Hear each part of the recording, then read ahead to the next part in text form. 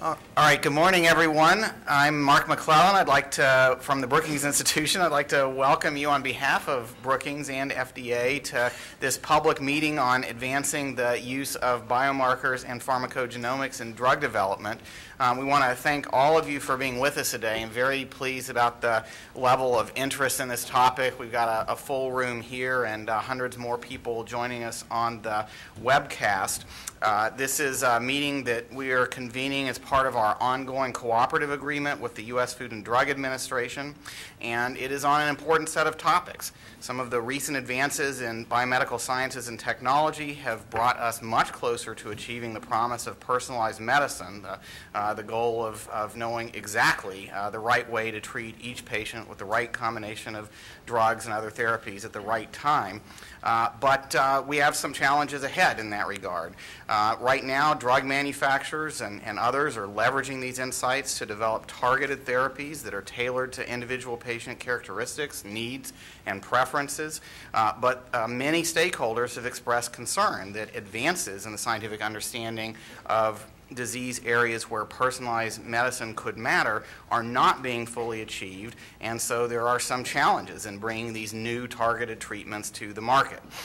Indeed, some of the output, if you look at the output of innovative therapies, it's been relatively flat despite increased investment by the pharmaceutical industry.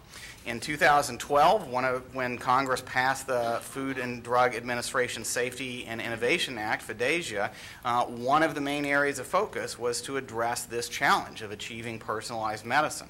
FDASIA included the 5th reauthorization of the Prescription Drug User Fee Act. That includes performance goals and procedures focusing on advancing the use of biomarkers in drug development. The performance goals and procedures were the result of a lot of discussion, engagement among FDA, patients, drug manufacturers, health professionals, experts, and other stakeholders. And the development of valid biomarkers offers one opportunity to help streamline the process of developing drugs and getting them to the appropriate patients as quickly as possible. Equally important is the timely co-development of companion diagnostics that can accurately measure biomarkers of interest. However, there are a number of scientific and policy challenges that need to be overcome before biomarkers can be widely used. And in addition, regulatory and reimbursement demands present further obstacles, and we hope to cover a lot of these topics during our time together today. We're going to have an opportunity for a robust discussion about these challenges. We're going to start out by hearing from Dr. Woodcock and Dr. Morrison with some framing remarks, and we're going to have a lot of perspectives presented by our panelists over the rest of the day, and a lot of that's going to be discussion-oriented, some back and forth involving our panelists and all of you. We intend for these important discussions to play a role in identifying opportunities for biomarker-related regulatory guidance, for improving our understanding and the consistency in the regulatory review of individual drug applications that incorporate biomarkers in the design of clinical trials, as well as potential strategies to facilitate scientific exchange in regulatory and non-regulatory contexts related to biomarkers. So that's a little bit of framing for the day at a very high level. I'd now like to turn to Greg Daniel to provide a more detailed overview of how exactly we're going to be spending our time today. Greg? Thank you, Mark. Good morning, everyone. I'm Greg Daniel, Fellow and Managing Director here at the Brookings Institution. Allow me to echo Mark's thanks for all of you joining us today for what should be an interesting discussion on ways to advance the use of biomarkers in pharmacogenomics and drug development. As Mark noted, biomarkers can be applied in a number of ways to make drug development more efficient. With advances in our understanding of biological processes and disease processes, many new drugs are molecularly targeted and potentially may only benefit certain patient populations. Traditional randomized clinical trials, however, focus on evaluating the average treatment effect of a therapeutic in an overall population, which may be suboptimal for evaluating targeted therapies. The evaluation of targeted therapies, therefore, can benefit from more adaptive designs that are driven by using biomarkers, which can enable more rapid evaluation of therapeutics and the selection of patient subgroups that are most likely to respond to treatment. This could potentially make drug development more efficient and safe by reducing the size and cost of trials, minimizing the number of patients who would experience side effects with no potential therapeutic benefits. Predictive enrichment is one example of an adaptive trial design that uses prospective use of biomarkers to select patients that are likely to respond to treatment. And this has the potential to increase the power of a study and therefore thereby expedite clinical development and approval. Yet in order to apply biomarkers to trials most effectively, it is essential to ensure co-development of companion diagnostics that can accurately identify and measure the biomarkers of interest. Therefore, biomarker-based therapeutics will require pharmaceutical and diagnostics companies to embrace the new models of drug development that ensure the contemporaneous development of these companion diagnostics. Another promising use of biomarkers in drug development is using them as surrogate endpoints to evaluate the efficacy of the new therapeutics. Surrogate endpoints are biomarkers which substitute for clinical outcomes, which can take either very long to measure or could be challenging to measure, and have generated interest in their potential to enable smaller, faster, and potentially less costly clinical trials. The accelerated approval program that FDA uses in some certain scenarios can speed the approval of drugs for serious conditions by allowing the use of surrogate endpoints for clinical trials, yet establishing the clinical utility of surrogate biomarkers is a challenging process. We'll have an opportunity to explore all of these issues today, but before we get started, I would like to overview the agenda for today and some of the housekeeping issues to be aware of. We have a very full agenda. I do want to briefly run through that. As Mark indicated, we'll kick off the discussion with Dr. Janet Woodcock, the Director of the Center for Drug Evaluation and Research at FDA, who will share some regulatory perspective on the issues concerning the use of biomarkers in drug development. And then following that, we'll hear from Dr. Briggs Morrison, Executive Vice President of Global Medicines Development at AstraZeneca, who will also share his perspective and the industry perspective. Session 1 will take our entire morning. It'll go from just after those opening comments until the lunch. The session will focus on identifying critical gaps that hinder the development of targeted therapies and their respective companion diagnostics. This session will kick off with Session 1A. So for the Session 1, we'll have two parts, Session 1A and Session 1B. 1A will seek to map out approaches to advance the use of predictive biomarkers and explore circumstances in which enriched trial designs may be appropriately used. That session will kick off with an opening presentation from Lisa McShane from the National Cancer Institute.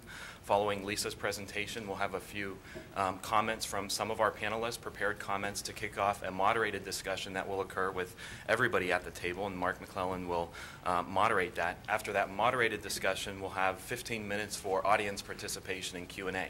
So during these presentations and comments, please, if you do have questions, take note of those, and we have microphones staged in the room, and so you'll have an opportunity to engage with the panelists then. Session 1B will address some of the major operational and logistical challenges of the co-development of companion diagnostics. Again, Session 1B will have a 15-minute presentation to kick off that. That'll be from Tracy Bush at Roche Diagnostics.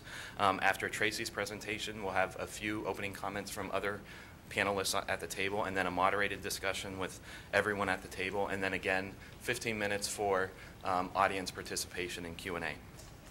We will have 1 hour for lunch. Following the lunch, Session 2 will focus on biomarkers as outcome measures in clinical trials.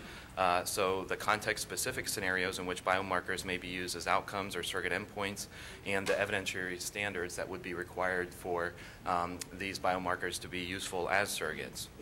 Session 2A will focus on detailing how and when biomarkers could be used as surrogate endpoints, and will be kicked off with a presentation from Dr. Thomas Fleming from the University of Washington.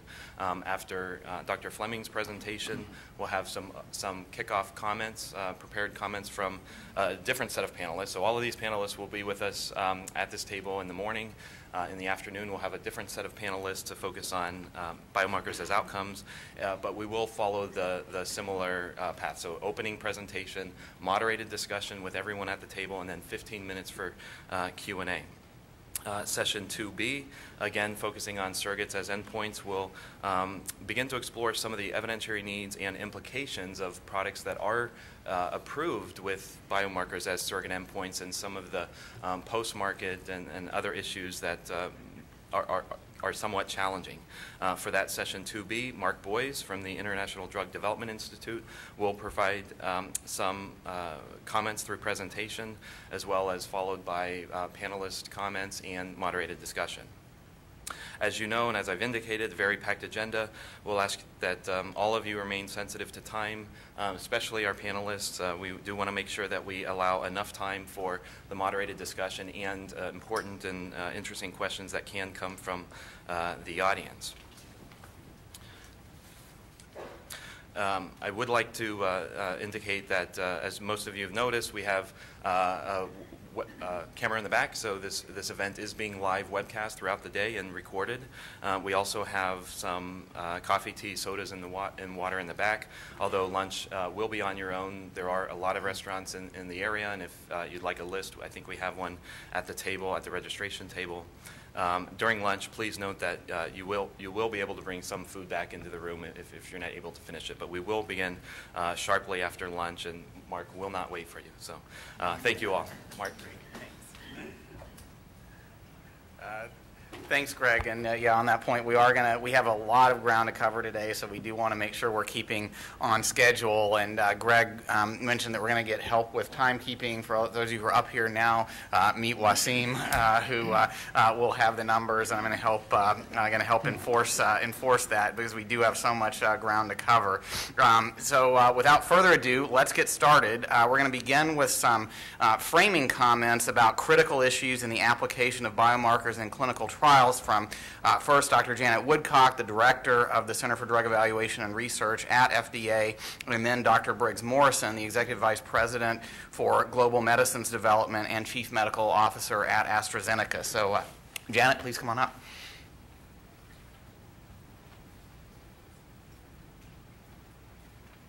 Thanks, Mark, and good morning, everyone. This is great. This sounds like a great day. I'm very excited. I'll tell you, a decade ago, personalized medicine and the widespread use of genomics in drug development, much less the widespread use in the clinic, was generally seen as actually inevitable, but in the distant far future, kind of like interstellar space travel, okay? It wasn't seen as something that really we, people who are around today, would have to deal with by most people you talk to. And, you know, I knew this because we had published and so forth on this. We had a lot of pushback all around the world about how wrong we were that this was coming. People at FDA and some in the pharmaceutical industry, though, saw these new technologies as a great opportunity to improve drug development and drug therapy by targeting treatment to people who could benefit, and by identifying people at high risk for side effects, so we could improve the benefit-risk profile of drugs, something that has long plagued us, and make therapy more effective. But achieving this required a lot of paradigm shifts. I remember I talked to the oncology division. This is hard, and this was maybe in the later part of 2000, maybe 6 or 7 or something like that. And I told them, this is coming. We have to get ready for these biomarkers, targeted therapy. They said, no. And I'll never forget that. I'll tell you, Rick Pazzer wasn't there at the moment. But they were among the skeptics, of course, and now they're among the highly converted. FDA, though, began, regardless, in the early 2000s, trying to lay the pathway for these new technologies to be introduced into drug development from the regulatory perspective. Obviously, the industry had to do their part, the various industries and the scientists from that perspective. But the first thing we did, I had received a letter early in 2000s on behalf of the industry that said, we're never going to send you any genomic data at FDA because you'll ask us stupid questions and you will slow down our development of drug development. And some of you in the room remember this episode. So we went ahead and did a voluntary genomic data submission, a safe harbor, where we could ask you all the stupid questions we wanted to, but it wouldn't impact on your drug development program. And we went through that for a while. People got all comfortable. now those genomic data are in the submissions, and people feel. So we had to go to the voluntary exploratory data submission, which covers a much wider range of technologies, as people continue to be concerned, will ask stupid questions about other new technologies, and it provides a venue for us to share and talk. So that was in the early 2000s. And then we began to work on regulatory review issues, such as understanding co-development. We had workshops on that. That's still a difficult topic for everyone. It's going to be discussed today. And then we had the Critical Path Initiative that Mark and I did, where we talked a lot about biomarkers in that initiative and how we needed to develop new biomarkers. And that was started around 2004, and we went on from there. A lot of work has been done. Then FDA established the Biomarker Qualification Program. Now, that's not for use as surrogates, but it's for use of novel biomarkers, and how would you develop an evidence base to use novel biomarkers in drug development and have them accepted by the FDA. And we've worked on that internationally with the other international regulators, and a process is in place, and some new biomarkers have been accepted. And we also put in place organizational changes, such as adding expertise to different offices, say in CEDAR, having cross-center groups to work on this co-development issues. We have a cross-agency group on next-generation sequencing and how we're going to deal with that technology. In 2013, as a result, we approved then 4 targeted therapies and 8 with targeted subsets just in 2013 alone. And we're seeing this trend increase each year. We've issued numerous guidances, too, about this. I'm almost done, Mark. Okay. And about a third of, over a third, maybe up to 45% in different years of drug approvals actually are based on surrogate endpoints. Okay, so it's much more than people would think. Many of them are traditional. You're hypertension, or you're this and that, but there's quite a few, maybe about a third. 60% of all rare disease approvals are based on surrogate endpoints now, okay? Of course, the stakes are lower there in some extent. You actually study a lot of people compared to the prevalence of the disease, right? But we have major challenges, as has already been alluded to, and I just wanted to lay down 4 before I stopped, okay? To me, the major challenges, number one major challenge is, what are our evidentiary criteria for use of new biomarkers, either for surrogacy or just for use in general? We've developed a qualification process for non-surrogate biomarkers, but we haven't developed the evidentiary criteria. Why? Because we can't just make them up. It has to be a scientific process. And I don't think we have, as a society, a biomedical research enterprise, a good way of determining what the thresholds would be for use of biomarkers in different clinical situations. All right. And I've published on this, and usually I think their adoption is haphazard. We're still agonizing over PSA, for example. I used this example 10 years ago. Nothing has changed. It's gotten worse, right? So that's a huge one. FDA can't do it alone. We had a meeting with Howard Hughes Medical Institute and the IOM a couple years ago to try and see if those brains could, help us with this. And really, there just isn't a lot of scholarly activity out there. I know our statistical group has published on this, and is recently even, and so maybe will some of those results be presented today a little bit, Sue Jane? Yeah, okay, so we'll talk about that a little bit today, but it can't just be statistics, it also has to be biology, because what we're talking about here with this whole trajectory since 2000 is a move toward more mechanistic understanding and mechanistic reasoning, and those things, they have to come together at some point. Number 2, so that's number 1, evidentiary criteria. 2, how are we going to deal with next generation sequencing, okay, in pharmacogenomics? Everybody and their brother is going to be able to do this, or is doing it now, okay, and how, that's a big challenge. Number 3, trial designs for small genetically determined subsets. We're dealing with this now. Okay, when you look with the genetic lens at a disease, it's not a disease. It's 150 diseases. It's 200 diseases, okay? And it's logical to treat each one of those separately somewhat because they're different, okay? They're different phenotypically often. So, but then that means everything's a rare disease. Everything starts getting to be a rare disease or an ultra-rare disease. And then what are the trial designs and methods that we use to approach that? And finally, and that's a policy development issue as well as a scientific issue, as drug development moves from very empirical to much more mechanistically driven. We're going to have to change a lot of the way we think about things. And then finally, there's really a lack of a translational infrastructure in the United States or around the world that is capable of getting this done. And I've testified recently on developing trial networks, master protocols, other type of activities that could really address this, this huge diversity of disease that's found within a given disease. But I think that's a serious issue.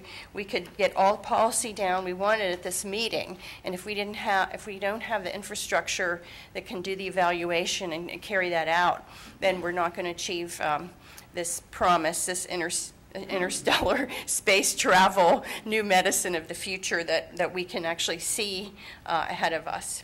So I think that that's kind of, those four are what I think we should, are problems that we need to somewhat grapple with at this meeting. Thank you. Thank you. Thanks very much. Briggs, I'd like to ask you to add to the list of critical issues and challenges. Great, thanks a lot, Mark. My name is Briggs Morrison. I'm the Chief Medical Officer for AstraZeneca. And I guess I'm also here representing pharma, maybe a little bit ironically that Michael Dolstein at Pfizer and I at AstraZeneca are the co-sponsors for the pharma working group on biomarkers and tools for drug development.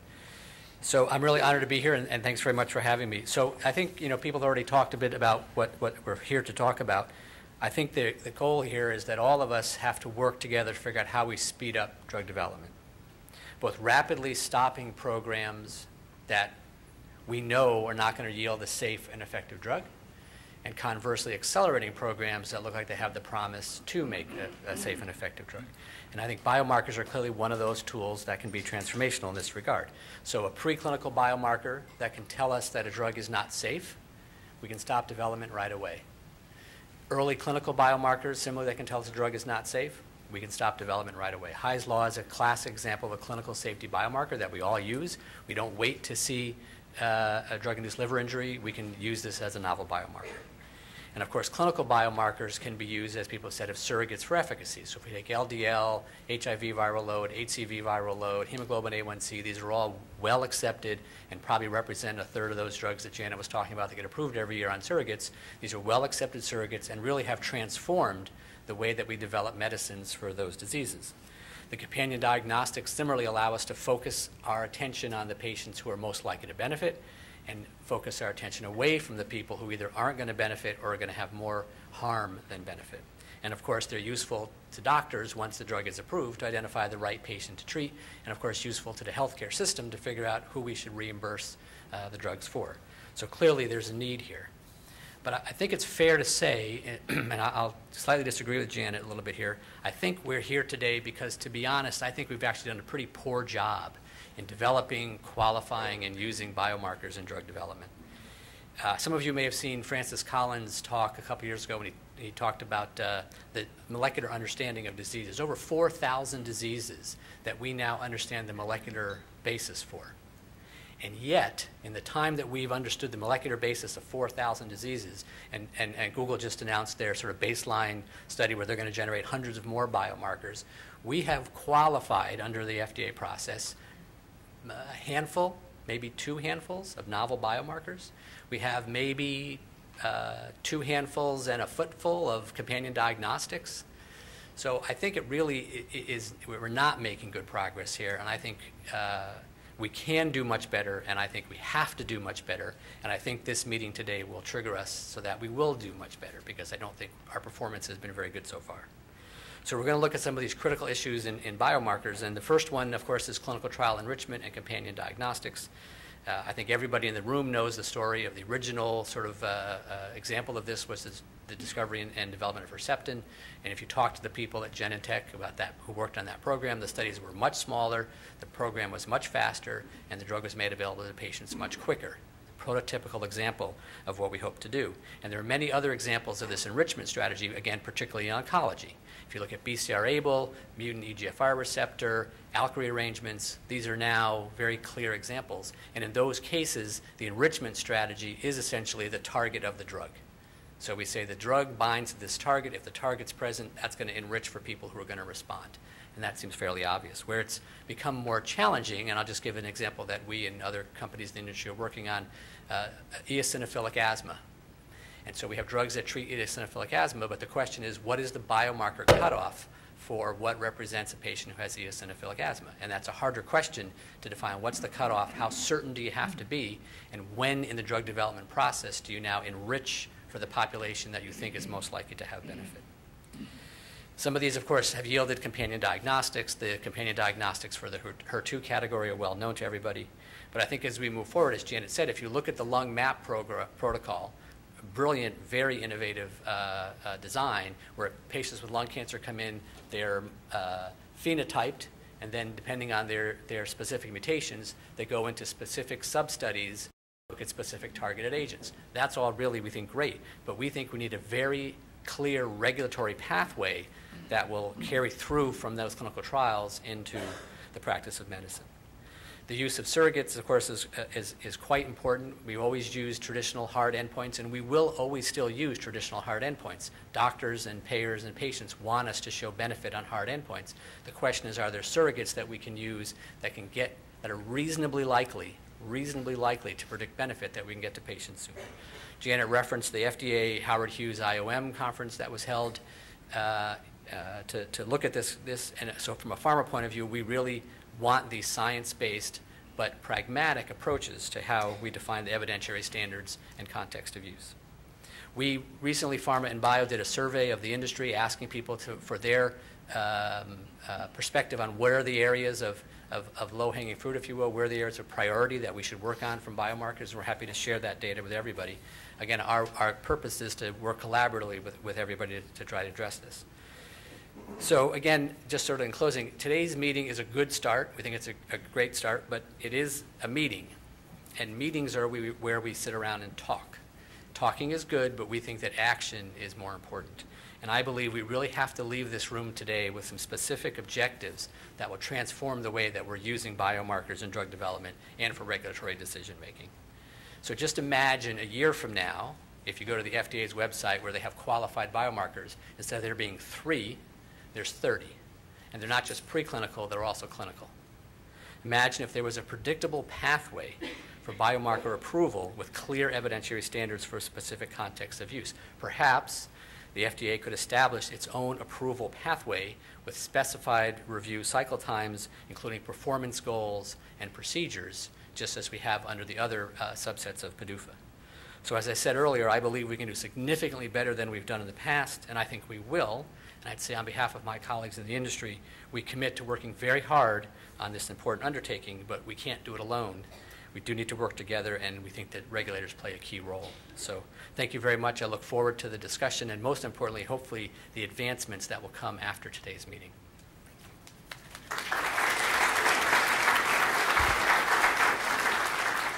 Briggs, thanks very much for those comments. Janet as well, thanks for the framing. So we'll keep coming back to you all during the day for making sure we are getting to those practical action steps. So I want to move right along to our first session on accelerating the development of targeted therapies. This is about critical issues in biomarker development and companion diagnostic co-development. And the focus here is on the major obstacles to the development of targeted therapies and their companion diagnostics. As Greg mentioned, we're going to divide this morning set of sessions into 2 parts. First, we're going to specifically look at the ways predictive biomarkers can be applied to enrich clinical trials and the implications of using enrichment strategies with an aim for those kinds of practical applications or implications for trial design and regulatory processes that Briggs just mentioned. Then in the second part, the so-called session 1B, we'll look at some of the operational and logistical challenges for the development of companion diagnostics. Once again, reminder, Wasim in the front row is going to be helping us to stay on time. For this first session, we're going to have have some opening comments from Dr. Lisa McShane, who's a mathematical statistician at the National Cancer Institute. After she speaks, we'll have some respondents from the panel. A few minutes each from Dr. Becky Blanchard, the Executive Director of Genetics and Pharmacogenomics at Merck, Dietmar Berger, Senior Vice President and Global Head of Clinical Hematology and Oncology at Genentech, and Mike Pakinowski, the Associate Director for Genomics and Targeted Therapy at the FDA. So Lisa, if you could come on up, and I think you can do the slides right from here. All right, thank you very much for inviting me to give this overview, and thank you for appointing me with the easiest job, which is to set the stage and to pose some questions, and I will be looking to my colleagues on the panel to propose some answers. So the idea of therapy and biomarker co-development sounds wonderful. It sounds perfectly reasonable, and it sounds like a smooth process where you have your biomarker, your treatment, and you just develop them and everything should be fine. But in reality, we have found over the years that this is really an iterative process, that we have some ideas about a biomarker, we have some ideas about how to target that biomarker, but it often takes many cycles through tweaking the biomarker, tweaking the therapy until we get something we're reasonably happy with. And so the ideal biomarker, of course, would be one that could perfectly circumscribe the group of patients who would benefit from the new therapy. Unfortunately, the reality looks closer to the following picture.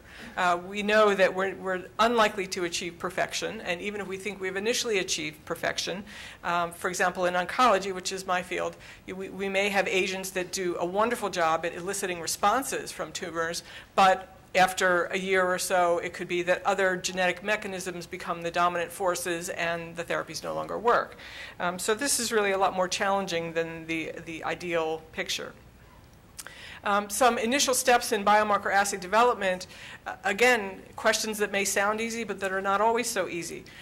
We think we have the gene, but how should we be measuring the gene? Should it be at the protein, RNA, or DNA level?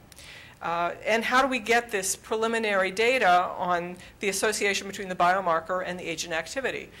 We have our standard things that we do in preclinical space, like cell lines, animal models, xenografts. If we're lucky, we might have some early responses in phase 1 trials. But then things quickly get difficult, and we have to figure out, if we have a continuous biomarker, where's the right cut point to define who should go into further trials?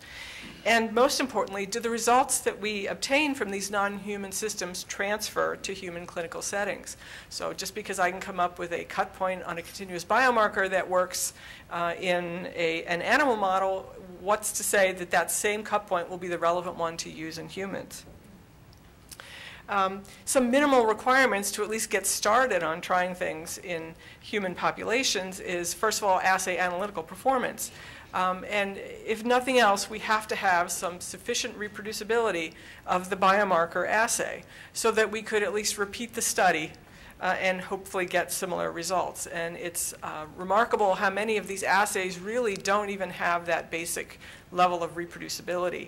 You know, I've even seen things come in some of our trials, people proposing to use a particular assay, and in their preliminary studies on the performance of the assay, they didn't even have a single specimen that was positive for the biomarker. Okay, now how can you assess reproducibility in a situation like that? And of course, this can be very difficult if you're dealing with a very rare subpopulation. So if you have a biomarker that's present in 2% of the population, you may be looking a long time to find that handful of specimens that are positive you could use in this preliminary assay analytical performance study.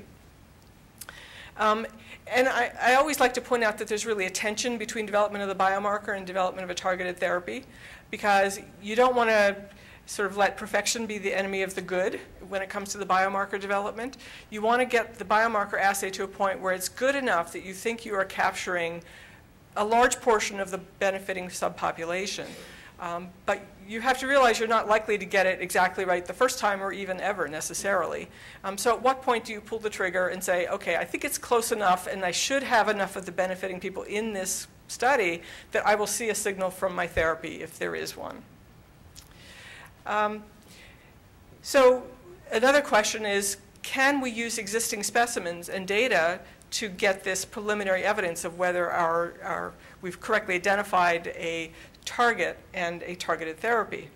And there are two general approaches. One is a retrospective approach, where we say we have a therapy that's already been tried in clinical trials. We didn't know enough about the biology of it at the time, so we've perhaps done a trial in all comers, and we want to find out by going back to specimens that had been banked in the trial and find out if we can now identify the subgroup of patients that are really the ones who are benefiting.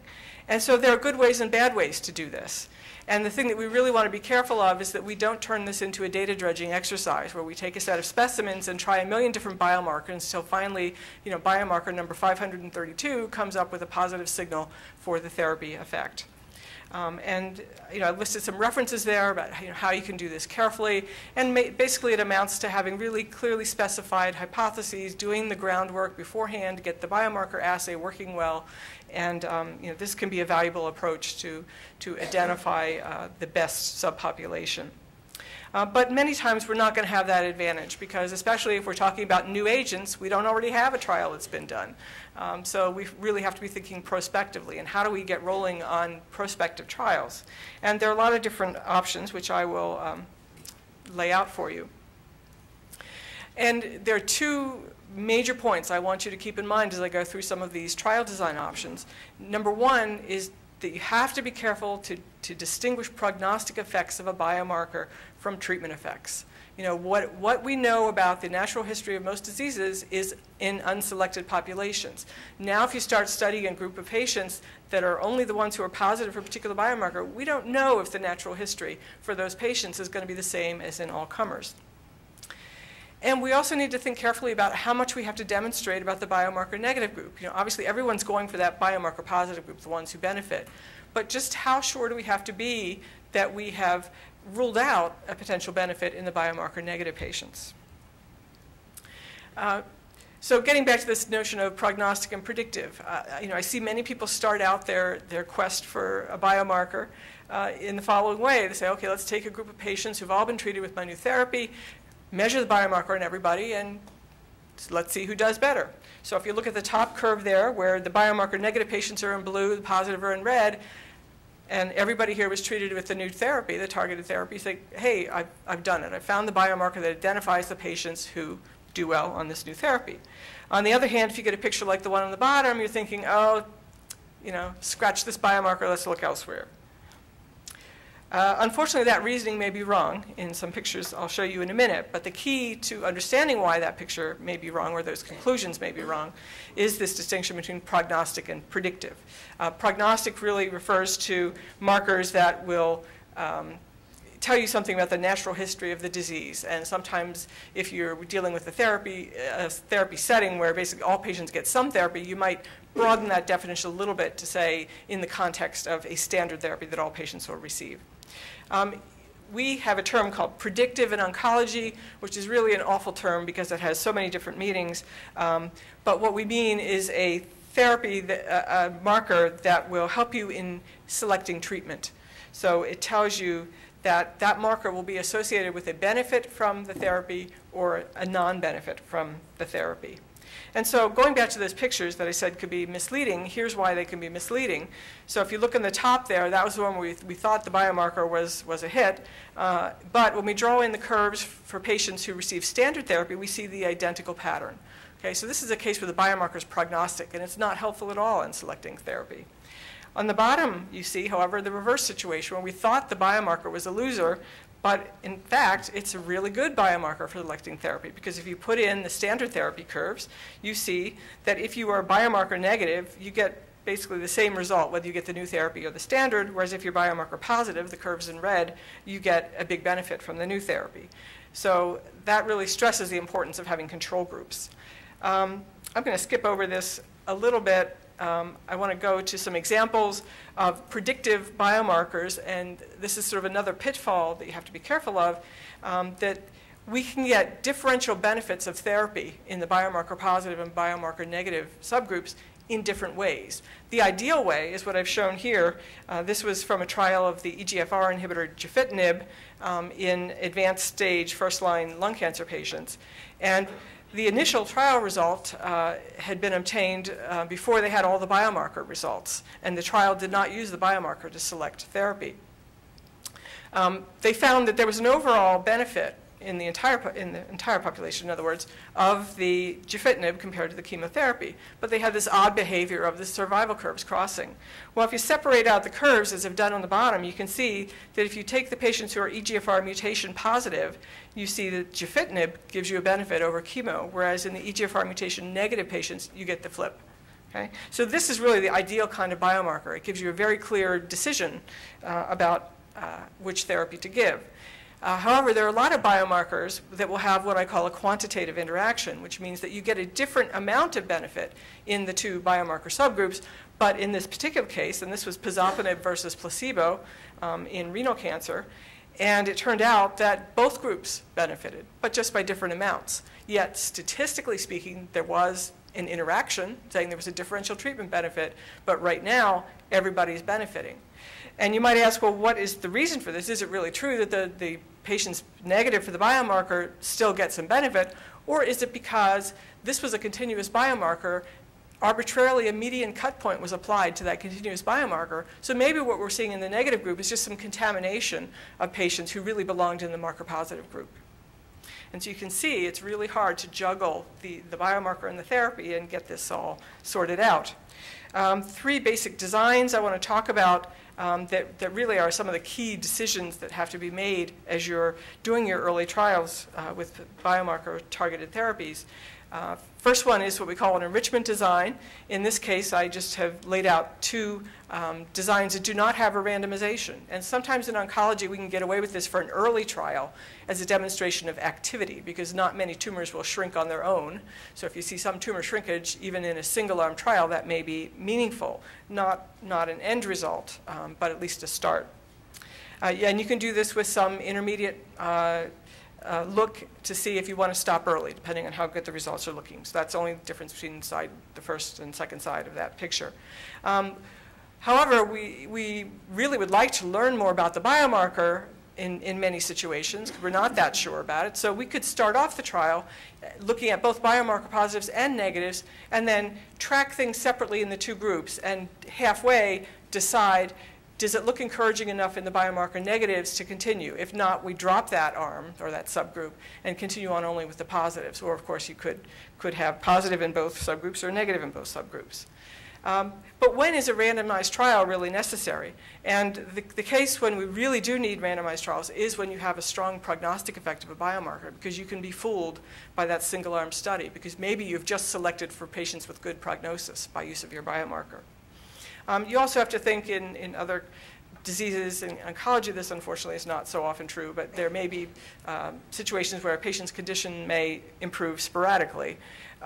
Or are there other therapies that the patients have access to? And if there are, you really need to be able to show that your new targeted therapy improves upon what you could have gotten under standard therapy. So a randomized biomarker enrichment design is a combination of those two features, the randomization and the enrichment, where we bring in all patients and we measure the biomarker, and we're sure enough about the biomarker, or at least we think so, that we only want to enroll the patients who are biomarker positive on the trial. We still want to do the randomization, though, because we have issues with prognostic effects, and there are standard therapies available.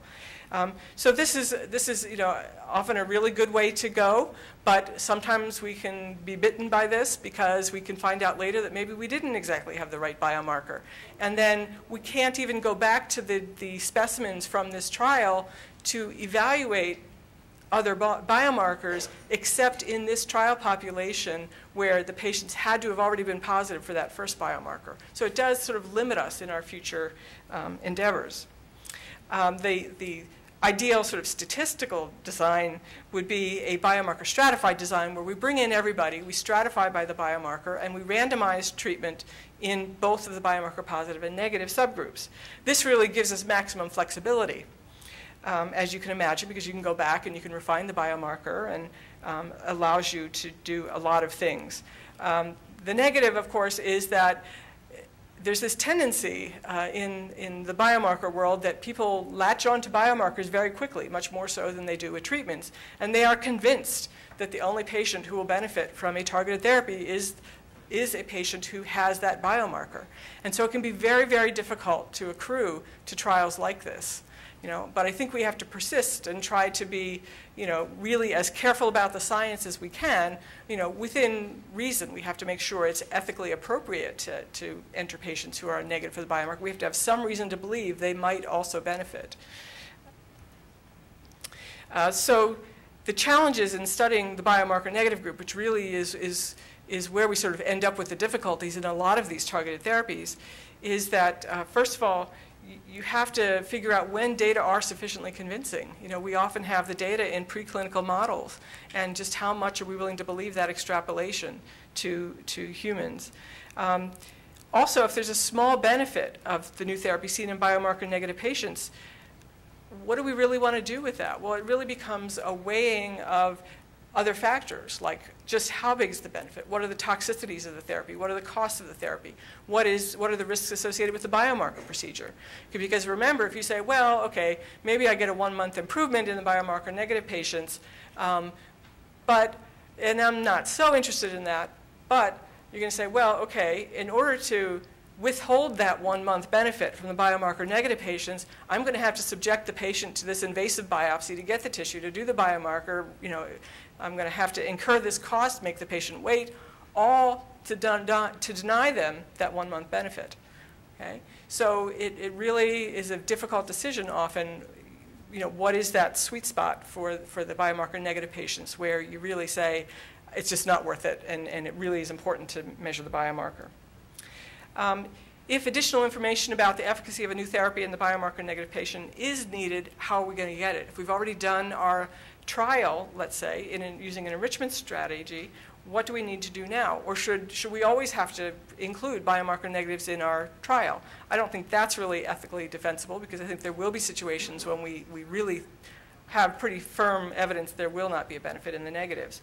And furthermore, it's important to get that answer for the biomarker positives, to know that the therapy works for them. We can't hold hostage the biomarker positive patient saying, we can't give you the therapy because we haven't demonstrated yet that it doesn't work in the negatives. That's a real ethical dilemma. So what could we do post-marketing? And this becomes very difficult as well. So just to sum up here, I think some of the things that we need for more rapid and efficient biomarker and targeted therapy development are resources for preclinical work and assay development. This area is often not as well resourced as therapy development. That's, biomarker tests are not where the profits are, or the big bang for the buck are usually. Guidance on assay performance requirements are desperately needed, and Janet and others have already stated that this is particularly important as we move into this era of omics technologies. We're doing next-gen sequencing in oncology now, many trials. How do you deal with essentially, thousands or millions of biomarkers? How do you say that assay is ready? And we need to all work together better to accrue these patients. We're talking about potentially very small patient subgroups for some of these biomarkers.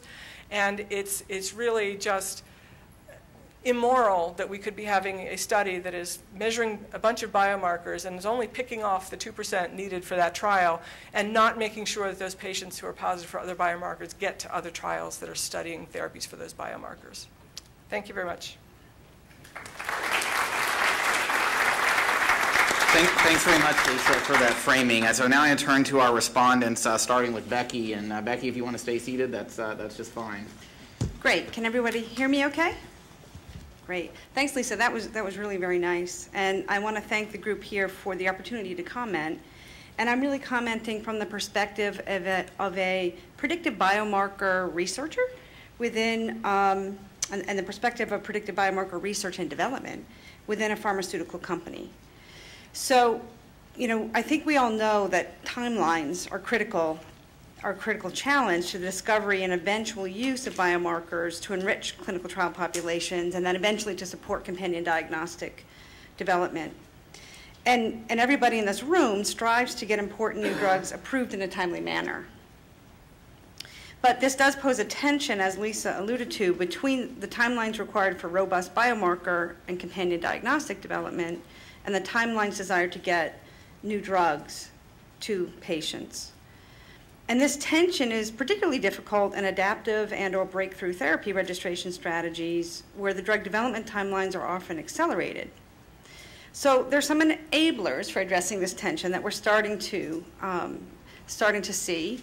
However, I think as Janet and Dr. Morrison pointed out, you know, we really aren't there yet. And so those enablers, there's 4 here that I'd like to highlight, are biomarker discovery happening as early as possible and built into the objectives of early clinical trials with in-life generation of predictive biomarker data. So the data are there and available for analysis as soon as the clinical data are available. Use of discovery biomarker platforms that can translate efficiently into a validated clinical trial assay for follow-on studies, and hopefully same platforms that can translate into companion diagnostics. And again, I think with next generation sequencing, some of that tension will be alleviated. Use of multi-analyte platforms, such as the cancer gene panels, which we're starting to see used in, for example, the lung master protocol, and use of these panels across several drug development programs. And perhaps most importantly, dialogue with regulatory agencies regarding flexible registration strategies that accommodate the aforementioned timeline tensions. I think we're recognizing that recent regulatory interest and progress in accommodating cancer gene panels as clinical predictive biomarkers contributes very positively to more efficient and streamlined drug and companion diagnostic development, as does the collaborative clinical trials that Lisa mentioned, such as the lung master protocol, I-SPY, and BATTLE, where patients are selected based on biomarker and randomized to different arms.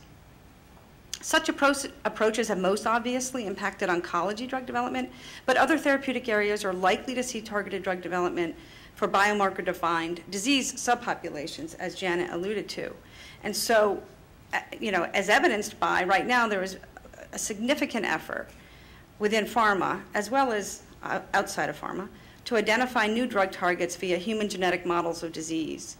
So we'll begin to see in certain diseases a portfolio of therapies that targets the subsets of disease, and in which predictive biomarkers will be critical to selecting patients for optimal therapy.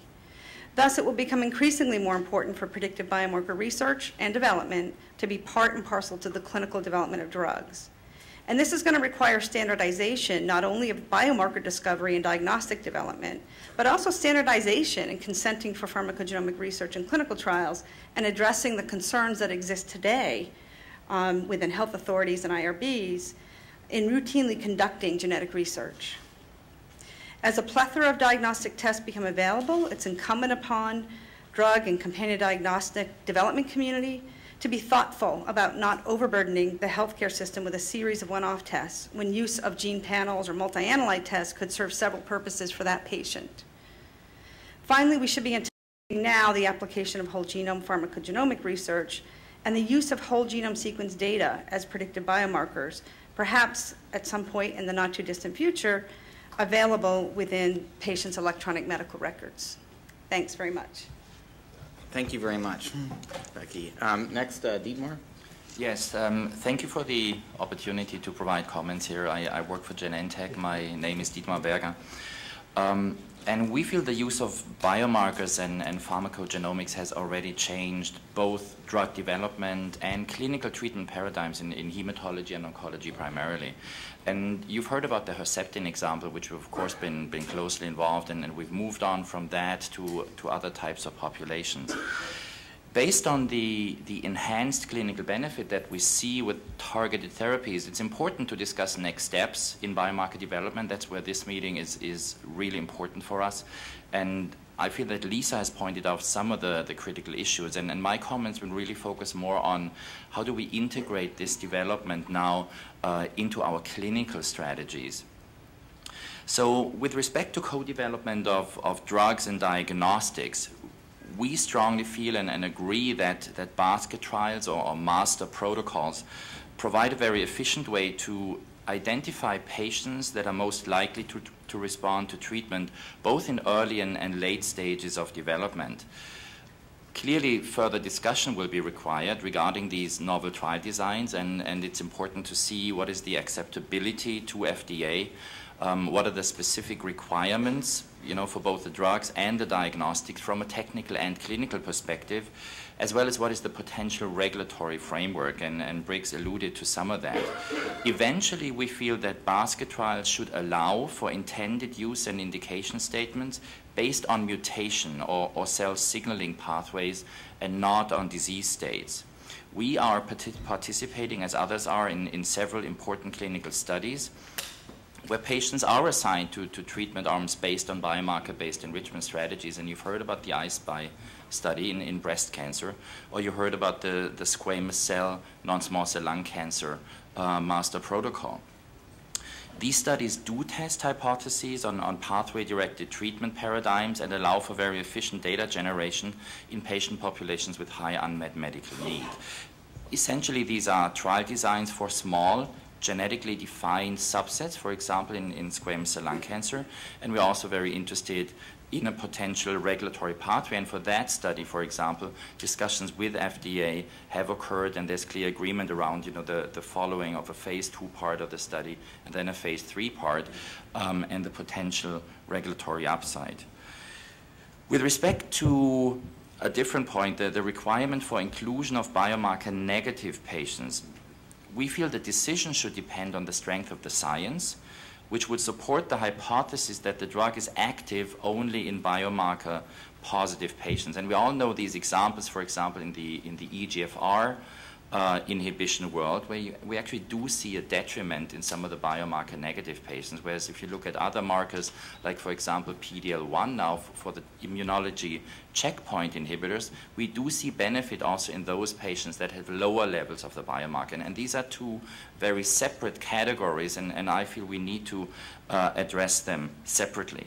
So the potential risk to patients becomes important. Also, the currently available data become important. And we feel with convincing evidence supporting a clear definition of the diagnostically selected population, with a clearly elucidated mechanism of action where the diagnostic marker is an immediate drug target, or a measure of the activation of the pathway for the drug target, as well as with good preclinical efficacy data where the diagnostic has a high sensitivity and specificity, benefit-risk evaluation may support very limited inclusion of biomarker-negative patients. In addition, and going even beyond some of the clinical trial design strategies, it's also important to discuss some of the more technical aspects, and we'll also focus on that later in the second part of the discussion, of biomarker-based development and validation and their role in the drug development and the approval process. For example, with respect to, and Lisa alluded to that, with respect to retrospective study design considerations for diagnostic approval, key stakeholders, including the FDA, including diagnostics, including industry, should work together to delineate the practical considerations in the use of retrospective samples. We agree that prospective validation is the ideal approach, but it's not always possible if you think about the co-development of the companion diagnostic and the treatment and the speed that we often take with these types of developments. Literature evidence, extrapolation studies should be used to augment real-time stability data for some of the stored samples. And we would, of course, be very happy to participate in these discussions of the different stakeholders. When we look at post-hoc adjustments of biomarker thresholds, and Lisa alluded to the situation where potentially we took an arbitrary cutoff at, for example, 50%, and maybe it's not the exactly right cutoff, and we need to retrospectively evaluate that. We believe that the decision should be based on the totality of the data, and that an adaptive design as proposed, or a cutoff modification trial design, should allow for contemporaneous drug and diagnostic approval. FDA has actually provided draft guidance on enrichment strategies for clinical trials to support approval of human drugs and biologic products in December 2012, and we feel that guidance does outline innovative approaches for adaptive designs and novel statistical approaches for late identification of biomarker thresholds. Thank you very much. Thanks very much, Dietmar. Turn to Mike next. I'd first just like to take a moment to thank Brookings for organizing this meeting and all the panelists for joining us today, as well as the numerous FDA staff that were involved in the planning for this meeting. The biomarker and pharmacogenetic enhancements under PDUFA 5 clearly signal industry's interest in advancing the science of biomarker development. And this is perhaps in part because developing a biomarker alone, let alone in combination with the drug, is a very complicated and complex process. And this is for a variety of reasons. Biologically, it's very challenging to settle on exactly the characteristics of the biomarker. Technically, with respect to the assay development, commercially, with respect to the narrowing of the subset, narrowing of the population, as well as the regulatory considerations, which are probably particularly relevant in the global drug development environment. Also, the science really seems to be changing at this point daily. 10 years ago, the scientific approaches were not next-gen sequencing, whereas today that's the current model, and who knows what it'll be 10 years from now. So those are all dynamic things that the agency is having to grapple with, as well as the industry. Now, in principle, biomarker and drug development should result in a more efficient, leaner drug development process. And I think the fact that this is so is largely because when you take these biomarker-based development strategies, there's a lot of things that are assumed. One is you have some sense of the biology of the disease. You understand the disease and how it progresses. You have some inherent target validation by virtue of the fact that you're pursuing the target and a molecular characteristic. In addition, we see larger treatment effects for a lot of these as well. So all of those factors really contribute to a potentially leaner process. Now, that said, there are a lot of complexities to it because it does require partnerships to develop the science, partnerships among companies to develop commercializable products. So all of those things are somewhat challenging to navigate. With our continued experience, I think the regulatory framework has really continued to evolve. Our precedents have really taught us quite a bit, I think, over the past few years. One, we've really learned that retrofitting biomarkers is a very complicated process. It's very hard to take develop a biomarker retrospectively and then apply it on the drug once it's been approved, and that's both within oncology and outside of oncology. And I think that this has really prompted a shift towards earlier consideration of biomarker-based strategies, much more proactive, prospective development, which I think is what we've seen in more recent years, and that's been much needed. Additionally, as alluded to a couple of times, the issue of studying marker-negative patients often comes up, and that's obviously a major challenge. I think we've learned that there are cases where we don't need the studies in marker-negative patients at all, perhaps in settings of unmet need, or we know the medical relevance of the biomarker. But if there is uncertainty, it is possible for us to do that post-marketing, as we have an example of that. Additionally, with the transition to these newer technologies, how we define the marker-positive population is also very complex, because clearly within a single gene there may be many mutations and potentially many interactions among factors. So that's something that also has to be considered early in the development process as well. Now, since the enhancements were proposed a couple of years ago, I think a lot has happened. It's been mentioned that there's been a number of drugs co-approved with companion diagnostics. We've released a number of guidances. And we've even received next-generation sequencing data as part of a new drug application. So clearly there's been a lot of movement in this area. The investigational pipeline is also very active. Among the several hundred submissions to the agency over the past 3 months, about 15 to 20% had some core biomarker analysis or enrichment approach. So clearly there's quite a bit of activity in the space. Now, with all of this in mind, I think it's one thing that we need to perhaps consider today is what our investment is in earlier phase clinical trials and how much we spend in that learning process about both the drug and the biomarker. Because clearly that transition from learning to confirming is a very critical one, and there's a lot of things that get carried forward at that junction. There's a lot of investment and commitments made, and potentially a lot to be lost as well if it fails. So, I think we need to consider what we're doing in earlier phase trials, whether we're sizing them appropriately, doing all we can to explore, as has been mentioned, whether or not there's potential predictors of response. And with that, I'll close my comments. Thanks very much, Mike. So we've started out with some with Lisa's initial presentation and some perspectives. I'd like to open this up to more discussion on the panel, maybe starting with Janet and Briggs. Some of my takeaways from what we just heard is that while this is a very challenging area, some notable progress is happening. You all cited the need for sort of larger, if not national, trial accrual processes, and but went on to describe examples like the lung cancer master protocol for non-small cell lung cancer, some steps that are being taken and are showing up as drugs being approved with co-developed markers.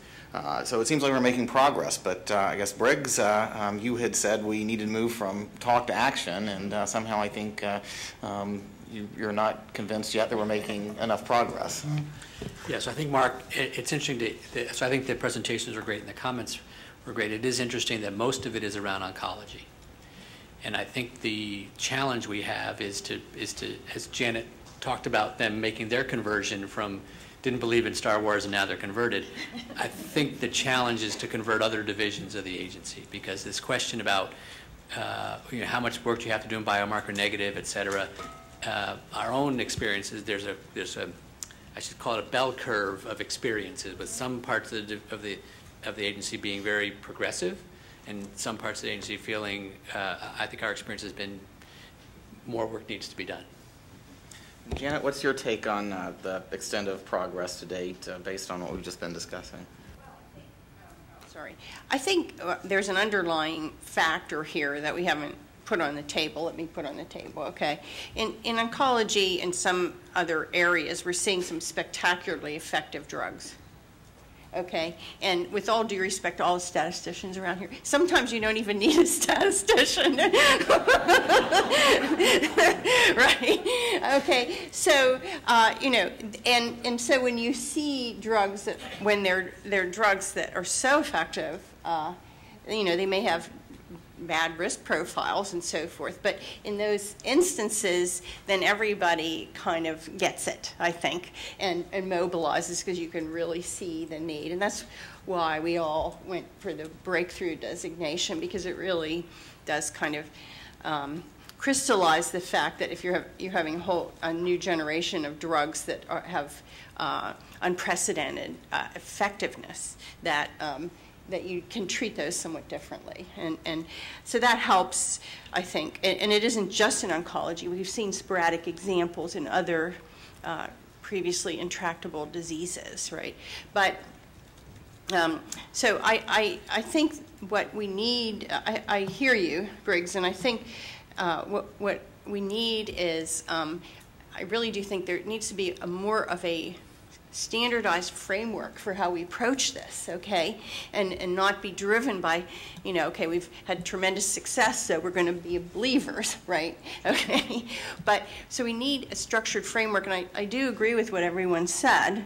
I think that standards is probably some of the most important thing. It's this, what I heard from the industrial side, okay, is that there's a tremendous pressure to move and get these things developed. You don't want to wait around, because what I heard everybody say from the industry side is, okay, there's time pressures. It's not feasible. It's not reasonable. That was some of the language that was used to be able to take all the time to develop a biomarker to the extent that everyone would like, and have a drug development program wait until that's done. And so then what do we do? And I think that's where we don't have an adequate translational apparatus that can quickly accomplish these things. We've tried with the Biomarker, say, consortium and with the CPATH Institute and all this stuff, and it turns out it's really hard to develop this kind of evidence. And when you're doing predictive biomarkers for targeted therapy, that you often are coming up with a novel target and an assay for the target. And so you're starting from like zero at the same time you're starting to develop drugs. And so what you really need, I just don't think it's going to be feasible just to use stored specimens or just to use magic, and we're going to have to do clinical evaluation.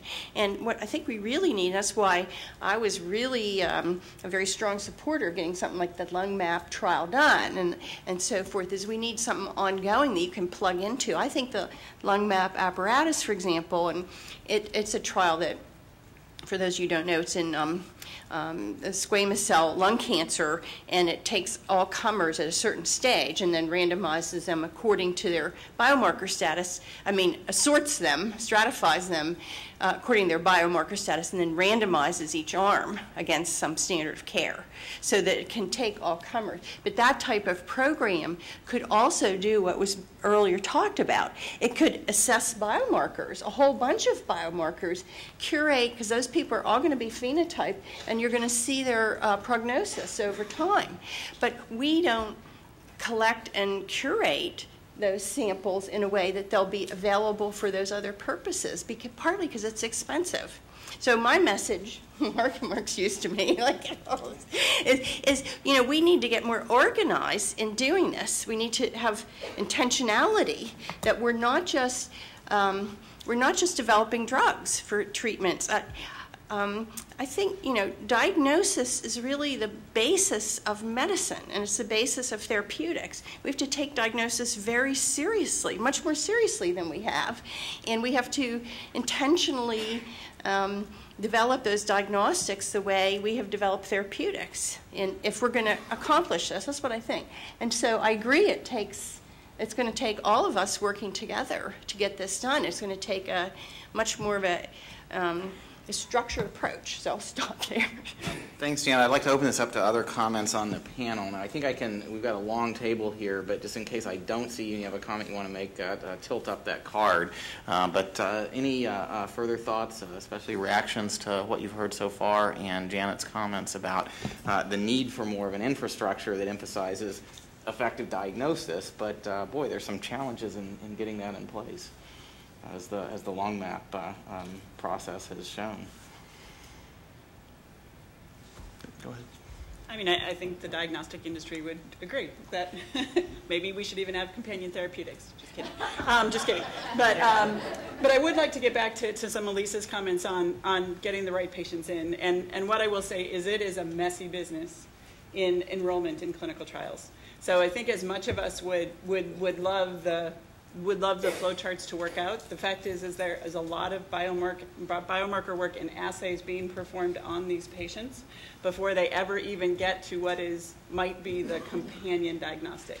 So the idea that you might be enrolling patients based on 10 or 12 different centers and the assays at each of those centers, it's really, really messy out there. So I absolutely agree we need more apparatus, but it's tricky to do that with what's actually happening in the clinic as well, what's happening clinically for these patients. Right. So I would love to hear more of your thoughts on how we sort of work that out. I was going to ask you for your thoughts too, but Janet, go ahead. Well, that's what I mean about standards. We can't let 1,000 flowers bloom and then try to put Humpty Dumpty back together again at the end, okay? And so central laboratories, stored repositories with very careful curation, those things are going to have to be done if we're going to be successful. And you see, it's not just the FDA, but my point is that we're working together now around the therapeutics, because there's no other choice now but to develop these type of trials and so forth, in my opinion, and have standing networks and so forth. But they also can accomplish this kind of work. That's what iSpy did, their iSpy 1. They spent all their time almost trying to get everybody to standardize their methods, okay? But that's critical, because otherwise, like you said, you're diagnosing all different kinds of things. It's like local option. So, and from the diagnostic industry side, and this is back to you, how hard is it to do something like what Janet's describing, to get more standards that companies would willingly apply in starting and doing the initial testing on patients in the clinic, and getting to more either centralized repositories or at least centralized, consistent ways of storing data? Yeah, I mean, it's tricky. The diagnostic industry is diverse. There's a lot of us out there, and then there's a lot of different models for how diagnostics are delivered. And I know we don't want to jump into some of those issues today. But it is tricky. I mean, I think it's possible as maybe some of the technologies start to centralize, things like that. But it is difficult. And even the idea that you might get different results out of, say an FFPE sample as opposed to a fresh sample and things like that. I mean, that's just, we're just not there yet. So I think it's going to take quite a while. I think we are starting to sort of coalesce around NGS. And that may be helpful, but there's going to be a lot of different testing out there for a very long time. And the cut point discussion that Lisa brought up is something I think we all need to sit down and start talking about in a pretty serious manner, because it is pervasive. I see Tracy down there, so I love your thoughts on this, because this is one of our biggest pains, I think, in the diagnostic world. No, Maya, you're absolutely right. I completely agree. We do have to figure out what to do when we want to be able to modify the cutoff, maybe even after the trial's over. And I will actually be addressing this point a little bit in my opening remarks for the next panel. So I won't ask you for a follow-up right now. I had just, go ahead. Well, I was going to mention, I think this runs into a little bit of what Maya said, is the regulatory structure, in a sense, hasn't really kept up with the way laboratory medicine is practiced. And there's been a huge proliferation of, you have cancer, we're going to get you a test immediately before we even think about a clinical trial, and somehow we need to back that up so that when you have cancer, you get a test that everybody understands the performance characteristics of and that you can actually use to enroll someone in the trial, rather than having 40 different tests, all candidates, and we're not sure if they're really comparable. We're not sure if they pick the same population. I don't know that FDA can actually make that happen, but it would be hugely beneficial to drug development in general. Yeah, and I know some of the issues with regulation of lab tests are kind of beyond the scope of what we're dealing with here and the subject of another meeting coming up or something. But as part of that process, thinking about how, getting back to the issues we've been discussing here, standards that might be applied that have relevance, not just the regulation of the tests themselves, but it could help promote this process of getting more standard information available, more patients enrolled or at least considered for trials. It seems like there are some interactions between these two issues. Sorry, So I just wanted to speak to one of the comments that Mike made during his commentary about how we know so much about the molecular basis of disease and how that contributes to streamlining biomarker development. And I think that's absolutely true, and we've seen particularly in oncology. But I don't want to discount the notion, particularly for therapeutic areas outside of oncology, of starting with a genome-wide research. That being agnostic is important, I think. And I don't think, for example, we necessarily would have found IL-28B as a candidate gene. I think that we know that came out of GWAS. And so it's important that we, as we standardize and as we put a translational apparatus in place, that we also put in place the tolerance of doing genome-wide research within clinical trials and in pharmacogenomic research in general. And there is genetic exceptionalism out there in our IRBs and health authorities that need to be addressed. And Lisa, does that raise, you raised the issue of data dredging before. Is any thoughts about how to reconcile the need for looking more broadly, but having some Yeah, I mean, I agree with the concept standards of not narrowing things too quickly, but I think we have to have strategies for keeping a separation between the exploratory work and confirmatory work. Yeah, I wanted to throw out something else from a more clinical perspective, which is, in a way, I think we have to realize that we're victims of our own success, right? You have breakthrough designation, which basically means you've got drugs that with a very specific target, sometimes, small populations, and FDA and others have been willing to really, in the interest of patients, act early, right, and work with limited data. And in a way, we're limited now by how do we diagnose those patients? Well, what is the right test? And in a way, we have to ask for somewhat of a breakthrough legislation for the biomarker piece, right? And I think the lung master protocol, for example, is a very good way of doing that, where we go, with good biologic evidence, we go to a phase 2 part of that study, then we go to a phase 3 part. And the idea of using that also for validation, in my mind, makes a lot of sense. So what we do to react to that is we have moved all our biomarker capabilities really early in the development process, right? So we are already, when we discover the biology, when we look at the target, we already have people who look at how could we diagnose the disease, what kind of biomarker do you have to look at. Sometimes this is really complex. Look at something like a PI3K mutation, and it's not one mutation, it's kind of 17 and more. So how do you put together a test where that works? Now a PI3K inhibitor is involved in that lung master protocol, and I think we need to look at development of the diagnostic and the therapeutic pretty much in parallel. In a way, we have to call for a similar type of legislation and standardization, and in a way also data generation potentially after approval, as we have for the breakthrough designation, provided we have a small patient population and really meaningful clinical benefit. Mike? Yeah, I mean, I think we are seeing very significant compression in the time between biomarker discovery and its application to actually either a clinical trial or clinical medicine. And for all of the reasons you point out, I mean, I think we've done quite a bit to improve flexibility on those issues. And if it's not written, perhaps the practice has been for a lot of these breakthrough programs to be very accepting and willing to incorporate biomarker-based strategies.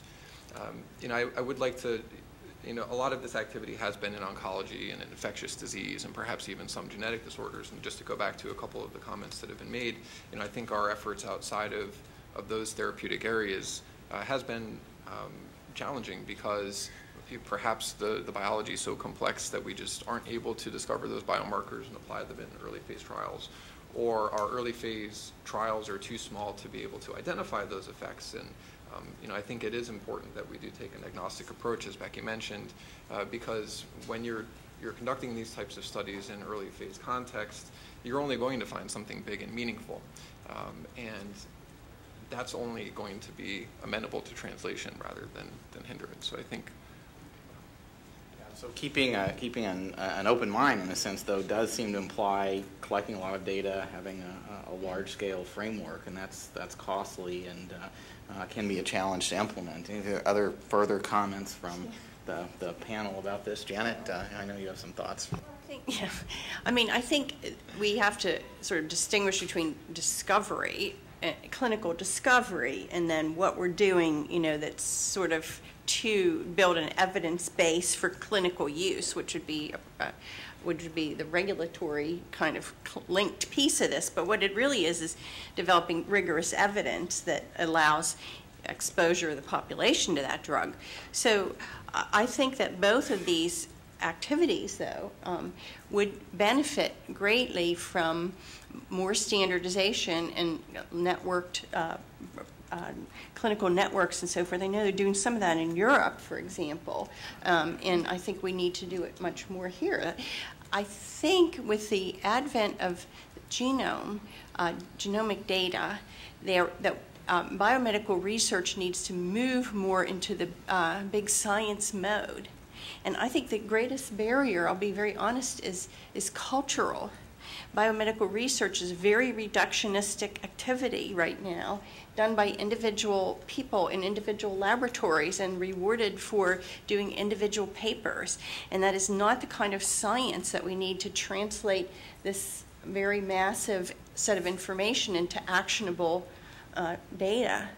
So I think that we ought to think about two things in this area. One is, what are the short-term changes we can make given the situation we find ourselves in, okay? Are there steps we can make very soon that'll make this situation better? And then how can we build the future translational apparatus that'll actually be able to do both discovery, human-based discovery, right? And translation in a more efficient manner. So I do think there's some probably more things the regulators can do in collaboration with others that are like the lung map trial, that we're trying to build more efficient engines of translation. But that isn't a be-all and end-all. It still has many of the sort of academic characteristics that are going to slow us down, I think. So I think the panel ought to think about what are the short-term changes we can make, and then what is the long-term vision, given that we're going to have a much better understanding of biology, but only it's going to be very complicated. It's not going to be something an individual investigator who's an expert in this pathway will understand and be able to, in their heads, say what's going to happen to the person, in my opinion. Any thoughts from the panel on short-term or long-term steps, kind of following up on Janet's challenge? Looking at Jeff, because Jeff, you and friends and Alan Siegel were so involved in the development of the lung map process, which was at least a piece of what Janet was describing, moving from kind of more traditional academic and clinical research to a larger scale framework that is reflective of the kind of biomarker development that we've talked about here.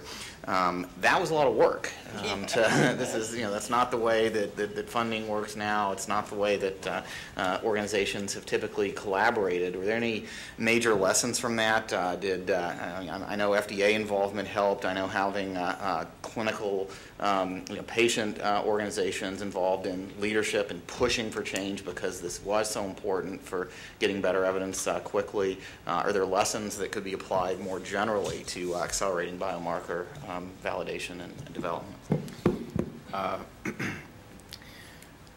One immediate thing that comes to mind is I think it was appropriate to note Ellen's role in coordinating some of this. I don't think it could have happened without that type of leadership and drive to bring all of the different parties together. I think Dr. Woodcock's right that the cultural issues are very real, and I think that goes toward all parts of the partnership, where everyone came very early. And I think it is also worth noting how important it was to have FDA as a key driver behind this initiative from the very start. And that helped bring a lot of people to the table very quickly. But at the end of the day, everyone agreed up front that in order for LungMap to be successful, it required each organization to do business differently, and that's very hard. And that doesn't mean that anyone is inappropriately entrenched in the way that they're doing things. It just means that a lot of these large organizations have standard operating procedures that are fit for their day-to-day operations, and they've been successful for those day-to-day operations. But in order to successfully collaborate in this type of manner, moving away from those daily standards is just critically important. The timelines that we hoped for in LungMap, I think, were aggressive, for better or for worse. We came very close to meeting those and getting a trial from concept to opening in about 1.5 years, and that wouldn't have happened without the commitment of the FDA, the NCI, the companies that were involved both in the selection and the drugs that are currently in it, but as well as the advisement of the other companies that helped operationalize the concept from the beginning. So I guess the bottom line is it requires a clear commitment. It requires a driving force and the willingness to really do business differently. Thanks. I'd like to ask if there are any other final comments from the panel, final thoughts before we open this up to questions and comments from the audience here.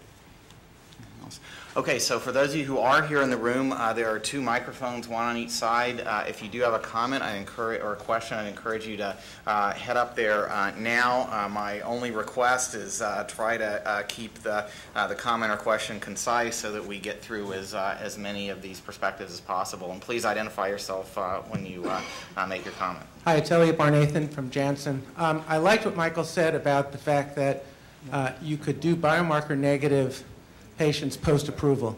The single greatest thing you could have from the pharmaceutical industry's perspective is across the divisions putting a guidance that simply says that if you have a reasonable biomarker and all those qualifications aside, that you can study biomarker positive only, and if you prove it's safe and effective, you can get approved there. And I think many of us have run into the situation in other than oncology where the trials become very, very large for biomarker negative patients. So if you want one thing from a guidance would be, it is acceptable. Any comments on that? And maybe the challenge is what constitutes a reasonable biomarker? Yeah, that's right. I mean, it is clear that, say, from Liz Mansfield's standpoint, okay, you wouldn't have shown that a biomarker is discriminatory. That's sort of the bottom line here. So you do a test, and you pick out people. Now, if you only study the people you pick out, you don't know whether the other people, you don't know whether tested any good or not, or maybe all the people would have responded the same, okay? So what we have in place now is more, there are intermediate ways of trying to persuade ourselves collectively that the biomarker has some discriminatory power, other than doing a full-scale efficacy trial and randomizing two separate strata, biomarker negative positive, right? So there are other ways, and those are mechanistic data, animal data, early clinical data, and sometimes you may show a clear separation in those people, and then it isn't even rational often to do a huge study, or ethical, as was said earlier, to do a huge study with those people. If the preliminary evidence, if you only had studied them, you would have said this drug, we're not going to carry the drug forward because it doesn't seem to be very effective, right? So I think because there's a range that's presented to us, sometimes the biomarkers are extremely compelling because, as I said, they're the target of the drug.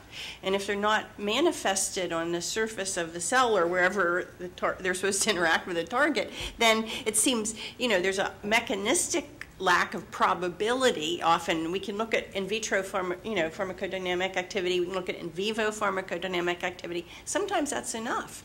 But in other cases, we get conjectures, okay? And those conjectures aren't often very persuasive. So I think it is a range. And what you're saying, though, is we have, and what I heard Briggs say, is we need better training. We need a more uniform and consistent policy that is relayed to industry about how you decide. Is that right?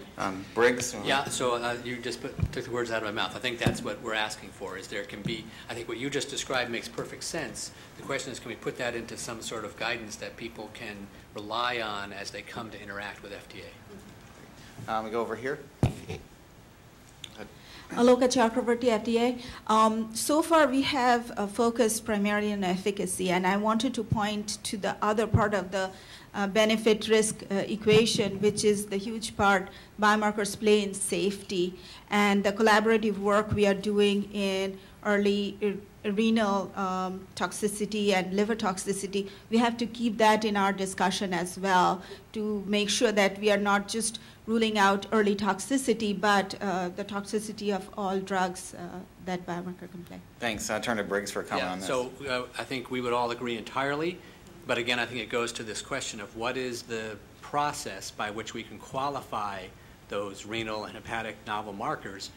My understanding, it's worked preclinically, but clinically, it's not clear to us what the process is of how we get FDA endorsement that those are qualified markers that people can use, and that's the other piece we look forward to making progress on. So any further comments from the panel about challenges in doing that to get to clinical qualification of safety markers? Well, people are harder to study than mice. And so it's non-trivial, okay, to say that that we're relying upon a biomarker for the safety of subjects' kidneys in clinical trials. But as I said in my earlier comments, we don't know what the evidentiary standards would be. I think that's why it's taking long, because nobody's ever, I know there's going to be discussion this afternoon, but this is not solely, I would say, a statistical issue, all right? But you have to have clinical data, and you need to have some confidence that the biomarker is doing, especially for safety, that the biomarker is doing, what it says, or we could put the whole field back 20 years if we harmed a large number of people because we were relying on a marker that actually wasn't predictive of safety or toxicity or whatever. Yeah, Briggs and then... Yeah, we agree with you entirely, Janet, but there's also, again, I think the division uses their own biomarkers that we're not particularly clear what their evidentiary standards are, and they use them to stop development and could be precluding important medicines getting to patients. So I think it goes on both sides. It is the both side. Yeah, well, and that, to my point, that's been the history of biomarker development. It's been, I know it when I see it for the last 40 years, and we have to try to change that. Need to move away from knowing it when we see it. Lisa? Yeah, I'd just like to comment that, I agree it's a really important area, and it's not one that's easy to address statistically because you're usually talking about relatively rare numbers, and nobody's ever going to do a trial to figure out who gets a toxicity. That's a non-starter. But I think, the FDA has made some movement in that direction with, for example, their Sentinel program for getting it post-marketing. And the thing I think should be given serious consideration is not only collecting the information, but collecting specimens. So if you could get a tube of blood from any patient who had a serious toxicity on a drug, imagine what you could do with that with the technologies we have now. If we make it a requirement that people report certain communicable diseases, why is it not a requirement that if you have a toxicity, it has to be reported? And maybe there even has to be a tube of blood given to get this figured out post-market. Thanks. Let me go over to this question. Tom Fleming, University of Washington. Just a couple of quick thoughts. The issues here are certainly driven by the high level of multiplicity that we have here when we're looking at, let's say, developing a genetic signature to help guide who should be treated for the enrichment concept. And there's a great risk of fitting noise. And so it's critical to have pre-specification of the biomarker and the cut points, which means it's got to be beyond statistical insight, because statistics isn't going to be able to give us the sufficiently enriched data. We're going to have strong biology. So it's going to be important, though, when using data to separate out training sets from validation sets, the training sets to develop the sense of the biomarker and the cut points, and then an independent validation set to avoid random high bias. It also makes sense, as Ben said, let's develop the biomarker and cut points first and then get into phase 3 trials. In phase 2, if we do that on biomarker like objective response rate, we've got a great risk not only of false positives but false negatives. We would have missed sorafenib and RCC if we'd used that paradigm. And my last thought is I had the privilege of being the statistician on the Herceptin development.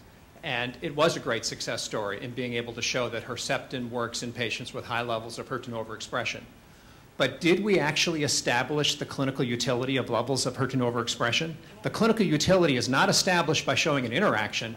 It's shown by saying those with high levels of HER2 overexpression benefit from Herceptin, those with low levels don't. Did we do that? I don't think so.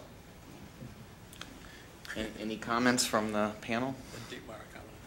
Dietmar? Yeah, just with regards to HER2, I think this is basically a story that has evolved over time, and I agree with you, right? And still 10 years later, right, we're still learning about how do we diagnose HER2. There's still new guidelines that are coming up, how we do that. So I think this is a beautiful case study in a way.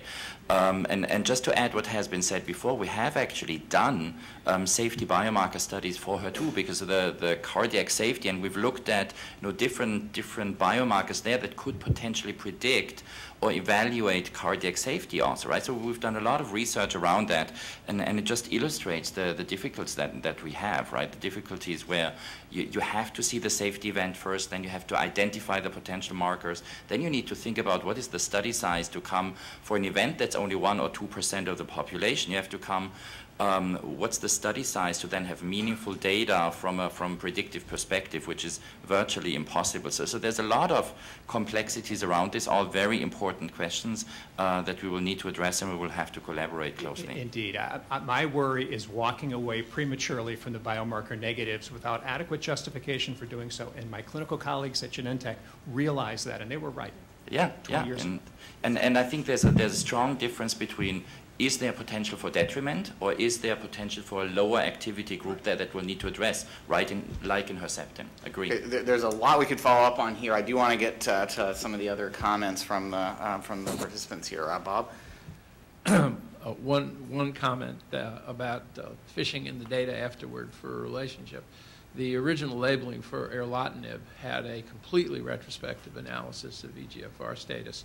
and it got stuck in the labeling. The drug wasn't restricted to people who were positive because we didn't think it was strong enough for that, but we made it quite prominent. Not everybody liked that, but we did. But my other question goes to what Tom was raising and others, and I hear some tension. I'll be interested in whether people think that Briggs wants to leave out the marker-negative people.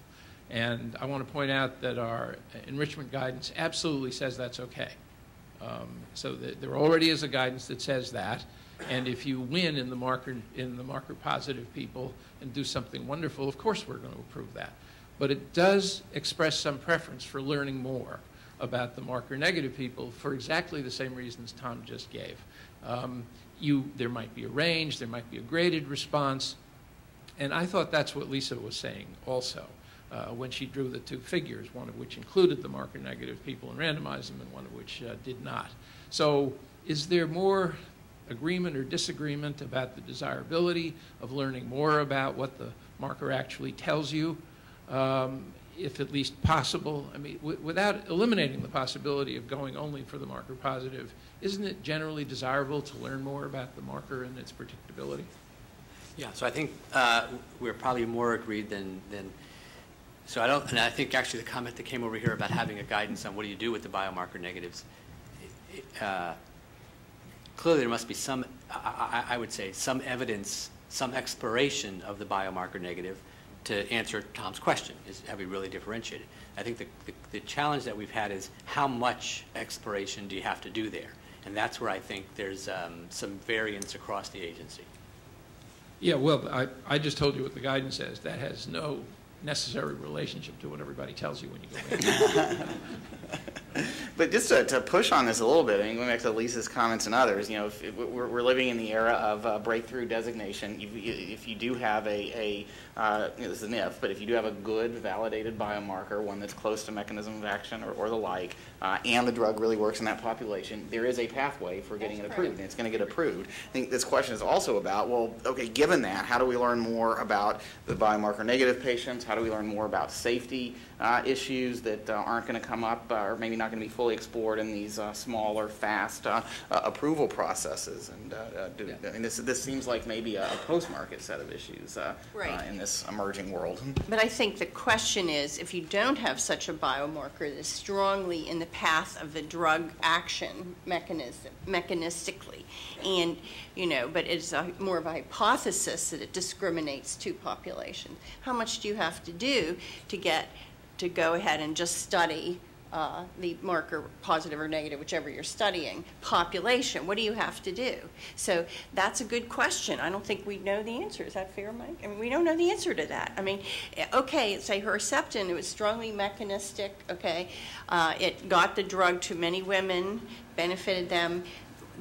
It's a sort of a cut point issue there, or a biology issue that remained a remaining question about, and the assay itself, okay, there were a whole lot of questions, okay, that have been discussed already, and that was explored further post-market. I think everybody would agree that was the appropriate thing to do, okay, because of the population, because of the action of the drug. But then there's this whole other, and that was the question that was raised earlier, this whole other set of biomarkers that have perhaps less in the pathway, less mechanistic understanding, more of a hypothesis. What do you have to do before you can just go ahead and study the subpopulation you want to study? How much more should you have to know about the biomarker? That's a good question. If I can throw in a quick comment here, one of the things, comical that I'm talking about drug development since I'm a device person, but one of the things that we think we know, at least in the oncology, and Lisa mentioned this before, it's hard enough to enroll the biomarker negatives in the original trial if everybody thinks the biomarker is actually predictive. Once the trial's over and the drug's approved, it may be impossible to enroll people into a trial who are biomarker negative because they'll not believe that it works. So somehow we have to keep actually behavior in consideration as well. All right, I want to try to get in just two more comments. I'm sorry we're tight on time, but we are going to have more discussion of these same issues in the next session and the rest of the day. So I'm going to go one more here, one more there, and I promise we'll get to more questions later. I'm Dan Hayes. I'm a medical oncologist from the University of Michigan, and I'm also a tumor marker guy, but I'm also a clinical trialist and was involved in the design of at least one of the adjuvant trials for trastuzumab back in 1998. And relative to the recent discussion among many of you, including Tom, many of us proposed in 1998 that the clinical trial be HER2 3+ or FISH positive, fully powered as a phase 3 type of trial, but that an additional phase 2 trial be performed within that same protocol of patients who were 1+ or 2+. I think all of us felt biologically that HER2 zeros had no chance of benefiting, and I still believe that. But many of us felt that 1+, 2+, we could have done a smaller and less expensive and embedded in the same protocol, so you get away from a lot of the cost of designing a new protocol in order to test whether the drug would work in the 1+ or 2+. Unfortunately, that was not approved, both at the NCI level and also at the company level, frankly. And so we went on to just do it in the 3+ FISH positive. 10 years later, doing some retrospective and highly exploratory studies, the suggestion is that maybe this drug might work in people who are not 3+ or FISH positive. So we had to start a new trial now being run by the NSABP. It is still accruing. It will take another 5 to 10 years to get an answer for that. We're way behind where we would have been had we been smart in 1998. And I would propose to those of you who are designing trials and the agency that you actually not only accept but demand that sort of approach. Is say, look, power the study appropriately for those who are positive for the marker you think. But if you believe there's room for a phase 2, go ahead and allow that to be done in the same trial as a separate bin. So you don't dilute the phase 3 power, but you have that. The second thing I'd recommend, and some of us have put this in a paper, including Jeff, that the FDA only approve a drug if a specimen bank was developed by the company that ran the trial, or for that matter, the cooperative group. The cooperative groups do that already. This is all cancer, by the way. I apologize to those of you who do other things. And then we come up with very clever ways where the company that ran the trial has IP. You know, I'm not a communist, I'm a capitalist. But also that society benefits from knowing. For example, if we had run 1,000 patients who were 1+, 2+ trastuzumab versus not and had their tissues, we'd be way ahead now as to where that drug works or doesn't work. We're going to have to wrap up. I appreciate the comment. This is right to some of the issues we've just been discussing, and Elizabeth's comment too. But so thank you very much. And last comment for this session. Bassam Zaneh, FDA. Briggs Morrison, you asked us to imagine a situation where FDA had user fees for biomarker review, timelines, and milestones. But when we negotiated the last version of PDUFA, there were 3 things that we talked about. One was this meeting, which was supported. The second was staff to build up the infrastructure to coordinate policies and procedures around biomarker-enabled drug development in sort of product-specific ways, so the more typical review. And the third is staff to really kind of man this biomarker qualification program, although we stopped short of user fees. The industry was very supportive of the first 2. The last one was less than unanimous support from the industry, and in a nutshell, companies felt like we don't need the FDA to tell us how to develop biomarkers. We already know how to do this. Your comments? Yeah, so I think I won't, there are others in the room who can comment on the PDUFA negotiations. I think we should revisit that, to be honest. I think we do need people on the FDA side who can, to Janet's point, understand what's required for a qualification, so that when companies or consortia or whoever come with a set of data, there's people on the other side who can engage in understanding what that data is and help us understand, is that good enough? If it's not good enough, so, you know, I think that third piece that you alluded to, we should talk again next time PDUFA is negotiated. All right. Good point to end on. I think we did get to some, at least, action steps or action directions for this part of the meeting, and I want to thank all of our panelists and all of you for making that possible. Thank you all very much. We are running about 5 minutes behind. I'd like to take a 10-minute break, reconvene about 11:01 or thereabouts for our next session. Thank you.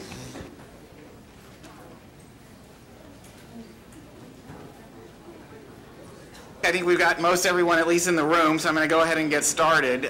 We're going to start out this part of the session on on biomarker development and use on approaches to collaborative co-development of therapeutics and diagnostics. We're going to start this out with a presentation from Dr. Tracy Bush. And just to make sure everyone's oriented, hopefully from the excellent discussion we had in the last session, there is now an appreciation not just of the complexity of applying biomarkers in trials and developing needed evidence on their appropriate use, but also some steps forward in how to do that more effectively. We're now turning to a related set of issues on the co-development of therapies and their respective companion diagnostics. As we've already heard about, and as you all know, the development of companion tests that can accurately measure biomarkers of interest is essential for both providing the data needed to validate the biomarkers and for the appropriate assignment of targeted treatments to patients. But co-development, while it is happening in Briggs's framework, it remains a challenge with difficulties in the development process and timelines, with the shift that's occurring in how early co-development of diagnostics is coming in. And as Janet emphasized, as we're moving into what really is an era of diagnostic development as much as therapeutic development, there are a lot of challenges here. So we're going to focus on those challenges and what to do about them, getting to Briggs's action steps in this session. And to start us off will be Dr. Tracy Bush, the Director and Global Coordinator of Companion Diagnostics Regulatory Affairs for Roche Diagnostics. After we hear from Tracy, we'll have some initial responses from Dr. Maya Tomei, the Vice President of Regulatory Affairs at Illumina, Dr. Jeff Roach, the Lead Medical Officer for the Coverage Analysis Group at CMS, Dr. Jeff Allen, the Executive Director of Friends of Cancer Research, Dr. Liz Mansfield, the Deputy Office Director for Personalized Medicine at the Center for Devices and Radiological Health at FDA, and Dr. Chris Leptak at FDA as well. So Tracy, over to you. Great. Thanks so much, Mark. And thanks also to the Brookings Institute and the FDA for convening this meeting, and especially for inviting Roche and diagnostics industry to the table to offer comments on collaborative approaches to co-development of drugs and companion diagnostics. I think it's really important for diagnostics to be here. And Roche especially appreciates the opportunity to provide our input based on our real-world experience in developing and bringing to market several safe and effective drug-device combinations. So there's no doubt that personalized medicine has a huge impact on patients in need, and that collaboration is absolutely essential to efficient co-development of these products. And we've had some good success in working with the FDA on co-development. We especially appreciate that FDA has identified best practices in a lot of areas and taken the time to speak about them in presentations, and especially to issue so many draft guidances and final guidances. It's definitely appreciated. But there are a lot of challenges remaining, as we've heard this morning. And one of the biggest challenges is just the need for some greater clarity regarding FDA's requirements and expectations in several areas. And we really notice that there's the need for this clarity because a lot of the topics addressed in the agenda today and this morning are topics for which we, as companion diagnostic sponsors, have received some unclear advice and maybe even conflicting advice, conflicting between similar projects or even between the different centers of the agency. And so we really look forward to partnering with pharmaceutical industry and also the FDA to work together to solve some of these remaining challenges so we don't delay the availability to market and to patients of these innovative products. And in my opening remarks today, I'm going to focus on some of the best practices, but also on the challenges that remain in certain areas of co-development. So the first area I'd like to talk about is when a companion diagnostic is used in an investigational therapeutic trial. It's really important to have a clear and consistent understanding of the regulatory requirements for the use of an investigational device in a therapeutic drug trial. We definitely have to distinguish between truly exploratory biomarker research and a situation where an investigational device is actually being used to make a patient management decision during a trial.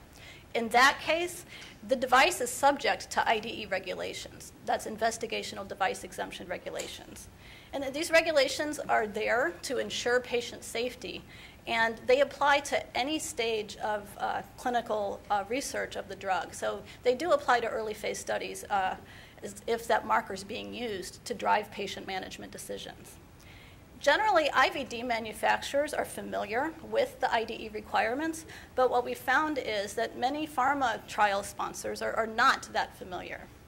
And we work really hard on the diagnostic side to help educate our pharmaceutical partners about these requirements. And one of the ways FDA can collaborate with industry is by helping to make these requirements a little clearer.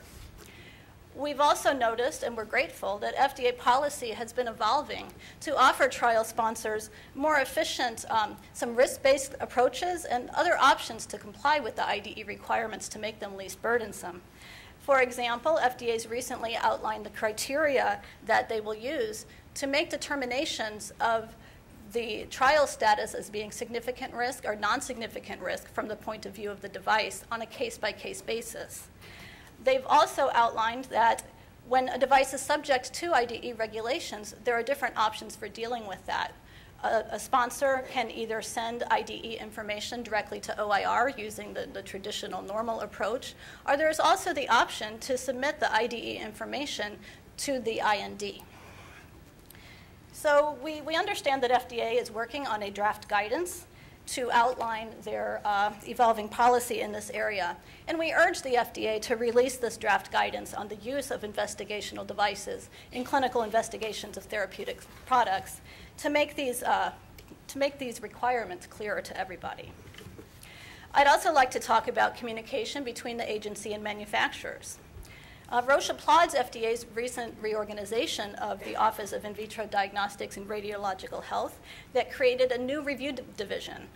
The Division of Molecular Genetics and Pathology is led by Rena Phillip and is under the oversight of Elizabeth Mansfield. And we think that this alignment will help encourage the translation of evolving FDA companion diagnostic policies down to the individual project and reviewer level. We also are grateful for the best practices that have developed, and especially FDA's willingness to meet early and often with co-development sponsors throughout the process. And some of the practices that have developed, like FDA intercenter consults and the inclusion of device-side reviewers in routine drug process meetings, such as end-of-phase 2 meetings when a companion diagnostic is involved. And the willingness to hold four-sided pre-submission dialogues where the pharma sponsor, the diagnostic sponsor, and both review centers of the agency all come together to discuss a co-development process. These are all best practices that return helpful information to drug and diagnostic sponsors. And we've seen these processes work especially smoothly with the oncology review branches and divisions on both sides of the agency. And in fact, these practices have led to several recent same-day approvals of targeted drugs and companion diagnostics. However, patients in other disease areas need personalized medicine too. And pharma industry and diagnostic industry are working on drug companion diagnostic combinations for several other therapeutic areas. Additionally, companion diagnostic companies are working on assays that are based on other technologies besides molecular genetics and pathology. And it's really important to ensure that these best practices and communication pathways that FDA has developed will extend to other review divisions in both the drug and device review centers. So we encourage the FDA to make sure that that continues to happen. I'd also like to talk about what happens when the companion diagnostic is not identified prior to confirmatory trials. And this is a situation that happens fairly often. And we appreciate that FDA has outlined some best practices for how to deal with this. For example, they've given lots of advice on how to conduct bridging studies to compare the clinical trial assay to the final marketed assay version. Also, as has been mentioned previously, FDA's released a draft guidance document last year describing several innovative approaches for the late identification and refinement of biomarker thresholds. And there's often this desire to be able to modify the cutoff of an assay even after the pivotal trial is complete.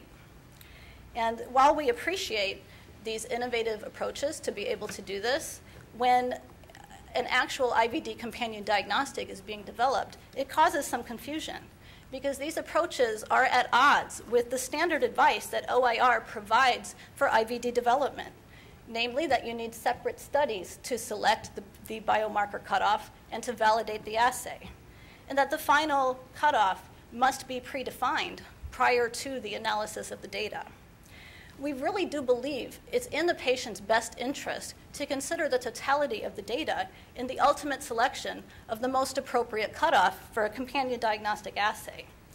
And as has been mentioned before, there's definitely some work to be done to develop an appropriate pathway, and we'd like to work with the FDA to find a pathway so that a companion diagnostic that's developed using an adaptive trial design or a refined cutoff would not always be subject to the need for additional validation or an additional prospective study before that marker can be made available on the market for patient use. We also appreciate FDA's recent final guidance on companion diagnostics, which made it clear that markers that are not required in the drug labeling are not formally considered companion diagnostics. But we're left with some confusion over what exactly the expectations and requirements are for markers that are just suggested or recommended in the labeling. And we desperately need to understand the criteria for making this decision. It may be a little clearer if the sponsor chooses to do a selection-based assay. There's a higher likelihood that that marker will end up being required. But if we're doing an all-comer study, it's a little less clear. So we'd love to have some criteria by which we can understand that. We also need to understand FDA's expectations. We know that most companion diagnostics are required to be developed at the PMA level. And if we're identifying a marker late in the drug development process, this can be very difficult. So we really would like to have some additional clarification. What should we do when the marker is recommended but not required? And we believe that in this situation, contemporaneous approval of the drug and the diagnostic should not be required, and we'd like FDA to clarify that. We also urge FDA to strongly consider use of the de novo reclassification pathway for co-developed IVDs that are not required but only recommended. So we've also talked a lot today about what happens when drug development gets accelerated and the fact that this poses a major challenge to companion diagnostic co-development. And a lot of the new pathways that FDA has developed, such as breakthrough therapy designation, to speed to market drugs for unmet medical needs or critical illnesses, will place a lot of pressure on the companion diagnostic development part. This results in situations where drug development is dramatically accelerated. And for example, an early phase drug trial with dramatic and outstanding results may actually become pivotal and become the basis of submission, and the companion diagnostic may not be ready. So it's necessary to find some ways to solve this problem. And FDA's recently released draft guidance on the expedited access PMA pathway does offer a means for certain diagnostics to be able to reach patients sooner while still maintaining the standards of safety and efficacy. Some features of this program include FDA's willingness to collaborate with sponsors to come up with a least burdensome data development program, which may feature the delay of certain requirements to the post-market setting. We especially appreciate that this guidance document echoed many of the risk-based approaches that were developed in collaboration between pharma industry, diagnostic industry, and the patient advocacy group Friends of Cancer Research. I think it's an excellent example of collaboration that has produced something that's very useful to us. But there are still some questions that remain about the EAP pathway. For example, we'd like FDA to clarify that all companion diagnostics should be automatically eligible for the EAP pathway. We also encourage the FDA to outline how the EAP program might be leveraged to encourage development of companion diagnostic for orphan indications, because the currently available pathway, the humanitarian device exemption route, is definitely not least burdensome. And there's just one more final challenge I'd like to address. Drug developers are often asked to make investigational therapies available to patients who have no other options. And some of these therapies are targeted drugs that require a companion diagnostic. So when FDA makes the decision to provide early access to a drug, the agency really needs to align the pathway to provide the associated companion diagnostic as well. So I hope I've highlighted some of the best practices, but also outlined some of the remaining challenges in collaborative development of drugs and companion diagnostics. And when we work together, pharma industry, diagnostic industry, and the agency, to collaborate on this co-development, we really are doing now what patients need next. So thank you. Tracy, thank you very much for your presentation. All right, now I'd like to turn to our respondents, starting with Maya. Thank you, Tracy. I think you set us up for a lot of really interesting discussion. So I think just a couple of items. So when I take the Myers-Briggs test, I tend to end up with a P at the end of my 4 letters instead of a J. And that's in contrast to a lot of folks in regulatory. And so although I appreciate the desire for more clarity sometimes for the agency, the fact is that almost everything we do ends up being a case-by-case basis. So I struggle as a regulatory person wanting the clarity, wanting it to be defined. But then when I have something when something has been defined and my thing falls outside that, then I'm resentful of those definitions. And especially working with NGS technology, a lot of other technologies, I don't know that we're ready for some of the definition that some folks are hoping for. So that's my first comment.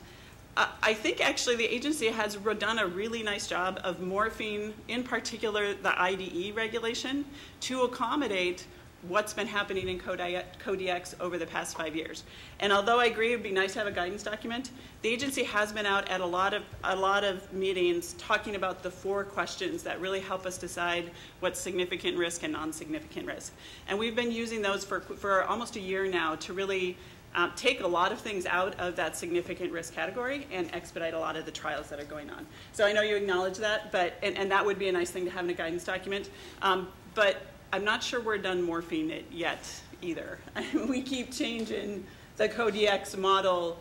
I mean, honestly, I think every month I get a call from a pharma client where they've decided to change it up one more time and figure out how to do it. So I am just a little bit worried about locking that down too early. So, and I think if you look at the companion diagnostics that have been approved, starting, if let's say we start with the Roche BRAF test and move into some, the QIAGEN tests and things like that, you can watch FDA policy morphing over time, which I can see would be frustrating if you were the first and maybe some things that you asked for didn't work out. But I think your ask actually morphed policy, even if it didn't work initially. So I guess I think that's my main comment is some of this, yes, it'd be nice to pin it down, but really this is such a changing situation. I think the aspect that I do agree with is the communication between industry and FDA does have to be constant.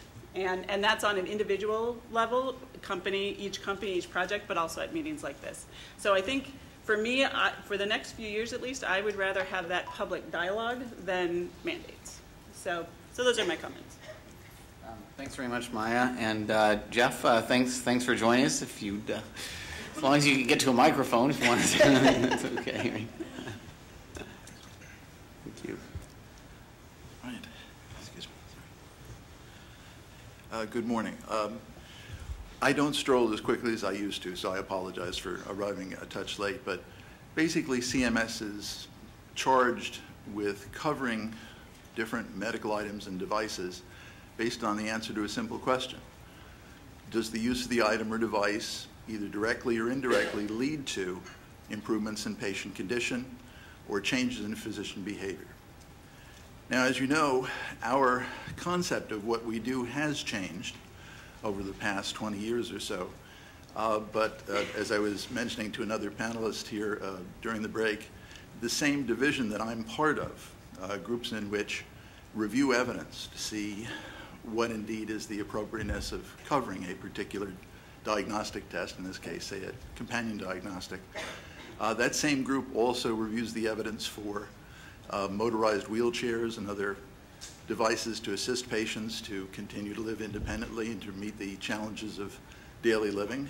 And therefore, our relatively small group takes on a lot of challenges, and what our response has generally been has been to follow carefully the laws that Congress has created, one of which includes, of course, the recently passed Protecting Access to Medicare Act. That has started, actually it's well into its internal discussion within the agency, far above my level, I assure you. And it will be interesting to see what regulatory changes that our agency will adapt as we look at the requirements of the law and we understanding the benefits of some of these companion diagnostics to indicate which patients are likely to suffer a side effect with no benefit, or which patients will benefit from the therapy and which won't. I mean, those are treatment questions we think do affect outcomes of that therapy, and we look forward to working with you to try and answer them. Thank you. Thanks very much. Sorry, microphone back on. Thanks very much for your comments, Jeff. I'd like to turn to Jeff Allen now. Sure. So thanks for the invitation to join you today. I guess I'll start by emphasizing from my perspective the increasingly importance that biomarkers have continued to play in successful drug development.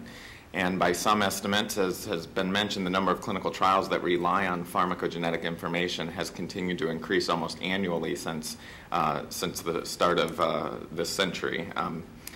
For several different conditions, in addition to multiple types of cancer, this has led to the ability for new drugs to be developed that demonstrate a very large effect size very early on in their development program, which is great news for everyone.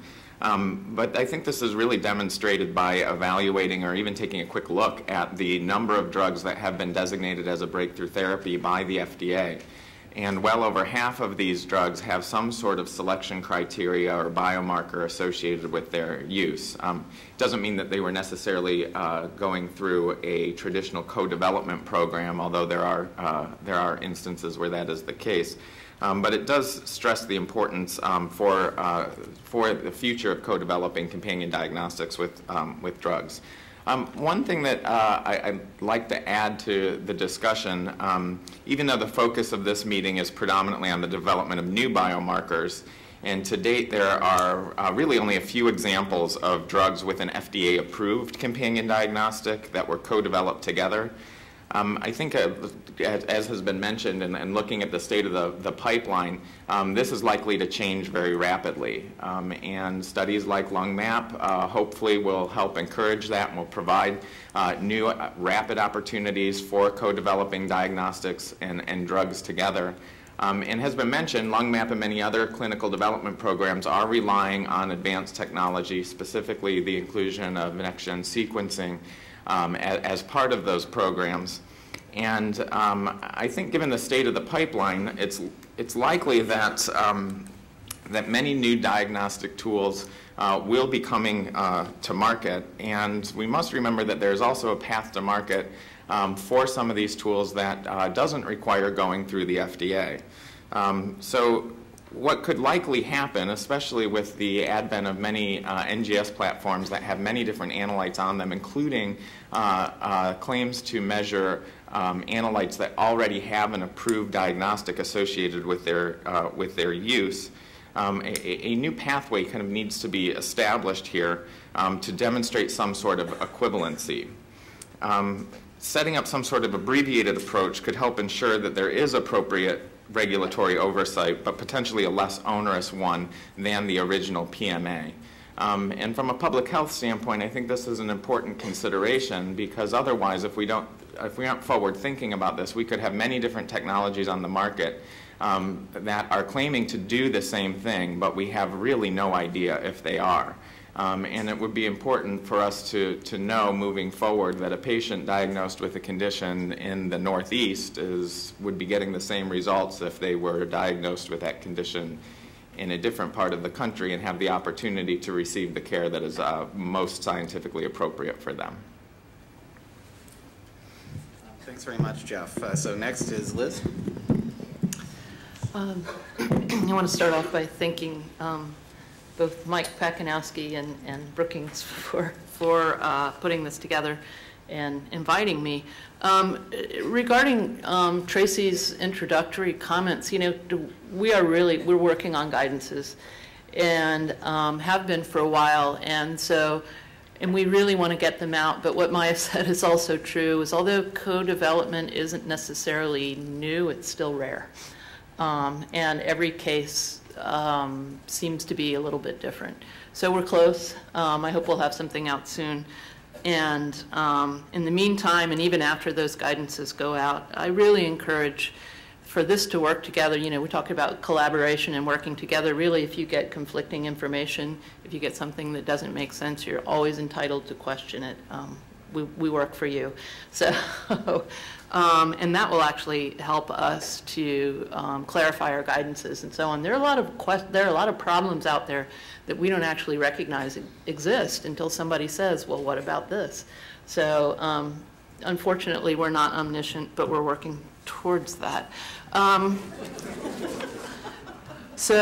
I want to touch on what Jeff just mentioned about next-gen sequencing and in regard to the whole co-development paradigm. We see this as potentially very transformative, and are working very hard on trying to get efficient ways to use next-gen sequencing so that every patient knows whether they're eligible for a trial, whether they're eligible for a drug or not, and hopefully generate a lot of additional information on cancer patients and other patients if we go to whole genome sequencing.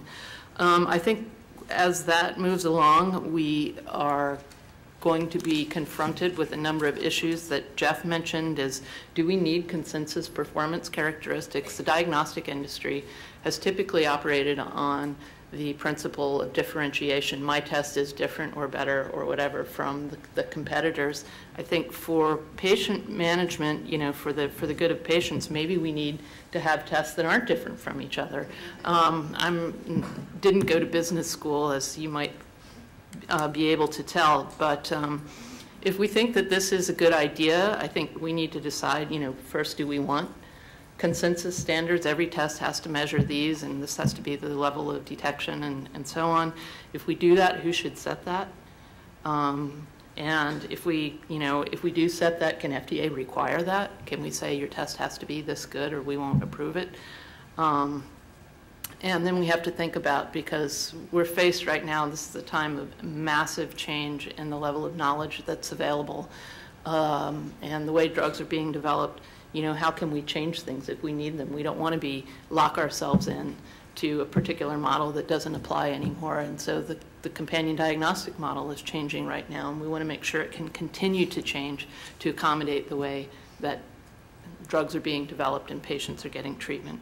So I think I will finish up by saying, that a number of the people sitting at this table now from FDA who are in different centers, I know better than I ever did because we work together now. I know a lot of you aren't aware of how much we work together, and we're really doing what we think is the best we can to move things forward. But I always, always, always appreciate hearing from people who tell me where we're falling down and where we need to fill in the cracks. Thanks very much, Liz. And next, Chris. So I'm going to keep my comments brief, given the number of folks sitting up here at the table. As other folks have alluded, certainly the number of drug approvals in the last half dozen years or so that have been focused on targeted therapies has certainly increased dramatically. If we look at what's coming next, certainly if you look at the intercenter consults between CDER and CDRH as an example, it's been a fourfold increase since 2010. For co-development issues.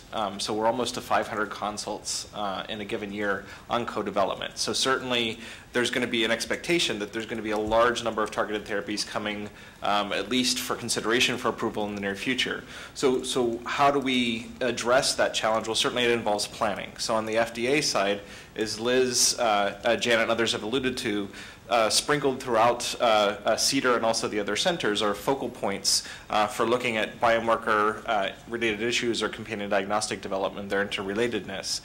Certainly my own position within the Office of New Drugs, Mike's group of targeted therapy, Liz's personalized medicine group, as you're going to hear from some of the CBER folks this afternoon. And we're not working in isolation, that we meet monthly, many times weekly, depending on different working groups, to share individual experiences for individual drug development programs and what we can learn to make sure we're consistent and standardized how we're approaching it. Doesn't mean we're perfect, but we're certainly learning as we go. And it's also that core working group that then goes forward in developing the guidances and the principles and the processes to make things work as efficiently as possible.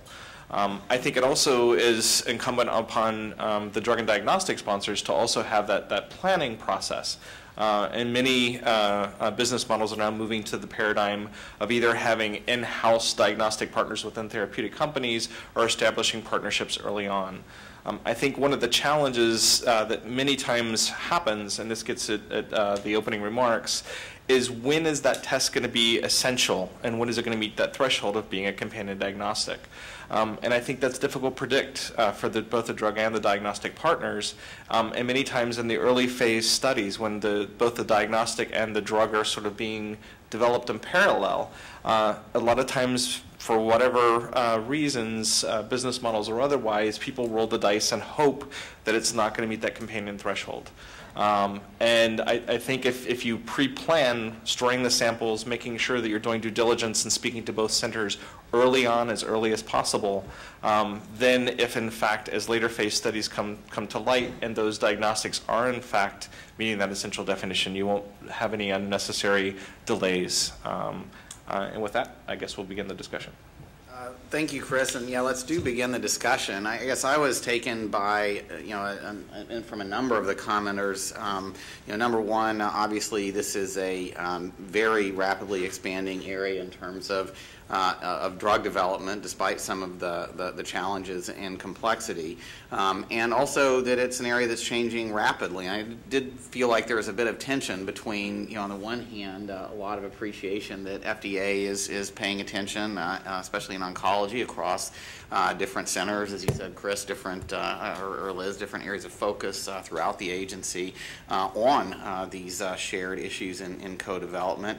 But also, back to Tracy's comments, desire for more clarity. So I guess I'm not quite clear on sort of the best way to balance all of that. Maybe Tracy, I could go back to you and see if any others on the panel have any comments on how to reconcile those goals.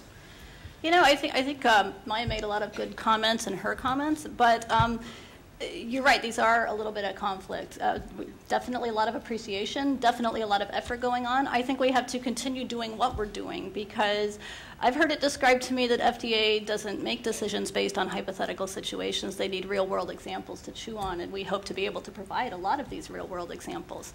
And when we're asking for clarity, we're not necessarily asking for a specific set of rigid guidelines because we all know that doesn't work. We want clarity, but along with that, we want some flexibility. There is a recognition that no two of these co-development projects are alike, and they're unlikely to ever be alike. But that doesn't mean that we can't identify some certain points where standardization can help the process, so we don't spend so much time asking ourselves these basic questions, and we can lead to more efficient planning, while still leaving the door open to modify the approach when it's essential in the best interest of patients.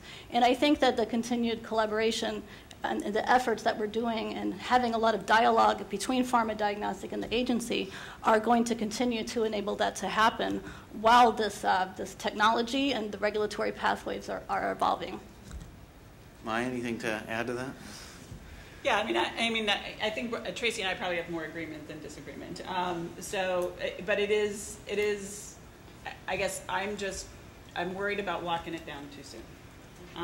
Honestly, sitting here, I think the best thing that could happen is FDA should have more money to travel so that you guys can keep talking about this at each of the meetings. Because honestly, it does iterate about every 3 months. I think Tracy and I could both get what we want if we just let travel more, and maybe FDA is not too excited about that. But being at more of these meetings all across the country and really being able to talk regularly so everybody can see the iteration, I think actually would accomplish both what Tracy and I want.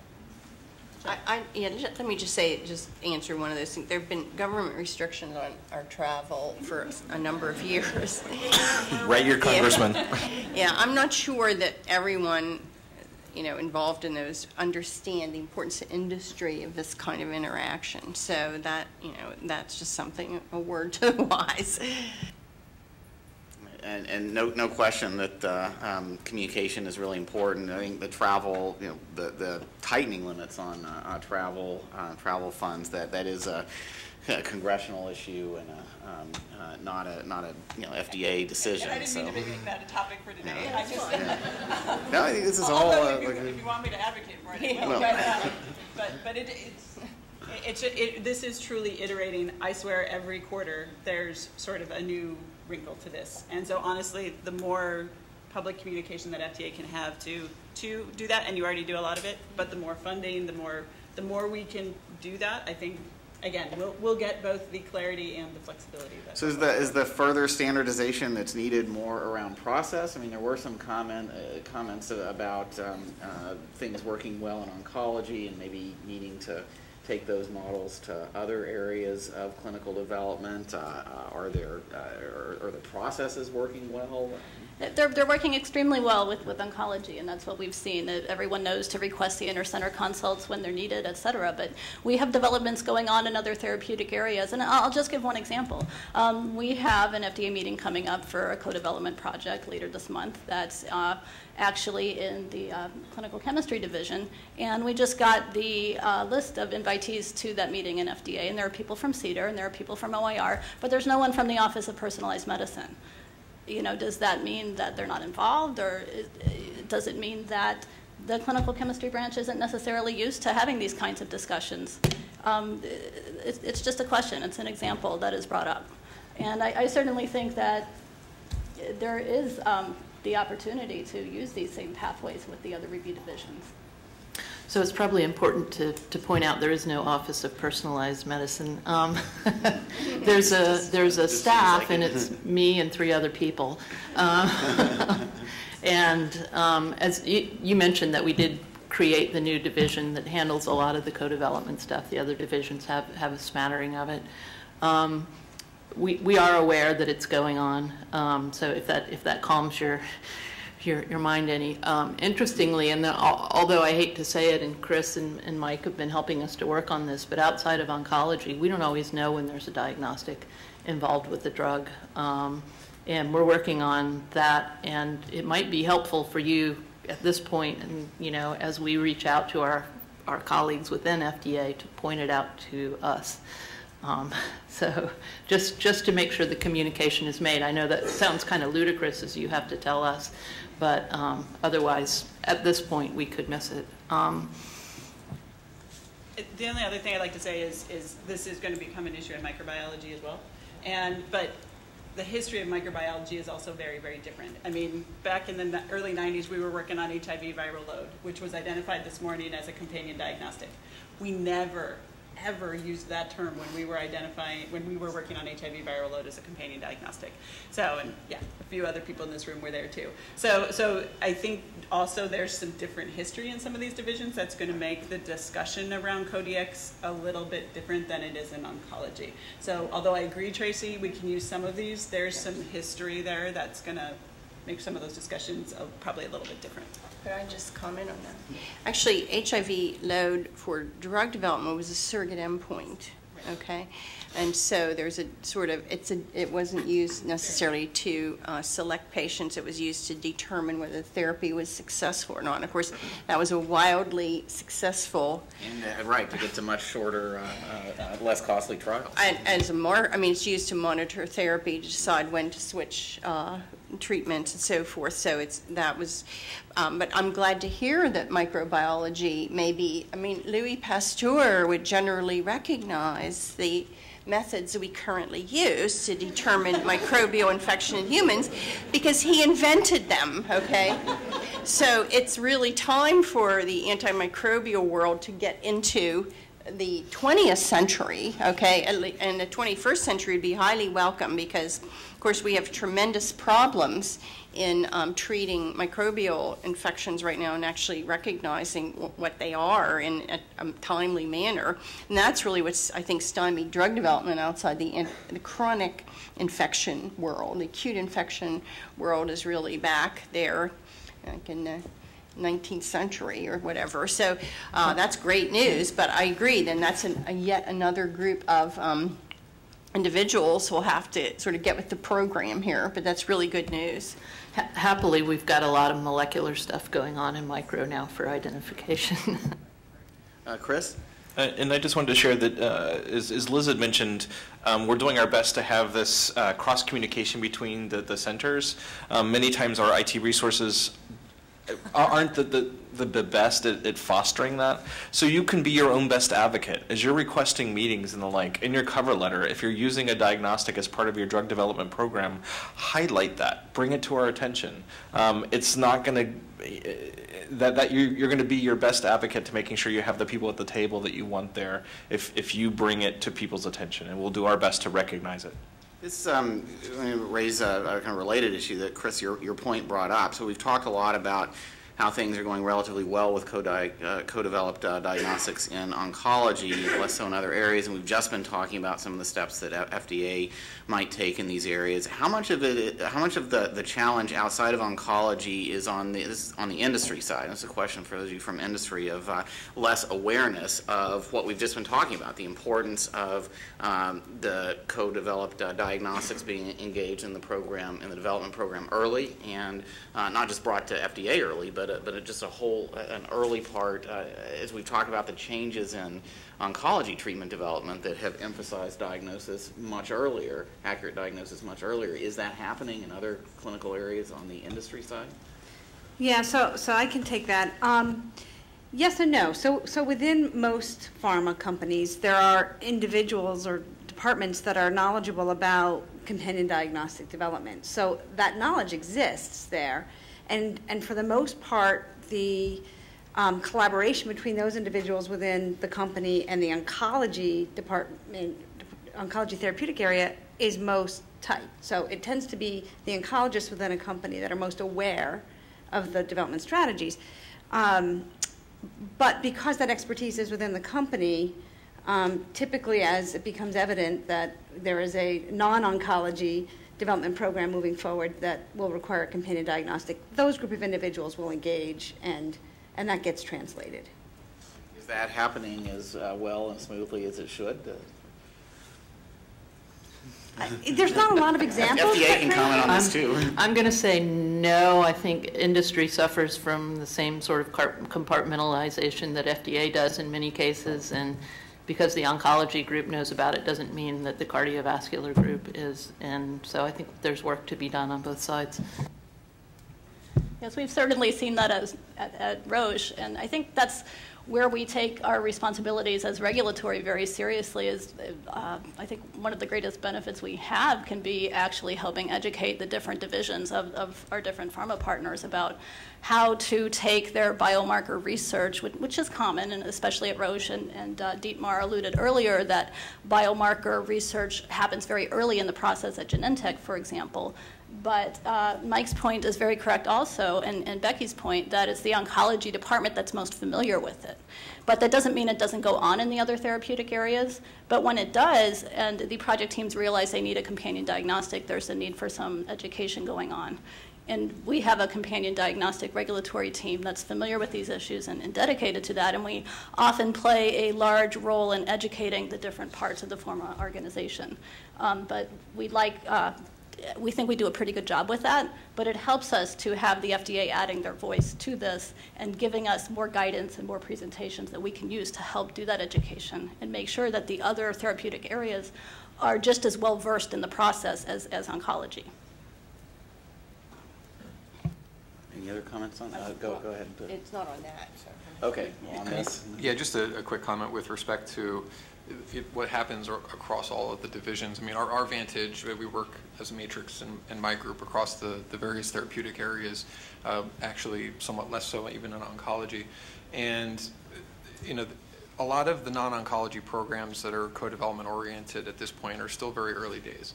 It's not getting to a point where there's actually a lot of trials being planned for confirmatory purposes where there's a diagnostic output that requires actual foresighted meetings, so to speak, in a lot of ways. So there is some active triage that may be happening at the division levels across the Center for Drugs. Now, that said, again, as Liz mentioned and Chris mentioned, it behooves anyone coming for a meeting or submitting a protocol to alert the agency to the fact that there is a companion diagnostic being used, that there's questions related to companion diagnostic development, even if it's as early as phase 1 or 2. So I think those are good practices. Thanks, Mike. Janet? Well, I just want to mention that in vitro diagnostics are only one of the type of biomarkers that are going to be used in the future. And for certain other, like neuropsychiatric disorders and so forth, we should expect imaging and other modalities, other types of modalities to be used. And there's a whole different set of challenges. With the Biomarker Consortium, we set out very early in that to qualify PET imaging in cancer, in lymphoma. We're still working on the trial. Is still kind of, I think the trial has closed accrual now 5 years later or whatever. But first, before we did that trial, we had to get the imagers together, and this is very reminiscent of what we're talking about here. And they didn't, at each center for a PET scanning, they did not use the same technologies, even though they use the same approved, perhaps, sensing instruments and so forth. And so you couldn't combine the results. And to do a qualification, you need to have multi-center participation. So it just shows that this scenario is going to repeat itself across many different areas of diagnostic technologies.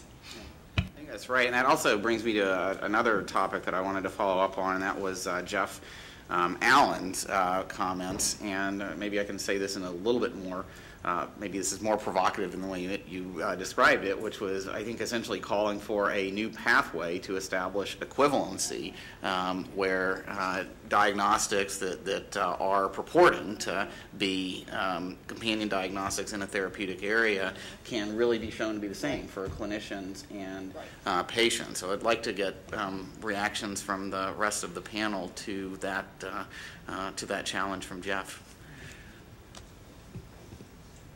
Briggs, you've been quiet for this last half hour. Yeah, so I think it's a practical issue for clinicians, right? I mean, because you see, and you can take some of the examples we've talked about. When the diagnostic was developed, there was really only one therapeutic, and they sort of went together. Nowadays, you're seeing 4 or 5 different therapeutics all going against, and each therapeutic is coming up with their own diagnostic. So it'll be quite confusing to practicing physicians to try to parse through, so for this therapeutic I have to use this diagnostic, for this therapeutic I use that diagnostic. Does my hospital laboratory now have to have all these diagnostics because they were approved with companion diagnostics? So I think it's getting more complicated, and it may well be that for clinical utility that some comparability could be established. This gets to what Liz said, which resonates with me. I mean, what are the standards? Is this an analyte-based? Can we get to an analyte-based utility for a drug, or do we have to always tie it to the specific assay that is used? The only way you can get to an analyte-based utility is if the truth standard is accepted across, if there's enough standardization. But we don't understand, I think at the agency, this is what Liz said, and I agree with her, we don't understand the business situation and how, whether that would be inimical to competition or would it be pro-compet, we don't know.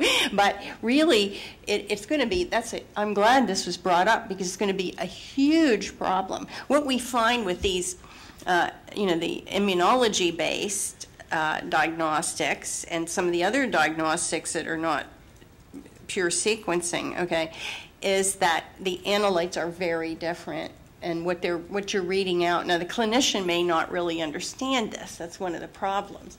So, what you're reading out and the results of the, quote, test, which clinicians tend to think of, it's just a test and it's positive or negative or whatever, that has different implications across, even for something that has the same kind of name, a test for X. This is a big problem, and I think some industry comments about how amenable this whole field is to some greater standardization would be useful. Yeah, I would like some industry comments on that and how this plays into, you know, concerns have been raised about the business case for standardization. Before we get to that, though, I don't want to put Jeff Roach on the spot too much, but when we've just been talking about you know, how clinicians are likely to have difficulty in interpreting which treatment is best for a patient with this proliferation of diagnostics that aren't necessarily comparable, seems like goes squarely to the issue that you raised, Jeff, which is from a payment standpoint, you want to know that the treatment, that the diagnostic is having a predictable and positive impact on patient health. Well, that turns out to be a very interesting issue. Some years ago, CMS created a team of which I was part to look at questions about the pharmacogenomic assays for warfarin, that is for patients, beneficiaries who are beginning a course of warfarin for antithrombotic therapy. It turned out that as part of that decision, we created 2 separate clinical trials, both of which are still running, which have failed to meet their enrollment goals so far, but are still enrolling, and which perhaps in a few years will reach their enrollment goals. But we're talking perhaps 10,000 patients in total between the 2 of them. We analyzed Medicare claims data recently to see how many physicians are prescribing CYP2C9 and VCORC1 genetic assays. Now, we don't know why they're prescribing it. The claims data don't show us that. But we found that in the first half of 2013, which is the most recent period for which we have available data, we were looking at maybe 300,000 individual patients who were tested for these 2 markers, which are pharmacogenomic markers for responsiveness to warfarin. So the answer to the question is, even once we get all of the data, and I think one of the other panelists has made this comment, even once we get all of the advanced prospective data that go into a decision, as complex as many of these decisions are, we find out that essentially ordering such genetic scans, such genetic profiles to establish a pharmacogenomic behavior for a patient can be ordered essentially almost as if the NCD didn't exist, almost irregardless of anything CMS says. This is what we're covering this for. This is the indication and use that we want to see so that we will pay for this Medicare beneficiary. That's an important systemic problem that I think the agency is becoming more and more aware of as simply we get better and better data about the scope of genomic testing in the United States. For example, the leading, and perhaps some of the folks in the audience know that at least according to the Medicare beneficiary data, which we have, the leading marker that we know is being looked at right now by physicians across the country starts with CYP, CYP2C19, one of the markers for which the FDA has suggested that the knowledge of that marker might influence a physician's decisions about administering clopidogrel and other drugs in that category for its effect on platelets. Thanks, Jeff. That was very helpful, real-world, both payer and patient perspective on what's going on in practice with some of the tests that are available now. And one can envision this becoming a more complex set of issues pretty rapidly, given what this panel has talked about. Yeah, go ahead.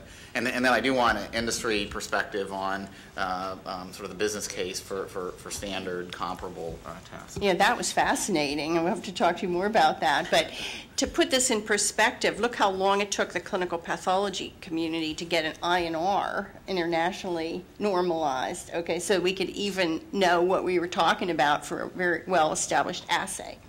And when we set up Sentinel, and we're trying to use the laboratory data, and the labs all use SNOMED, okay, we published on this.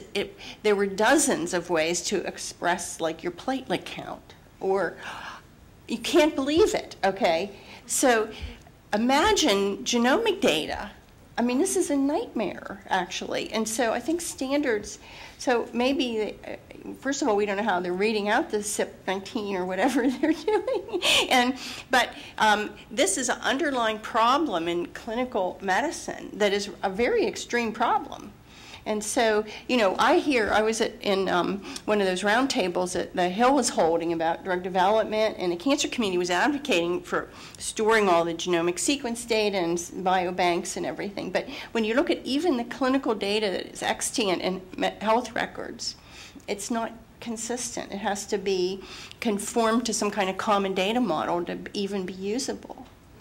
So like an industry perspective on this, and I don't want to put Maya on the spot, but this does seem to go back to the issue we were talking about before. Look, there is a lot of dynamism in development of tests that can potentially provide better guidance for individual patients. On the other hand, that does mean more proliferation of data and ways of representing the data that may make it difficult for clinicians and patients to truly compare and figure out the best test and actions in their situation. Absolutely, and this is not new to genomic data. Going back to the HIV viral load, first it was the 5,000 cutoff was important, then it was the 3,000, then it was 1,000, then it was 500, and then what was the definition of a copy and who had the right copy? This has been going on for a long time, so it's not just genomic data.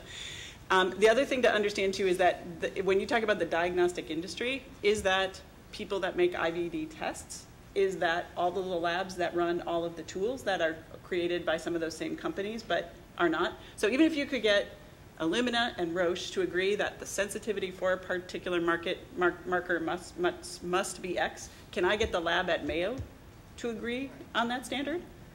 Probably not.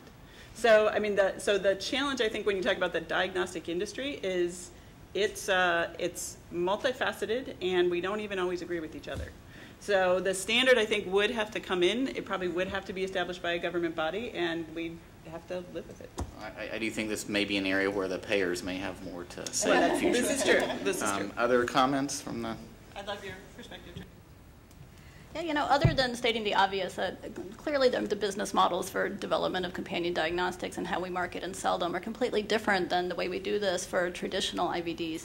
And the fact that when you talk about standardization and performance standardization and even the development of a reference material, even for a lot of our established immunoassays, it takes years to develop a commonly accepted international reference material or calibration material. And how much more difficult is that now for these markers that are novel and newly developed and not even understood as analytes or proteins until now? That sort of thing is going to take time. And there are a lot of unanswered questions in this area, and this is something that at Roche we're working with to figure out the best way to go forward on it. Jeff? I think the concern here is that by some estimates, and I recognize that it's very difficult from a coding perspective to understand the use of this, but there have been some estimates that in the case of some of these cancer drugs where there was a co-developed test with it, take KRAS for example, that there is one FDA-approved test for that, but there are 30 on the market with no really knowledge if they are all measuring the same things in the same way. So it seems like it could be a logical step to examine the business model, maybe not so different from those that were used with generic drugs and follow-on biologics, to have some sort of abbreviated way to demonstrate equivalency, involve the FDA to make sure that there is some sort of oversight here, at least in setting those standards. And hopefully then the incentives can be put in place where a test marker would see that as such a positive to be able to market as an FDA-approved version or equivalent version, that they would choose to go that route. But I think the traditional PMA that the first diagnostic had to take might be a little too much to ask for that to be repeated over and over. Thanks, Jeff. This has been a great discussion. Sorry, Mike, did you have something to? Okay. I would like to open this up to questions and comments from the rest of you here. So just as before, please head up to the microphones on each side and try to keep the comments or questions brief and let us know who you are. Please go ahead. Federico Gutset from Vertex Pharmaceuticals. And my question is related to the consensus that I sense in what you've described for the need for standards, for the need for your ability to be able to compare different tests in terms of what they tell you, for the need for evidentiary standards also, as you look at qualification of biomarkers and as you look at the process of approval of co-development diagnostics. But there are two issues that haven't been touched on that I'm hoping that you can provide some feedback on. One is, what happens when, as we look at these kinds of tests and these kinds of therapies, we move into very small patient populations? And this can happen either with rare diseases or with what happens when you have a test that selects for a very small population in oncology or something like that. So for all intents and purposes, they continue to be rare diseases. What is the perspective in terms of what to do with that? The second part of my question is related to a very interesting guidance that I think follows up on I think in the long run it will be seen as having the kind of importance that the enrichment guidance has had. And this is a guidance that was published by CDRH on April the 23rd of this year regarding balancing pre-market and post-market data collection for devices subject to pre-market approval. This guidance, there's no counterpart to that currently in CDER, but what the guidance says is much of what has been mentioned here, that you need to be able to strike a balance between the data that you will have, for example, in biomarker positive patients before marketing, and the data that you will need in biomarker negative patients, perhaps post-marketing. That kind of a balance. How do the two centers, CDRH and CDER, see the need for this kind of pre-market, post-market data reporting balance? Thank you. Are there any CDRH, CDER comments on this? So as I think Tracy mentioned, that pre-market, post-market balance was actually, had a large piece of it drawn from a co-development project that Friends of Cancer Research undertook in response to, do we need breakthrough companion diagnostics? And we talked about, well, what do we need now and what can we wait for later? So in companion diagnostics, I think, we're actually willing to abide by that model should it be needed. We're not willing to run to that model just because it's available, because we don't think it's always the best thing to do. But certainly we're good with it. I mean, half of that stuff came right out of our deliberations about companion diagnostics in the first place. Did you want to add? Sure. I mean, for drug approval, of course, we have a statutory standard for efficacy and then benefit risk assessment. And the way that plays out steps down by the population. A drug that's for millions of people, you need to have very robust evidence, but, it's been published that there's tremendous flexibility as you get down to very, very small size patient population. But we still want evidence of effectiveness and on a positive benefit risk prediction for even a small population, but how you get there can differ. So I think, as I said, that was my challenge number 3, is how are we going to really do the trial designs in these really rare populations. I think that is definitely true. But we do now, I think, balance accelerated approval as an explicit balance between what pre-market and then what you're required to generate after approval. And we do that in other ways where we do an approval that has more than the usual uncertainty around the estimates. So I think we do have that flexibility.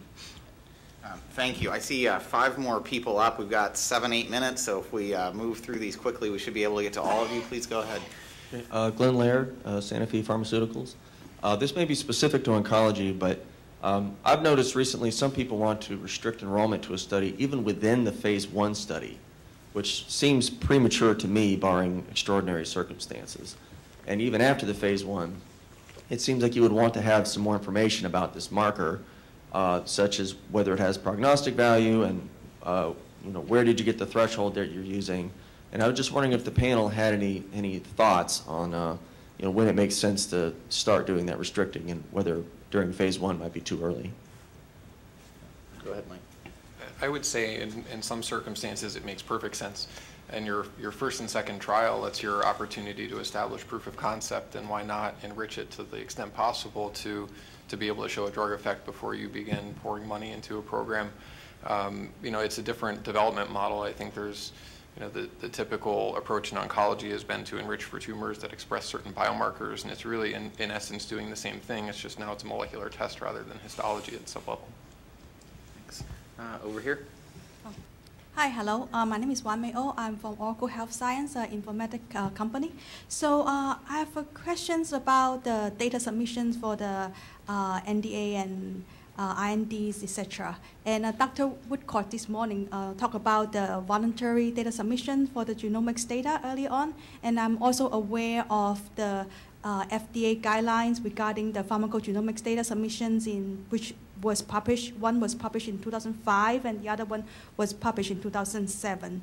And as we know that these days the data collection, the molecular data generation is substantially different from when it was published in 2005 and 2007, and we are all geared towards the next generation sequencing. It's very common to see that companies send out the biospecimens to third-party vendors to do the next-gen sequencing gene panel kind of analysis. So my question is, because of the paradigm have changed substantially, does FDA have any plan on updating the guideline and augmenting the latest and the newest latest into the guidelines? So the genomic data submission guidance is still active, and it's something we're considering taking a closer look at. The definitions of exploratory that are in there could be potentially revised and reconsidered given the way the science has changed and our reservations about these types of data. With respect to the companion doc guidance, which is much more technical in nature and issues around next-gen sequencing, I think there's, with the constant evolution of the technologies and all of the different approaches to measure analytes, it would seem that any policy or guidance at this moment would almost be outdated within a couple of years. So it is hard to keep pace with that, I think, and that's a challenge that we have to deal with, and we're doing so case by case in the drug development programs. Thank you. Thanks. Melanie Leitner, Biogen IDEC. I wanted to raise a topic that I think has sort of been touched on a little bit, but this panel hasn't really talked about in any great depth, that I think touches on so many of the challenges that many of you have raised, and that's big data and access to data. So I know AstraZeneca has been, really a leader in trying to look at and pool and mine their own data. And I know that I think that FDA has been recently making some efforts to think about the fact that basically you sit on a treasure trove of data, which is locked up because it's private for companies. Or like a garbage dump because we can't access it. So my question is, could we expand the pre-competitive space? Could companies potentially fund and assist FDA in taking advantage of all that data, using developing common data elements, doing those merging and mapping of all those disparate data? And could that help us with some of our issues around safety biomarkers, novel biomarkers, especially for orphan diseases, which is the space where I'm coming from, and even on the companion diagnostic space, this equivalency issue. It seems like so much of the solutions are going to come from the data, and we have a lot of data that, like you said, right now we don't know what's garbage and we don't know what's gold because we haven't been able to look. We recently published an FR notice about asking companies could we do some very limited data sharing. We were actually talking to some extent about our ECG warehouse, our digital ECG warehouse, which actually is curated, and so it isn't a garbage dump. But I think this type of thing is going to have to be done going forward. The data we have retrospectively, before we're going to standardize the formats for data submission, and when we do that and we get to that point, then you can talk about FDA really having some data. They're worth it, and we have a database we're going to put those data in. We have a data repository for clinical trial and animal data. But in the past, no. So like what CPATH has done to go to the companies and get their data out and put it together, or what the Coalition Against Major Diseases has done and so forth, that's probably the only way. we don't really own the data, so the companies have to, and we've analyzed this, and you know, a lot of people would like access to all these data that FDA has, but they're proprietary. They have commercial value. That's why I was also talking to Dr. Morrison. Is there a way to expand as companies to expand that? Just to be clear, the challenges are proprietary data from different companies and Access.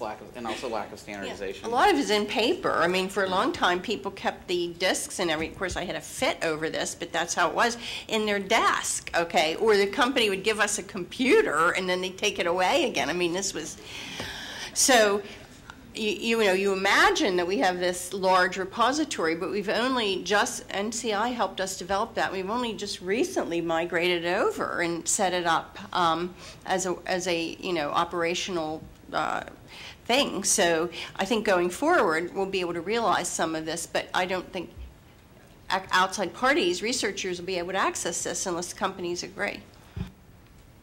So I do think the CAMD example and the CPATH examples are the good examples where the industry has put together, what's the other one called, DataSphere, where people have been donating their placebo data. So, you know, I think it's, there are concerns around some of the proprietary pieces, but certainly, and again, I think the comment we had earlier about qualification of some of the preclinical biomarkers was data sharing by a number of companies of data that they've got. So to get to that critical mass that you can make decisions. So I think the industry is keen to do this, understanding that in some situations there may be some proprietary information they're more worried about, but in the long run it is pre-competitive in many senses. Over here. Hi, Steve Averbuch from Bristol Myers Squibb, and I didn't go to business school either, Liz. Under the theme of this panel, and even the first panel on standardization, I think, which we're all endorsing, I think it's especially important to expand the conversation in the context of the cultural change that Janet mentioned in her opening remarks to a larger biomedical community. It's not just FDA, industry, but we need to engage the biomedical community, including but not limited to biomedical journal editors, and ensuring that standards are being applied to the publications in which claims are being made around, or even hypotheses are being generated, to ensure that the quality of that hypothesis generation is based on sound scientific principles and standards of analytical assays, reproducibility, et cetera. And clearly, professional societies, that the ones that establish guidelines for practice, I think really need to be brought into the conversation as well in terms of these standardizations, because it is complex and it is going to evolve over time, and each case will be different. So for the benefit of those stakeholders of patients in those various domains and the scientists, you know, in various disciplines, I think those stakeholders also need to be part of the conversation. Thank you very much for the We actually, comment. maybe if Dan Hayes wants to comment on that, because I think he has a key role in that sort of thing for ASCO, and maybe you can comment on. Great. Dan, looking forward to your comment, but I'm just going to be very concise. Very brief. I can't agree more. I have been the chair of the Tumor Marker Guidelines Committee for the American Society of Clinical Oncology. One thing we learned about 10 years ago was that there are pathologists on the other side of the fence, so now we've been jointly developing guidelines with the College of American Pathology. Those have been, I think, quite successful in many of the issues you all have raised today. And then finally, again, in a paper many of us people in this room were co-authored with me a year ago, one of the recommendations we made was exactly what Steve just said, which is that the journal editors need to wake up and smell the coffee. Part of the problem with tumor, Briggs, part of your issue, why have we made more progress? It's been too easy to do lousy studies with tumor markers, and therefore that's what we've done, and the payoff has been too low to do them correctly. So we need to fix this vicious cycle, and one of those is having the editors say, we're not going to publish any more crappy studies that are poorly done, just like we wouldn't for drugs. And over again, everything you've said, in my opinion, if we just say to ourselves, if this was a drug, what would we do? We should say for a tumor biomarker, because if we're going to use these direct patient care, they have to be just as good as a drug. That raises the bar.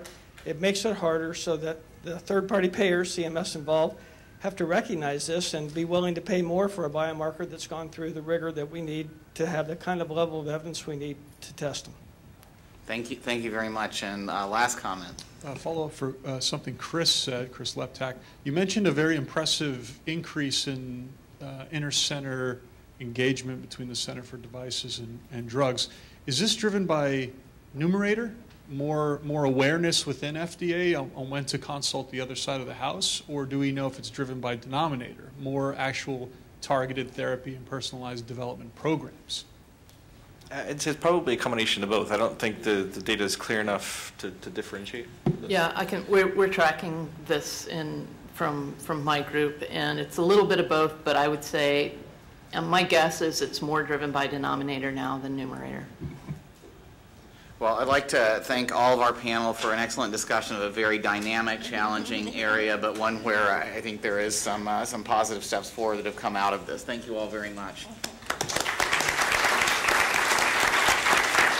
All right, we are now taking the lunch break. Just keep in mind that while lunch is on your own, we apologize for that. This hopefully means more money for FDA travel and other critical FDA activities. Very much summer-like heat of Washington today. For this session, we're going to continue our broad focus on challenges and next steps for more effective use of biomarkers. Here, focusing on biomarkers as surrogates for outcomes in clinical trials, surrogate outcome measures that, as we talked about in some of the sessions this morning, including around HIV, have been used to speed up access to important new therapies. In recent years, FDA has addressed some of the barriers to efficient product development for pharmaceuticals by creating expedited review programs, including the Accelerated Approval Program, allowing for use of surrogate endpoints that support the earlier approval of drugs treating serious conditions and fulfilling an unmet medical need. It's been used in areas like cancer and HIV, where in the case of cancer, an effect on tumor growth, or in the case of HIV, the viral load measures that we discussed this morning can be assessed relatively rapidly, but demonstrating an effect on survival or morbidity may not be feasible for quite some time, since these clinical outcomes generally take a longer time to develop. But a biomarker status as a surrogate endpoint is context-specific, so the use of a biomarker as a surrogate for demonstrating the clinical efficacy of a treatment is something that's received a lot of attention and some cautions and criticisms along the way. To do this effectively, we want to hear more today about the criteria for surrogates and for when their application is appropriate. This session is going to be kicked off by comments from Dr. Tom Fleming, and we'll also, after hearing from Tom and his opening comments, we'll turn to initial comments from our respondents, Dr. Victor de Gertula, who is a professor and chair of the Department of Biostatistics at the Harvard School of Public Health, Dr. Sujane Wang, Associate Director of the Office of Biostatistics at CDER, Dr. Robin Isaacs, Vice President and Therapeutic Area Head for Vaccines at Merck, and Dr. Jeff Silber, the Vice President and Strategic Portfolio Development Head for AbbVie. So similar to format for this morning, we're going to have some, after the presentation, the initial response, we'll have some discussion with the panel, with the whole panel, and then open it up for participation by everyone in the room. So let's get the discussion going with Dr. Fleming.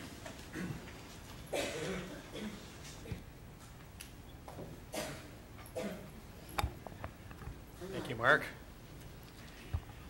I've long argued that the two areas that hold potentially the greatest clinical utility for biomarkers are for enrichment, as we discussed this morning, and as replacement endpoints, as we'll discuss this afternoon.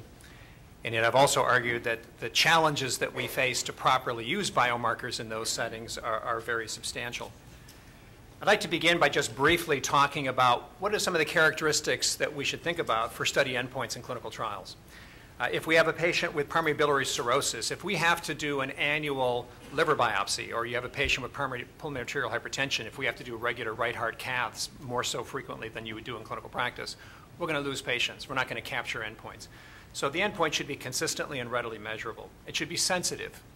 And there's a third criterion that's key, and that is in a pneumonia patient, if we're using for an antibiotic an endpoint that would be clinical response at test of cure, and we're defining that to be clinical judgment, is the patient better on signs and symptoms? What does better mean?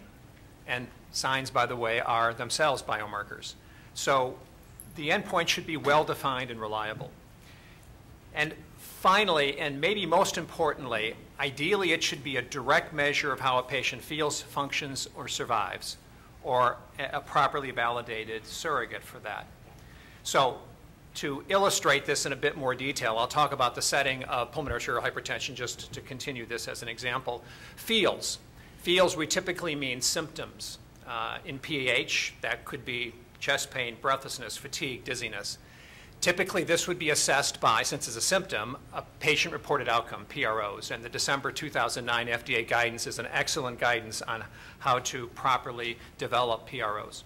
Functions, not physiologic function, ability to conduct normal activities in PAH, ability to walk, ability to engage in recreational activities, ability for self-care. These could be assessed by physician-reported outcomes or observer-reported outcomes, OBSROs or PHYSROs.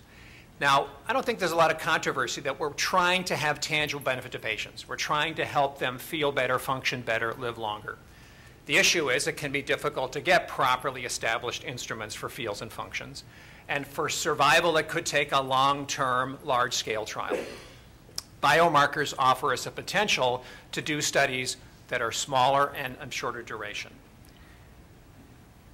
IOM recognized that biomarkers really should be broadly defined. They're measurements of biological processes. They include physiological measurements, blood tests, other chemical analyses of tissue or bodily tissues, genetic or metabolic data, or measurements from images. Some of us have been working together to try to formulate a categorization for outcome assessments, where on the left we put the direct measures of how a patient feels, functions, and survives.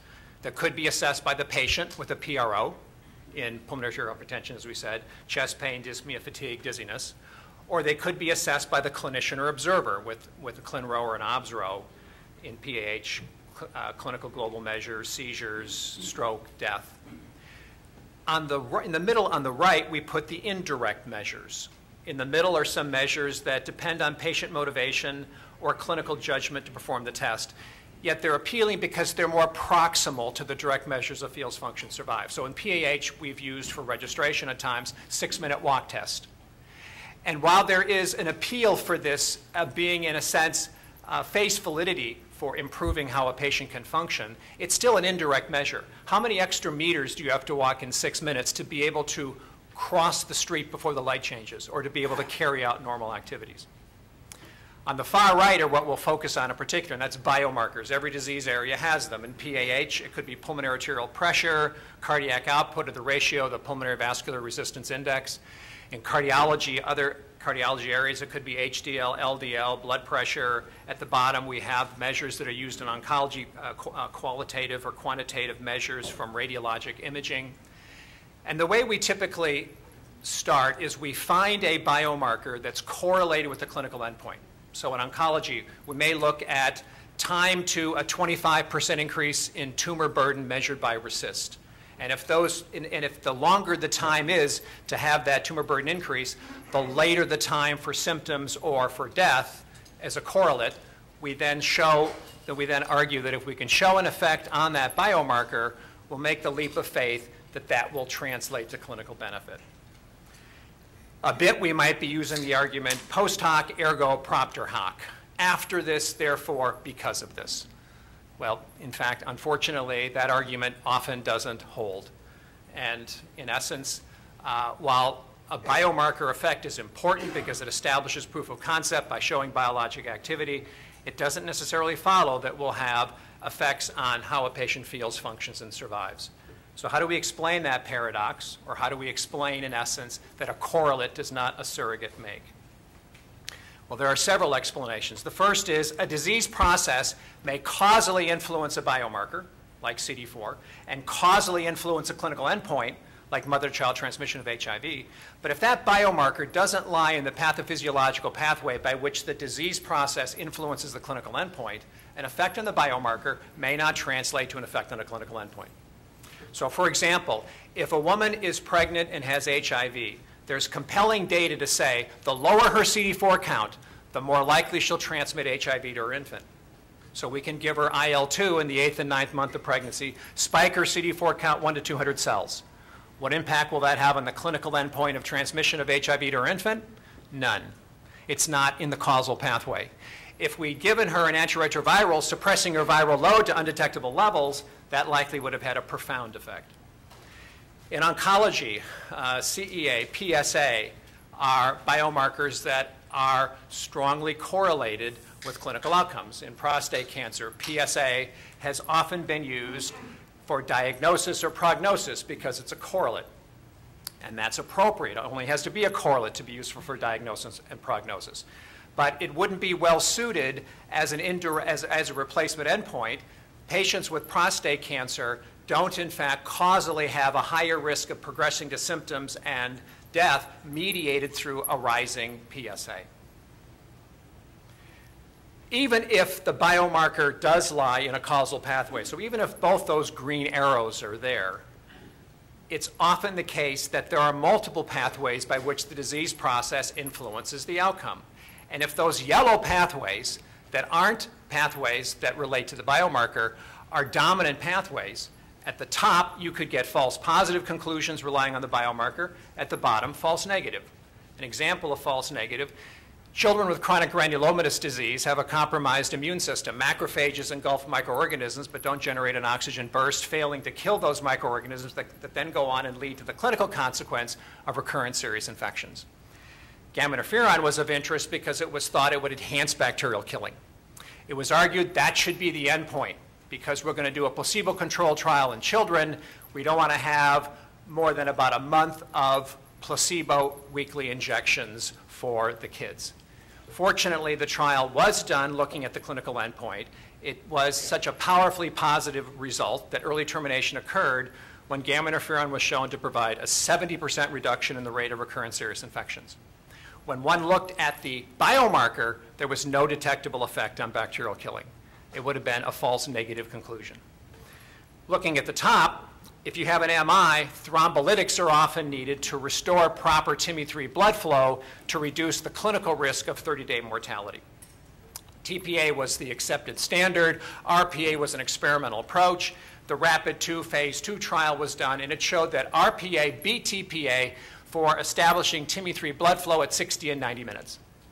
FDA properly said, yeah, but that doesn't tell us reliably the relationship of these agents for the clinical endpoint of 30-day mortality.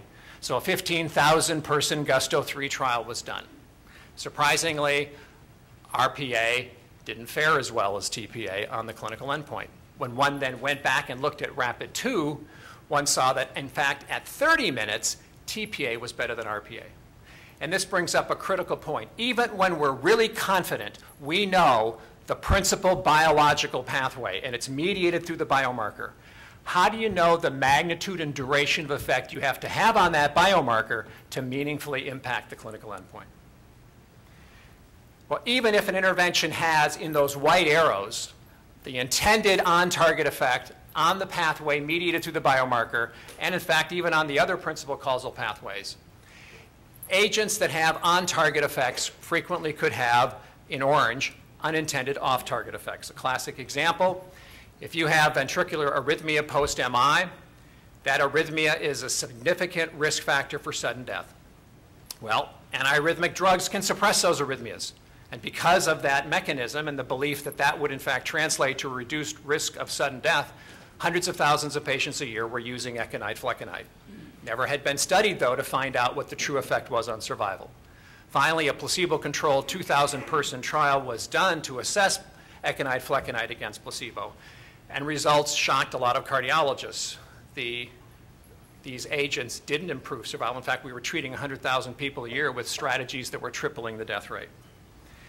It didn't mean that econide and flecainide didn't have on-target effects of suppressing arrhythmias, mediated through which there could be an effect on survival, but it wasn't capturing the totality of the effects. There are countless examples where agents have the intended effects on biomarkers, but where there are off-target effects, these orange pathways. And here's a list of some of these. And what we're seeing in each of these cases is the agents do have an effect on the biomarker or on a short-term symptom measure. But what's in bold here are off-target effects in orange that ultimately led to adverse effects on major morbidity or mortality. So how do we validate a surrogate endpoint? In essence, it's not enough to show it's a correlate. So if we're looking at a multiple sclerosis patient, we're looking at an MRI for lesion burden. It's not enough to show that patients with more lesion burden have rapid symptom occurrence. We need to see that the net effect of treatment on MRI-based lesion burden is predicting the net effect of treatment on a clinical endpoint, such as delaying the time to walking with a cane or being wheelchair-bound. So we need a comprehensive understanding of the causal pathways of the disease process and the intended and unintended mechanisms of action. So let's take a look at an example. Torcetrapib was being used to enhance the ability of statins, atorvastatin in particular, to benefit patients with CHD, to reduce the risk of death MI. The principal thought here was torcetrapib would enhance by increasing HDL cholesterol. What actually happened? Torcetrapib did provide major benefits in raising, major effects in raising HDL, and actually further substantially lowered LDL over the statins alone. And yet the Data Monitoring Committee terminated the trial early when torcetrapib was having an adverse effect on mortality. As we best understand, by having the unintended off-target effect of activating the renin-angiotensin system, increasing blood pressure.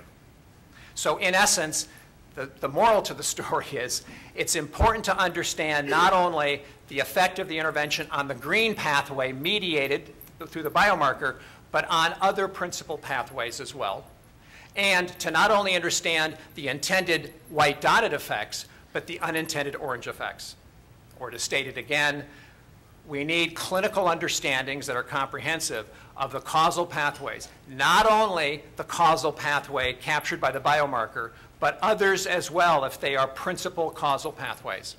And the intervention's effect not only on the white dotted intended on-target effects, but the off-target effects in orange. That's a tall order because unintended effects are often unanticipated and unrecognized. And for this reason, meta-analyses are really key as well. And Mark will be giving a very insightful presentation on this. I'll just touch on this briefly to illustrate one example in the antihypertensive world. The FDA Cardiorenal Advisory Committee met in June 2005 to look at whether blood pressure was a replacement endpoint for a number of clinical outcomes. The data that we were presented are shown here on this slide. And the key is each dot isn't a patient where we're looking along the y-axis at the extent to which that patient has a lower blood pressure relating to or correlating along the y-axis with their risk of stroke. Each dot here is a mega-patient clinical trial. And the x-axis represents the net effect of treatment against a control for having, on average, a further reduction in blood pressure. And the y-axis is the net effect of the intervention against control on the clinical outcome. And there is a clear relationship.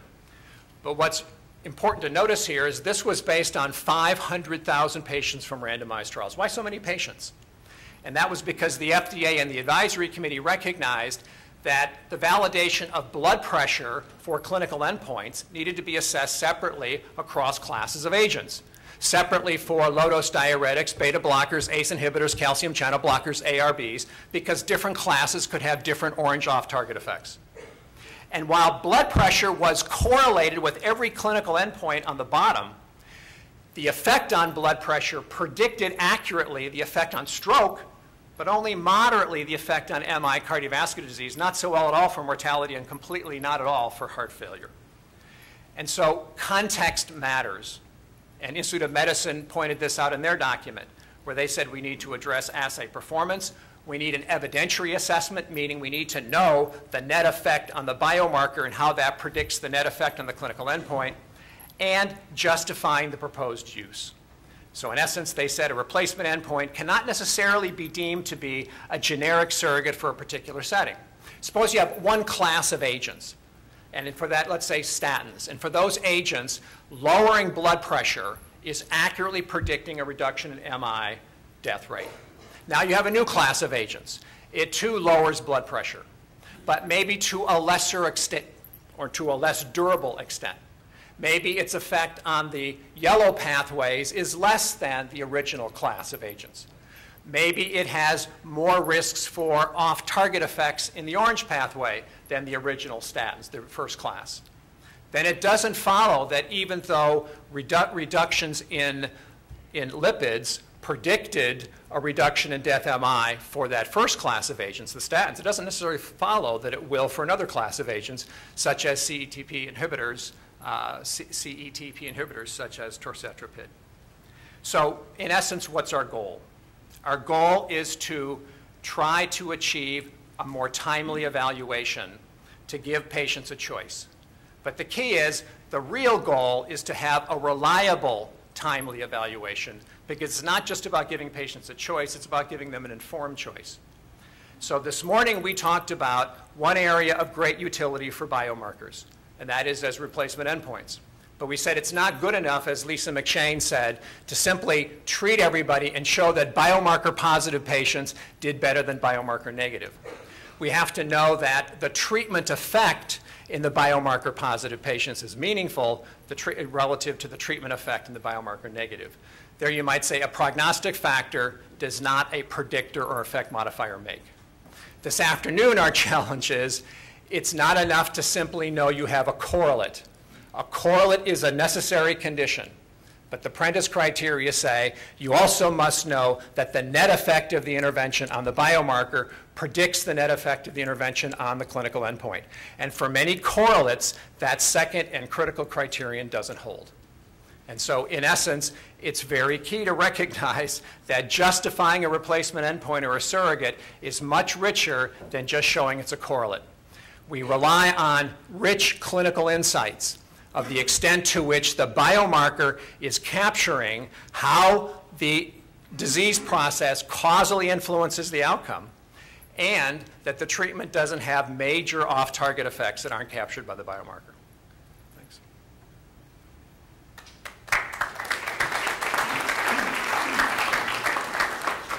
Thanks very much for starting us off, Tom. I'll turn to Victor now. Okay. Thank you for inviting me. Thank you for inviting me to comment. I wanted to discuss a little bit of the issues of causal inference that Tom alluded to. As Tom said, randomization assures that the impact of a random treatment assignment on a clinical outcome or a marker has a causal interpretation, but it doesn't ensure that inference is about whether the treatment's effect on the marker caused the outcome. In other words, randomization does not provide enough information to be able to infer that the treatment effect on the marker caused the outcome. Now, there have been some efforts that have been made to try to estimate direct and indirect effects using regression models of the outcome on both treatment assignment and marker values. And there's actually quite a large literature on this, but those are valid only when you can assume no common causes of the marker and the outcome.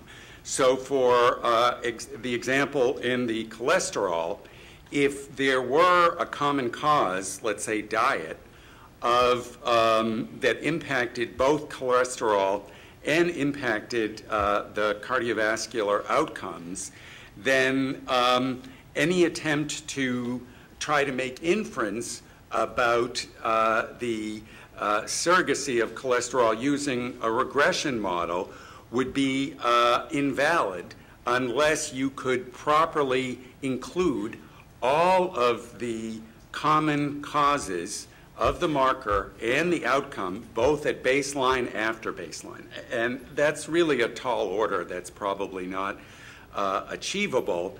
And I think that some of this literature failed to recognize Judea Pearl's important comment that estimating direct and indirect effects without considering common causes of the marker and the outcome appear to arise from conflation of statistical control with experimental or manipulative control.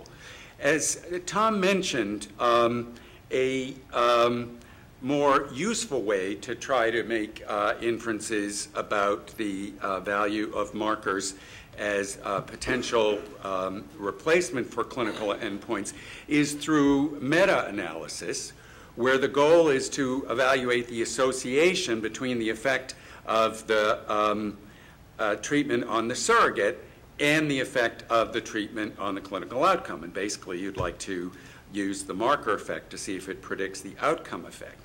Those analyses have the big advantage of not requiring a model for the effect of the surrogate on the outcome. So that's the advantage of these meta-analysis. But as Tom also mentioned, application of results to a new setting requires an understanding of the disease process. You can't simply state that because in the meta-analysis the outcome was well predicted by the treatment effect on the marker, that will apply in a new setting, because you have to be sure that the mechanisms of action of the new drug and the populations under study are similar enough so that that conclusion is reasonable. And that really depends on understanding context, which has been a theme of the day.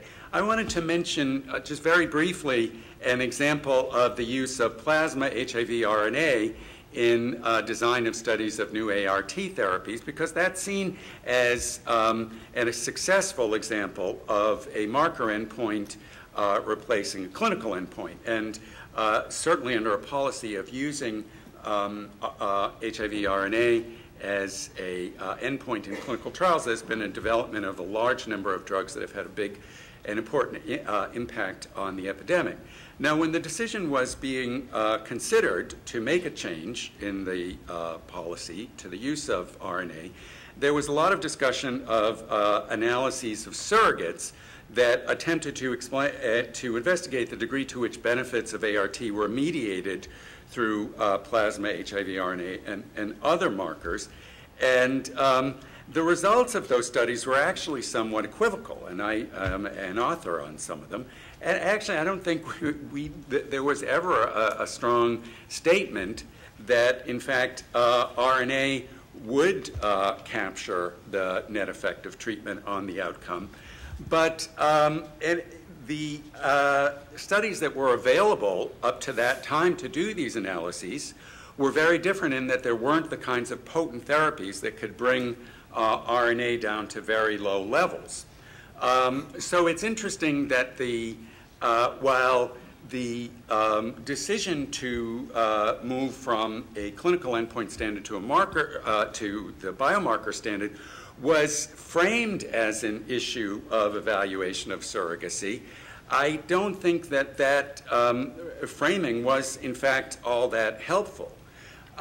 It turns out that plasma HIV RNA is a good standard if a treatment is able to bring RNA down to such a low level that, in fact, development of resistance mutations do not occur or occur only slowly, provided that the patient is compliant and the blood levels of the drug are maintained. So it's really more an issue that this is a bar that any drug needs to meet in order to be considered for clinical investigation, namely that it, in combination with other drugs for a given population, can achieve that basic requirement. And in fact, there is a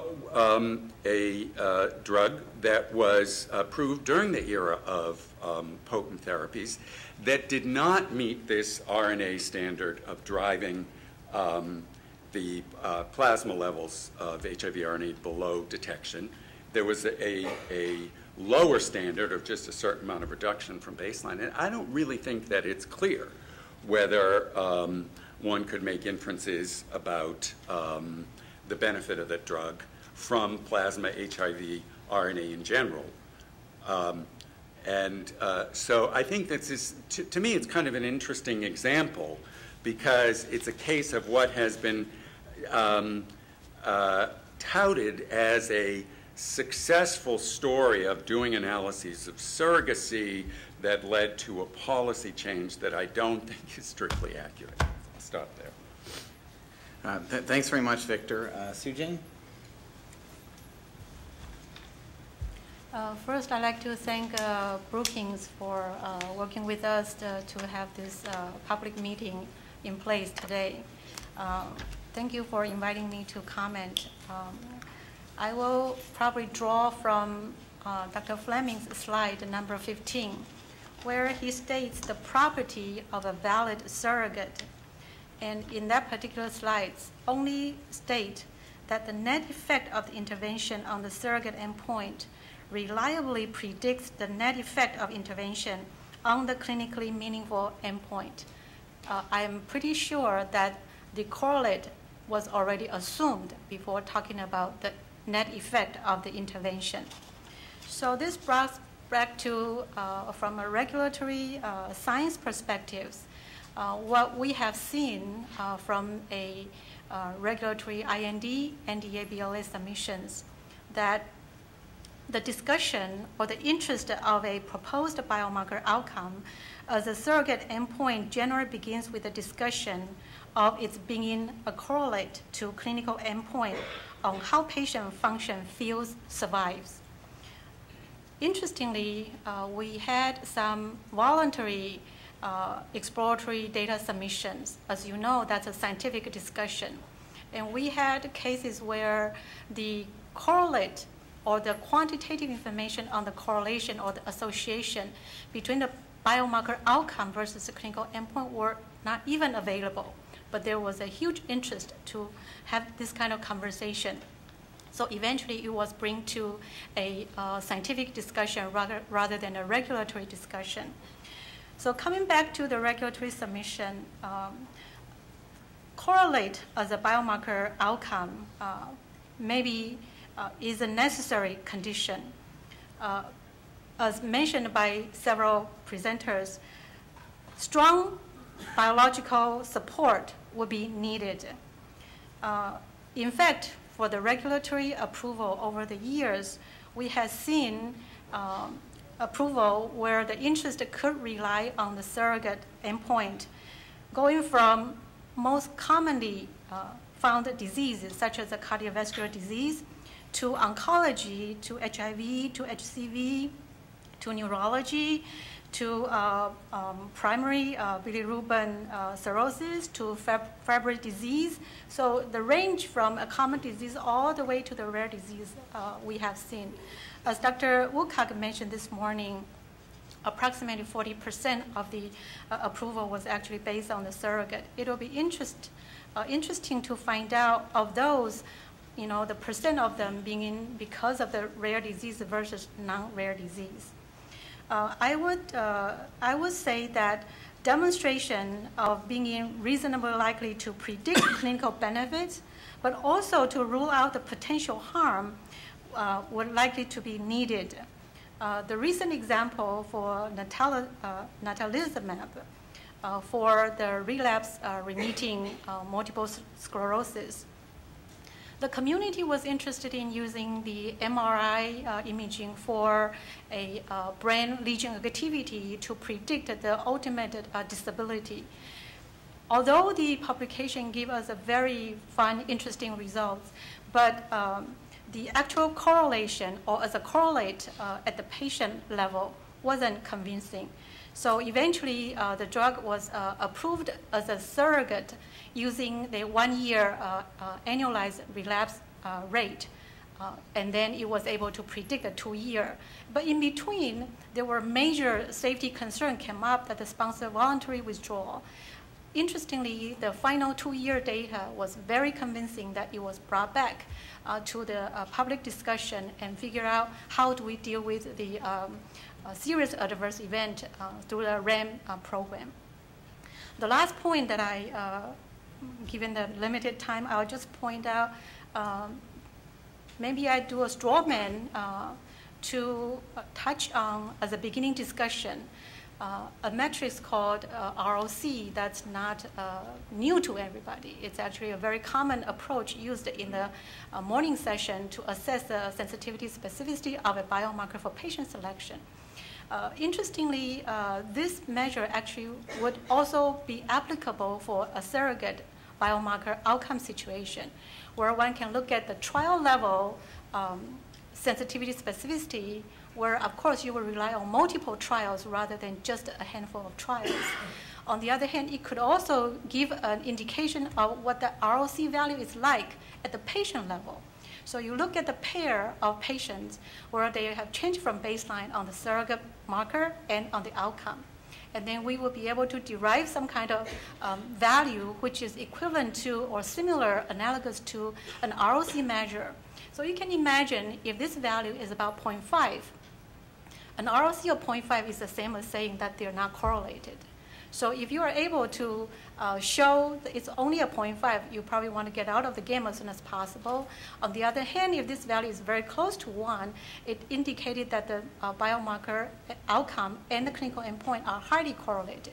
So that could serve as an interesting addition to the usual practice where meta-analysis is mainly used among a few others.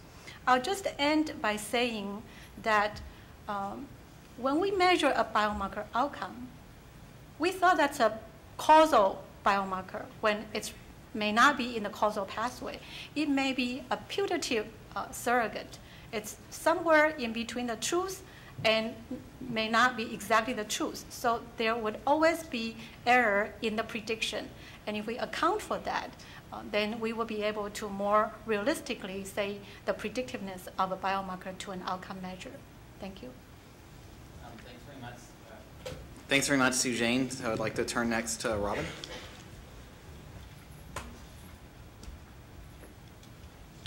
Thank you, Mark. I'd also like to thank the organizers for inviting me here today. This is actually an incredibly important topic, and I think I'm here today to remind people that biomarkers are important in fields other than oncology. I actually work in a field, vaccines and infectious diseases, where biomarkers have been an accepted part of drug development for decades now. When you think about standard pediatric vaccines, development of combination vaccines, and nowadays in the US there is work ongoing with 5-valent, 6-valent pediatric vaccines to minimize the number of injections. The approval of those vaccines will all be because of the result of biomarkers that have been established over many years of effort looking at comparable immunogenicity.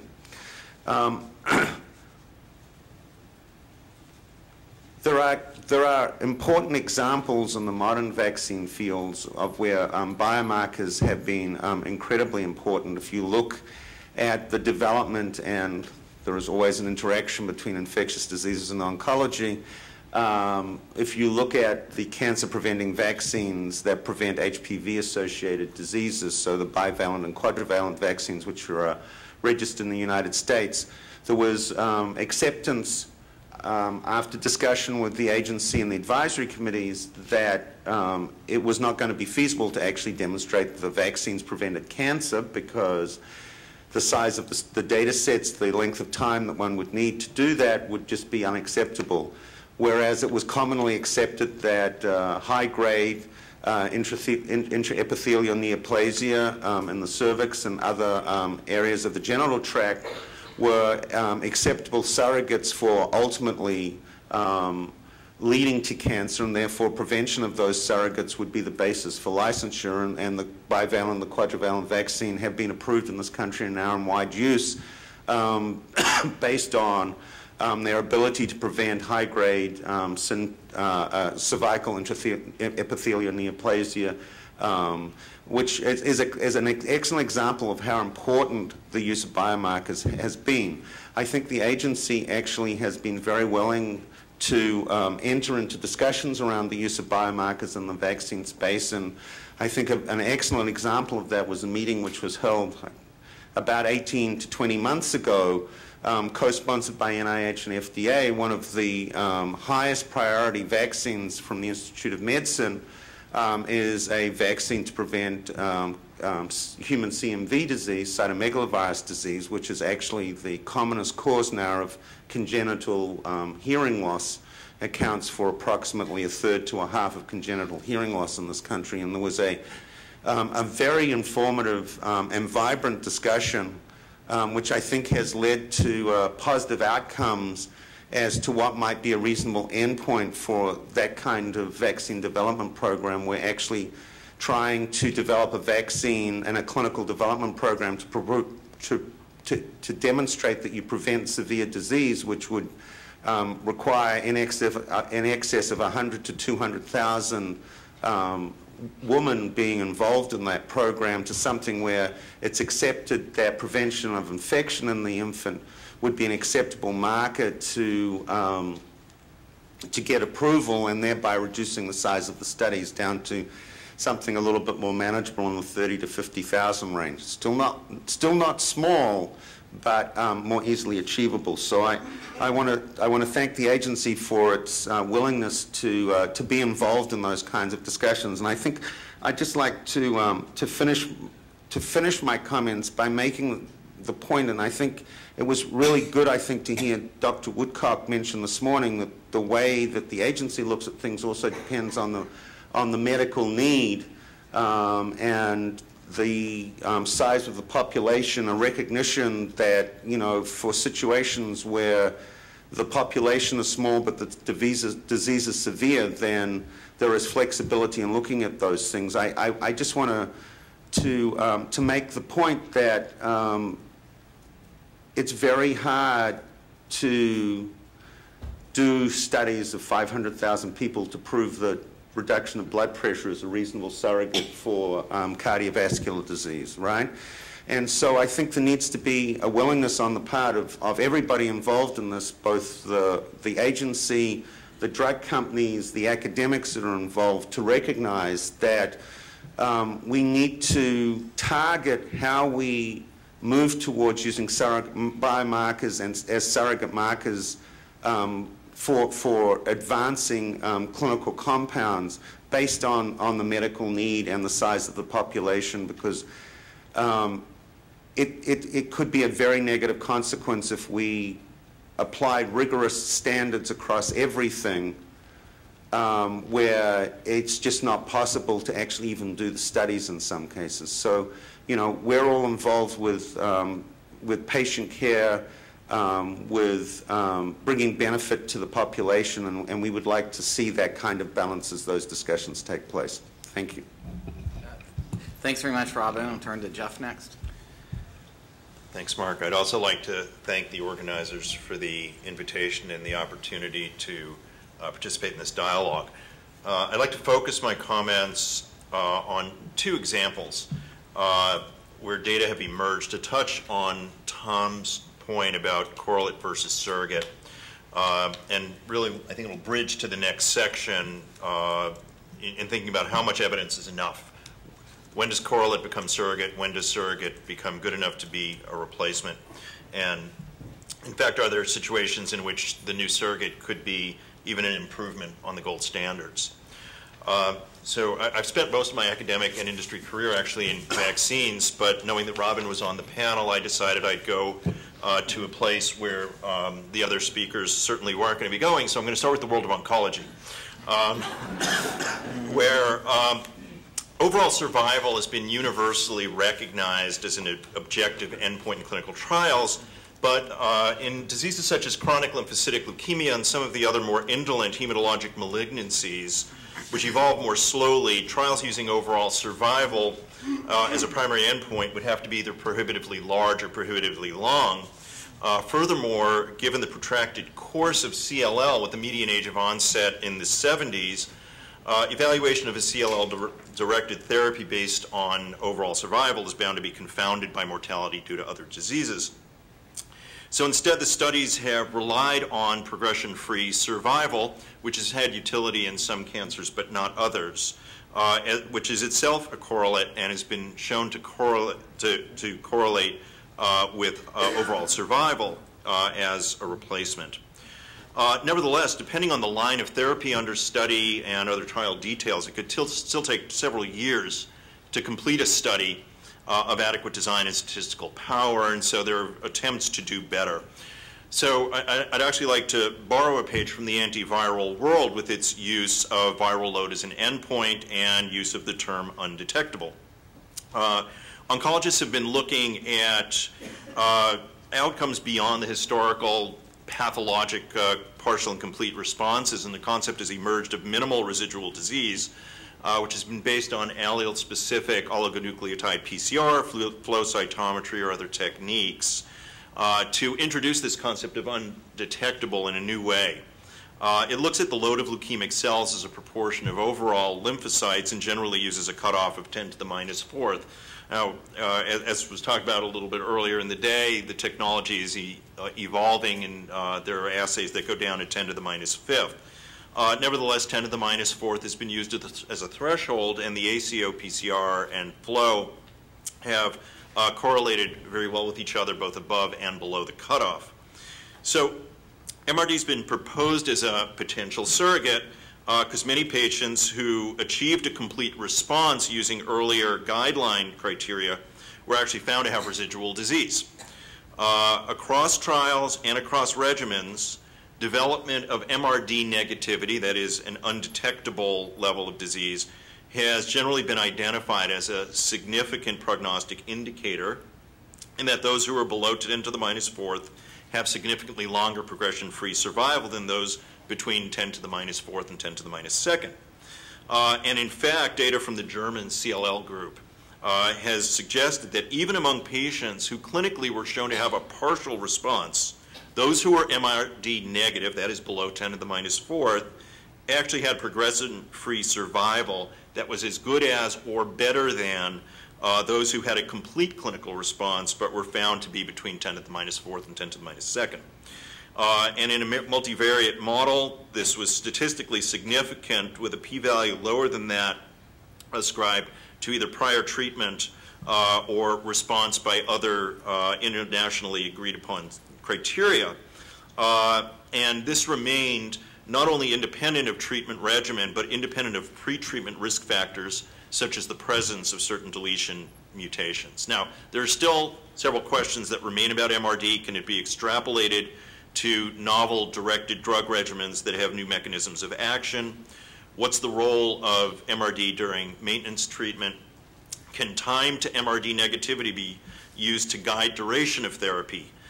Should reversion to detectable disease be used as a prognostic indicator and prompt resumption of treatment in the absence of a clinical response?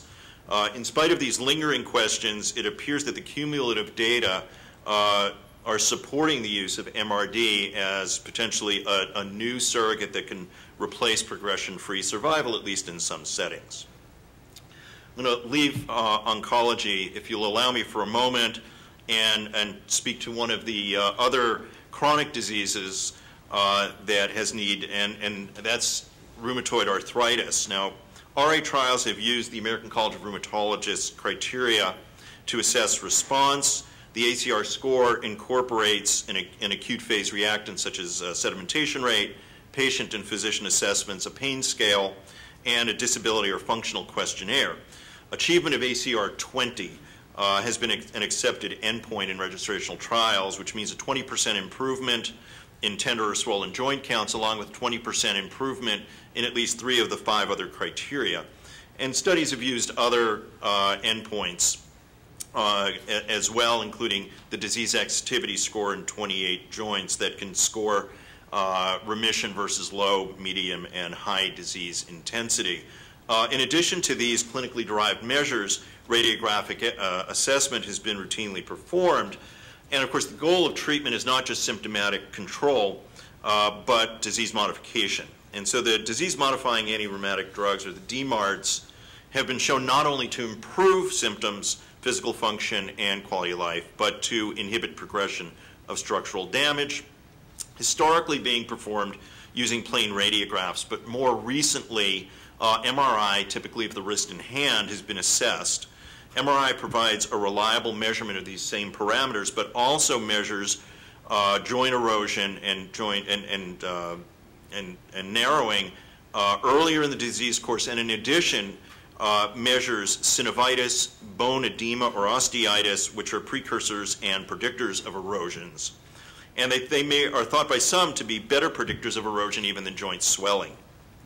So a task force recently published the outcome of their findings of an assessment of MRI, and they found face validity in detection of erosions, synovitis, osteitis, and joint space narrowing, content validity across early and late disease, as well as those who've not responded adequately, criterion validity based on direct visualization, CT and arthroscopy, construct validity alongside clinical exam and other imaging techniques, and predictive validity. In fact, MRI erosions and measurements of inflammation were able to predict findings of erosion on plain radiographs a year later or even longer, and was able to discriminate clearly between active and placebo in clinical trials with findings at 12 weeks that were predictive of outcomes up to 52 weeks. Now, as with MRD and CLL, there are remaining questions about the use of MRI. There are few data to confirm that it can predict long-term outcomes. And it's not known, for example, if this could be extrapolated to osteoarthritis. Nevertheless, it seems that there are emerging data where, again, MRI could be ready for prime time to allow smaller and shorter clinical trials. Now, as nuanced as these situations are, where the observational experimental data are relatively mature, there are many other potential surrogates for which the science is just emerging. The knowledge base is evolving as we speak with things like the microbiome, epigenomics, microRNAs, and as was referred to earlier in the day, these multi-analyte panels that are being used, for example, to predict progression of chronic kidney disease or progression into cognitive impairment or Alzheimer's disease, are emerging quickly. How will we get, particularly with these diseases with very late endpoints, how will we get from correlate to surrogate, from surrogate to replacement? And I'm looking forward to the ongoing discussion for the rest of the afternoon. Thank you. Thank you very much. I'd like to thank Dr. Fleming, Tom, and all of our presenters for getting this discussion going. You know, in listening to all of you, it does seem like, in contrast to this morning, where there were some, at least some potential disagreements, more agreement about sort of the key issues and principles here, that we're looking for true surrogates, not correlates, and at least the direction for validating a potential biomarker for these important functional outcomes or survival in a particular clinical area, that it all seems to be pretty specific to each clinical area or even for each particular application. I know we're going to talk in the next session a lot about evidentiary issues, and Jeff, that goes to the point that you just raised, you know, how you develop the evidence, especially if there really is a long time between the observation of the potential marker and the result or outcome that you care about clinically. We're going to talk about that more in the next session. We can do that this time too. What are the challenges here? I mean, it seems like that things are moving forward. There are now, as Sue Jane mentioned, biomarkers in use in many different areas, not just oncology, microbiology, but Fabry's disease, rheumatoid arthritis, you mentioned, some others in the works. Where are the big challenges? Or are we on the right track? Well, and I'll start with one. Oh, go ahead. Well, no, I had a fundamental question raised by Tom, which was, even if you're a true believer in the perfectness of the surrogate, you know, because it's very closely related to the outcome, how do you ever gain reassurance about off-target effects except by doing the study? I think you never know, but I wondered what your answer was. So, Bob, say it again. How do you ever know what? How do you ever know about off-target effects? Without having the Yes. long-term data, how Yes. do you ever know that there's not an off-target effect? So it is, to me, Bob, you hit the nail on the head as to the biggest concern with being able to validate and extrapolate biomarkers. So under direction of FDA and the overall advisory committee in 2005, we understood it took a lot of patience, but there, in that setting, there were ample data to be able to look at whether the net effect on the clinical endpoints was, in fact, accurately predicted. And that could be extrapolated to the extent that there is good biological reasoning to state that other interventions, particularly within the same class, or even other interventions across classes, could readily be expected to not have clinically important differences in those orange pathways, those off-target effects. Certainly, the stronger the effect on the biomarker, the stronger the effect on the measure that you're seeing in terms of magnitude and durability, the more resilient you're going to be to those potential other not fully understood off-target effects. But even taking blood pressure, where we love the biomarker beyond all reason, if I get a new class of blood pressure lowering drugs that hasn't been studied before, I can't know. The best I can do is sort of hope, right? If we don't have a good sense, Bob, that those off-target effects could be different, meaningfully different, then I'm concerned. And I think FDA was wise in saying, you know, we do give a lot of emphasis also to lipid lowering, and we give a lot of trust to lipid lowering effects, and in statins that served us well. But fortunately, the large-scale trials were done for CETP inhibitors because they had a very significant, probably, blood pressure raising effect that ultimately was shown in clinical endpoint trials to have an adverse net effect on mortality. So it's an art here, Bob. It is an art, given that those orange pathways, those off-target effects, can be very dominant in what the overall net effect is, and typically the on-target biomarker is not capturing those. And even when you're a believer, there's always skepticism. I've always been impressed that the study Squibb did to see if atorvastatin at 80 milligrams was better than pravastatin at 40, plainly showed that they didn't believe that lipid lowering was the key. Fortunately or unfortunately, they turned out to be wrong. Lipid lowering was the key, at least in that study. But even at a time of considerable data, there was some skepticism. It's interesting. Briggs and Rob? Yeah, so I think, Bob, you asked the same question I was going to ask, which is how do you know that, as Tom said, it crosses across classes? So we do it for one class, and how sure are we that it crosses against other classes? I think the other examples that Robin and Jeff gave, you know, are in surrogates for a different endpoint. And I think we've gotten better at being able to care. I mean, so for torcetrapib, we knew the drug caused some degree of increase in blood pressure, and we knew that that was a risk factor for the thing they were trying to solve. So I think we've gotten better at understanding how to detect off-target toxicity and putting that in the context of what it is you're trying to solve. Some off-target. Some off-target. The ones we can measure. You know, there's an infinite number of examples. One of my favorites is erythropoietin. Okay, so shooting for a higher hematocrit turned out to be bad in 3 studies. Interestingly enough, however, it's not because hematocrit isn't a good predictor, because in both arms of all of those studies, people with higher hematocrits did better. So the crit was right. It's just that the drug did something else.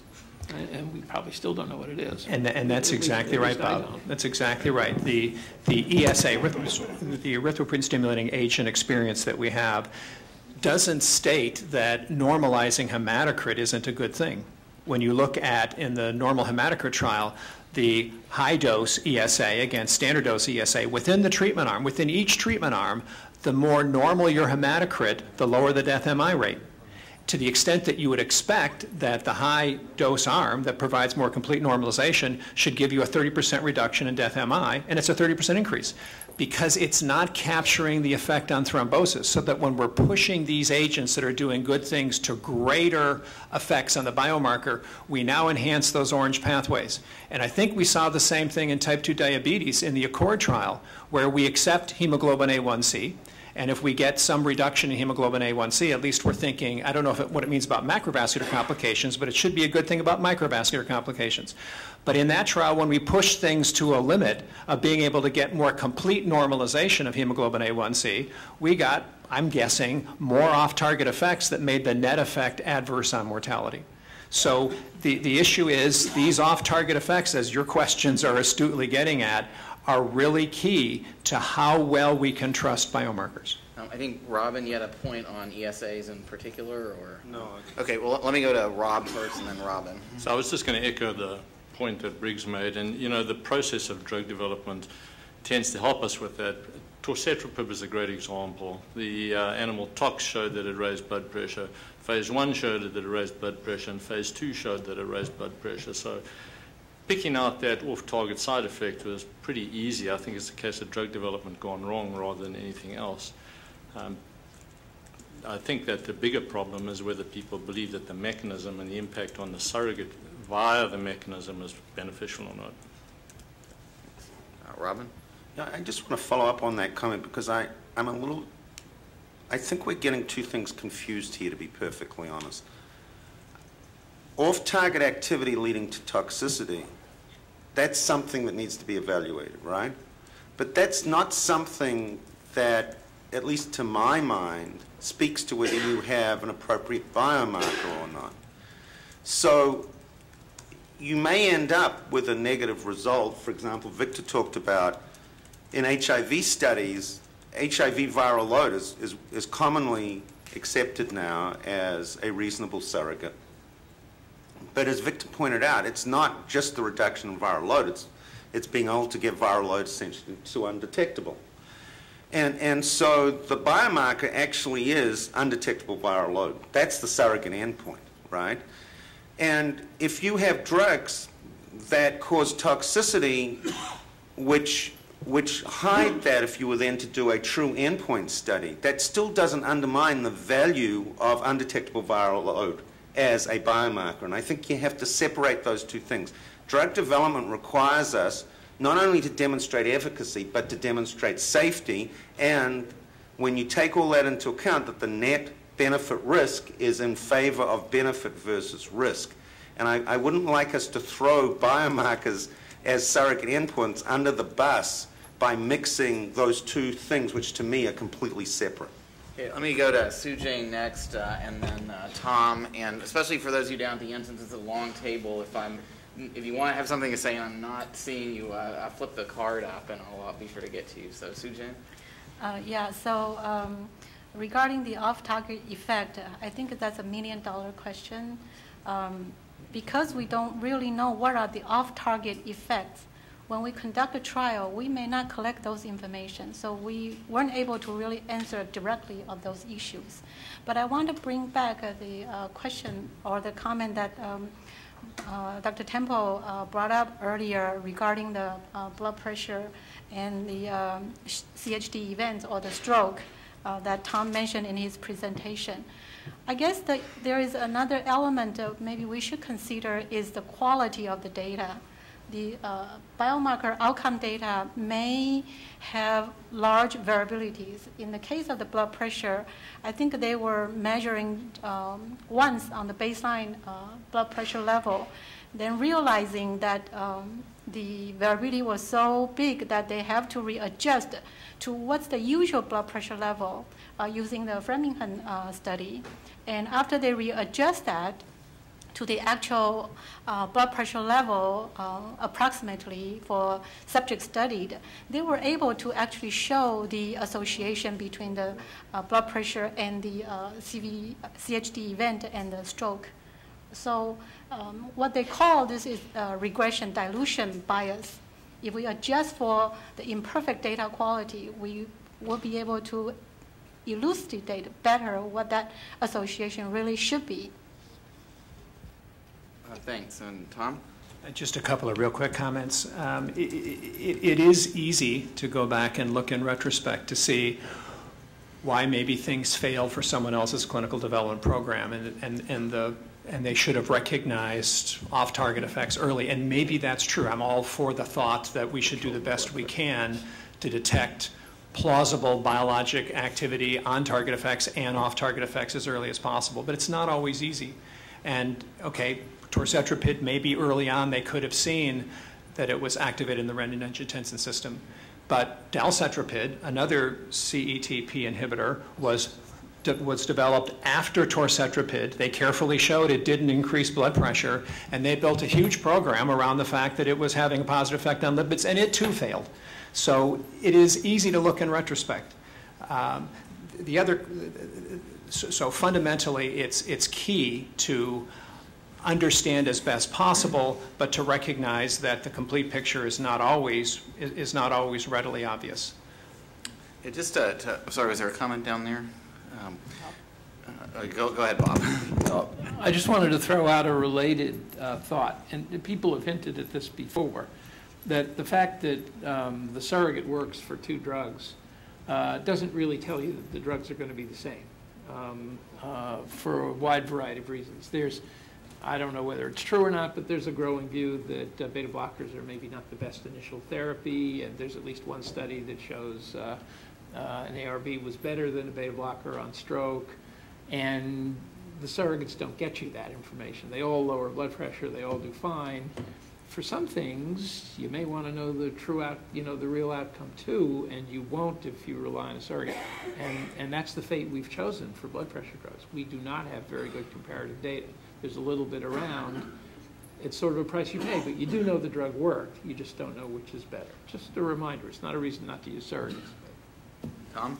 I did mean to mention one other issue too, and that is I agree with an earlier comment that there are efficacy and safety issues, and I do want to look at them both, but I agree with the spirit of the comment that I want to focus on what the net effect is on efficacy, then I want to put that into context on safety. And it may be that I'm trying to reduce the risk of MIs, and I have an intervention that induces significant risk of nausea, vomiting, and other off-target effects, and I will separately assess them and then try to put them into context. The issues that are different here is the examples that many of the examples we're talking about. The efficacy endpoint is what is being, in fact, adversely impacted by the off-target effects. We were with ESAs, as Bob Temple was talking about, we were, through normalization of hematocrit, trying to reduce the risk of death MI. That was the intention.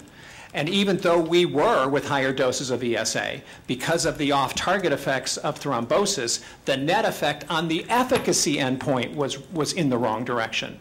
So yes, we are throwing out the biomarker in a setting where the biomarker effect is inaccurately predicting what the efficacy effect should be.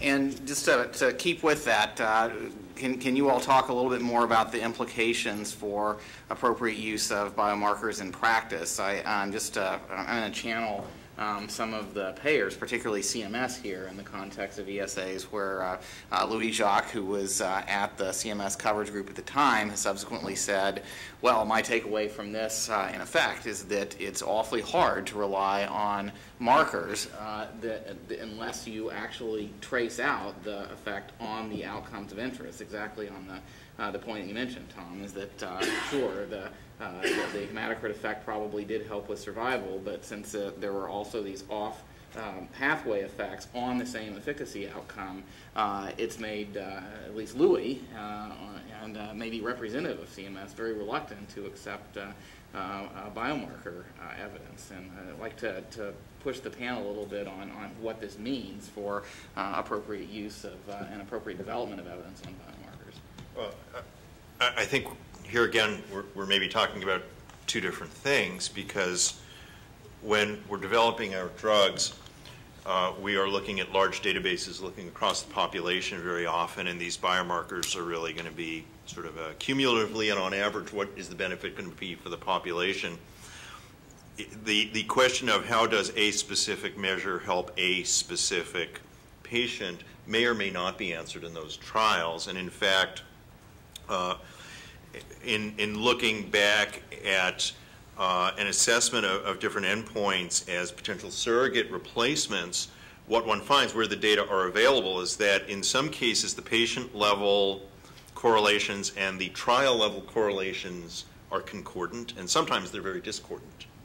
And so I think that it's a very valid question, and I think the answer as far as we can look at this is that it's situational.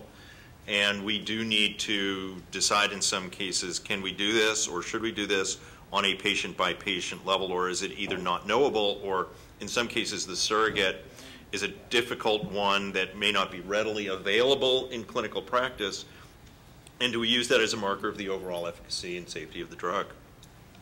I've got Victor and Rob. Thank you. I just wanted to bring in the issue of the duration of effects, both for the marker and for the off-target and adverse effects. Since I've gotten involved in AIDS research, the studies have gotten much shorter, and the amount of time people spend on the drugs has gotten much longer, which is, of course, a wonderful thing because people are living much longer. But that kind of raises the question that when we talk about a marker, and as Robin very properly mentioned, the appropriate marker for HIV research is getting, for HIV clinical development, is RNA below detection. But then the question is, how long should it remain below detection in a study? And a lot of the factors that impact the ability of maintaining RNA below detection have to do with either toxicity or absorption issues. And then the question is, how long should we be monitoring the toxic or the adverse effects? And I think that if markers do pan out as being appropriate, and the proof in the end is going to be a large improvement at a public health level that's detectable, and we've certainly seen that in HIV. But the question is, how do we learn about the adverse off-target effects? And so I think the two issues are, how long does the randomized study need to continue so that you can get randomized comparisons on these toxic effects? And then how long do people need to be monitored while they're on the drugs for adverse effects that may show up later? And it seems to me that's pretty much indefinitely. So I think that the issue of using a marker standard has to be related to the question of how we collect and evaluate toxicity information, both in settings of randomization, which, by the way, become more complex over time anyway because people keep changing regimens, making direct inferences challenging. But how long during randomized period and also post-randomization? Thanks, Rob. I just want to come back to how biomarkers are used in practice and take the example of LDL for statins specifically. So the evidence base there approaches at 500,000 patients in hypertension, LDL as a way of selecting patients for therapy, as a way of measuring the impact of therapy, has been validated, I would say, beyond anybody's shadow of a doubt, and yet recent guidelines have chucked out LDL as a way of mostly of selecting patients for therapy and for measuring the effects of therapy and whether they get to goal or not. So sometimes we definitely go backwards when it comes to science. Well, so I would like to, if there are any final comments, I don't want to open this up to the broader audience here, but any final comments on these issues? The last point about the need to continue to develop better evidence on toxicity and so forth over the long term is an important one, and you know, obviously that's built into the whole accelerated approval pathway, that there will be post-market evidence collection. But I think, as your comment implied, it can get challenging when the patients are no longer cleanly randomized and when you're doing observational analysis over the long term. Now, there are clearly going to be more opportunities to do that as post-market surveillance data get better. We talked this morning about Sentinel and other initiatives taking place to improve that, but just having the data doesn't necessarily solve the long-term monitoring problem. So, Estelle? I felt I had to comment because someone talked about vaccines. When somebody comes in with vaccines, the assay is expected. It's part of the product. It's an essential part of development. It's used to determine lot-to-lot consistency. It's used in bridging studies. If a company wants to change the indication for a vaccine to lower the age, they often do it with an immunogenicity endpoint, not an efficacy endpoint. Companies that don't have a good immunogenicity endpoint discover that their studies are enormous, they're outrageous, and it's almost not commercially viable at all. And I think that that becomes really important. It's also used to ascertain long-term efficacy. And for the second-of-kind vaccine, if the first vaccine is very effective and used in children, the second one's probably going to be based solely on an assay. But the science is easier in some ways. I think it's better understood, though not every company has been successful in coming in with a good immunogenicity assay. but I think it's an easier problem than some of the other disease areas. So I think every product is a little different, and that's all I wanted to say. That's been a recurrent theme. So we got Bob and then Briggs, and I want to open it up to the broader group. I just wanted to ask a question about what makes us not want to use a surrogate. And the example I want to throw out is the new anticoagulants. Okay? You could, I think without doubt, identify some coagulation test that would give you a shot at knowing whether you were in the right range or not. And the reason nobody's proposed that, to my best knowledge, and instead people do these 20,000 patient trials, is that the curves for good and bad are both steep, relatively steep at different parts, and they're in potentially different places so that nobody wants to not get the actual data. So I just wonder how that fits in with other kinds of things, or whether that's just unique because anticoagulants are different from everything else because of their relationships between good and bad. But is that something else that comes up where you want the actual data instead of a surrogate? Briggs, I don't know if you were going to comment on that, but I wasn't going to comment on that. Okay. Any comments on Bob's, as usual, good question, difficult question? Look, all the conversations we've had today in this session really are context specific, right? So, and I believe the FDA does a pretty good job of saying what context are we in here, and let's don't look at a biomarker in breast cancer and say it ought to work in clotting. That's stupid, I know, but for example, if we take breast cancer, progression-free survival is an endpoint we've used in the adjuvant setting to approve drugs, but many of us worry about that.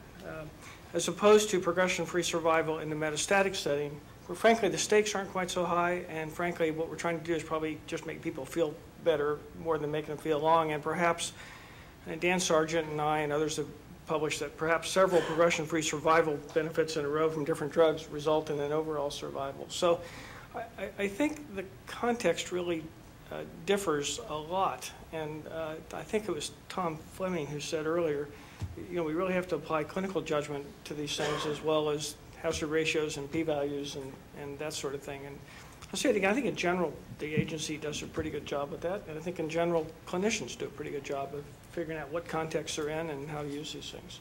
So I would not throw the baby out with the bathwater, Bob, but I would wash it very carefully. Context matters. That certainly seems to be a theme for this session, but also what's come out of this session is a set of principles or steps that can be applied in particular contexts to get confidence about biomarkers. And Briggs, since you had the last comment, I just want to get back to your morning comment about are we making sure. So that's my last question for Jeff, actually, because Jeff just presented two potential new biomarkers that could be used for CLL or for RA, and maybe you just explain to us where are we in the process of getting those approved by regulators? And are the kinds of principles we've been talking about in this session providing some clear guidance for how to do it as effectively as possible? Thinking about these and others, I think that progress is being made, and some of this is proprietary, but some of this is out in public domain, that these endpoints are at least being looked at as co-primary in some situations. I hope on a path to becoming primary. There's movement, I think, in some other arenas as well. In the area of renal disease, where doubling of serum creatinine as a biomarker of progression is undergoing an evolution as well. There's already been at least one program where 50% increase in serum creatinine has been evaluated positively as an endpoint, and it appears that 30%, 40% actually correlate well also. And so there does seem to be progress and receptivity. And I'll see if any of the FDA colleagues want to speak to that as well. Briefly, as I do want to briefly to bring up context specific. I took notes, Jeff, when you were speaking. I mean, I'm not an expert in CLL, but over and over again, almost no matter what we do, we don't make people live longer. So the context here is whether the new drug that makes MRD disappear has lots of toxicity and costs a lot, in which case it's not worth it, or is free and has no side effects, in which case absolutely making MRD go away is a good thing. Or if it's somewhere in between. It's going to be somewhere in between, of course, but this goes back to using clinical judgment as well as absolute principles and concepts to apply to these.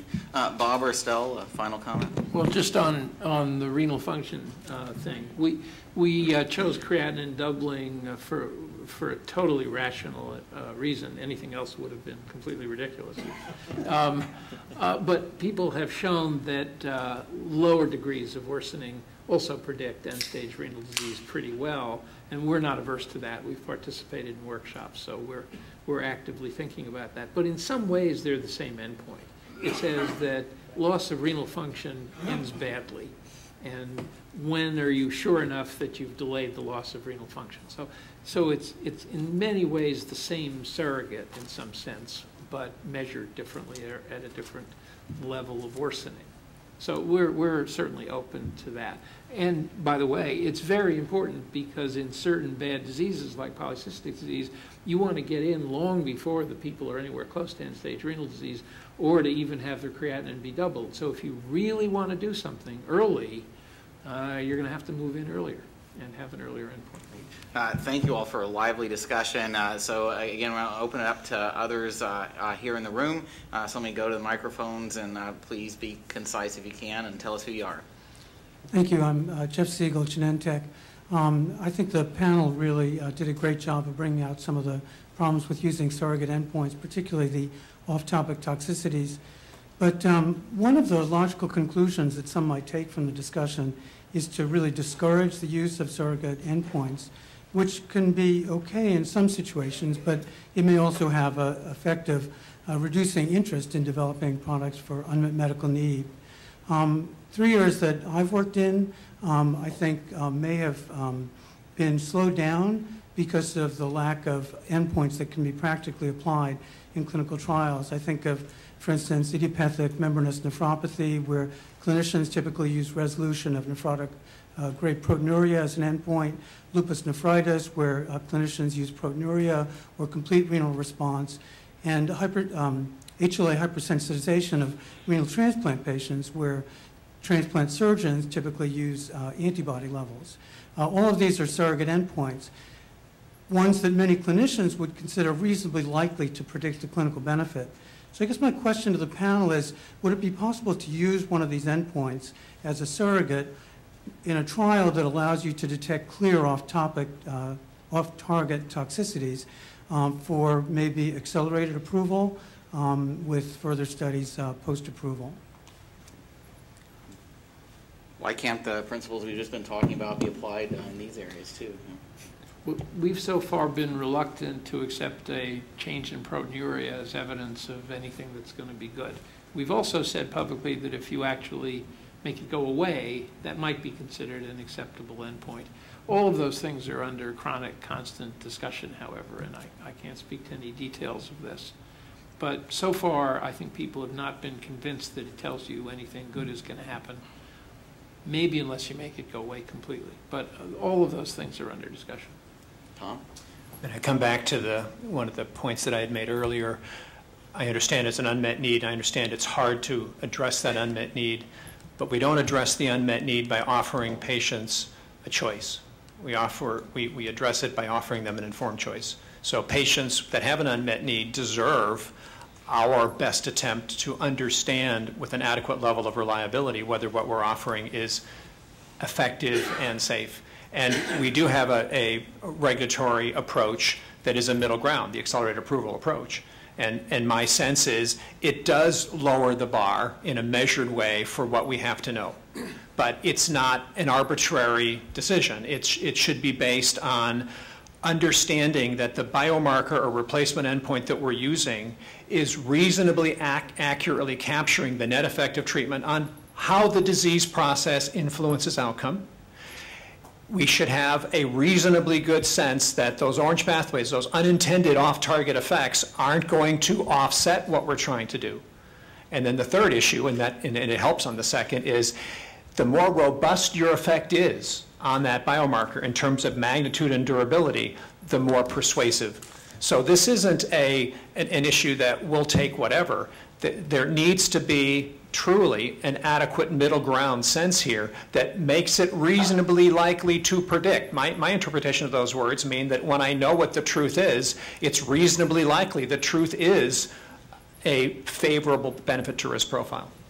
And Tom, you also said that there's a lot of art to this, so it's context specific. And, there absolutely is, which doesn't mean that I'm raising or lowering the bar. It means I'm using the best reason I can from totality of insights that I have that are both clinical understandings about the disease process, clinical understandings about what I'm intending and not intending to do, and then as best possible garnering the best data that I can that is looking at what the net effect is. Okay, over here.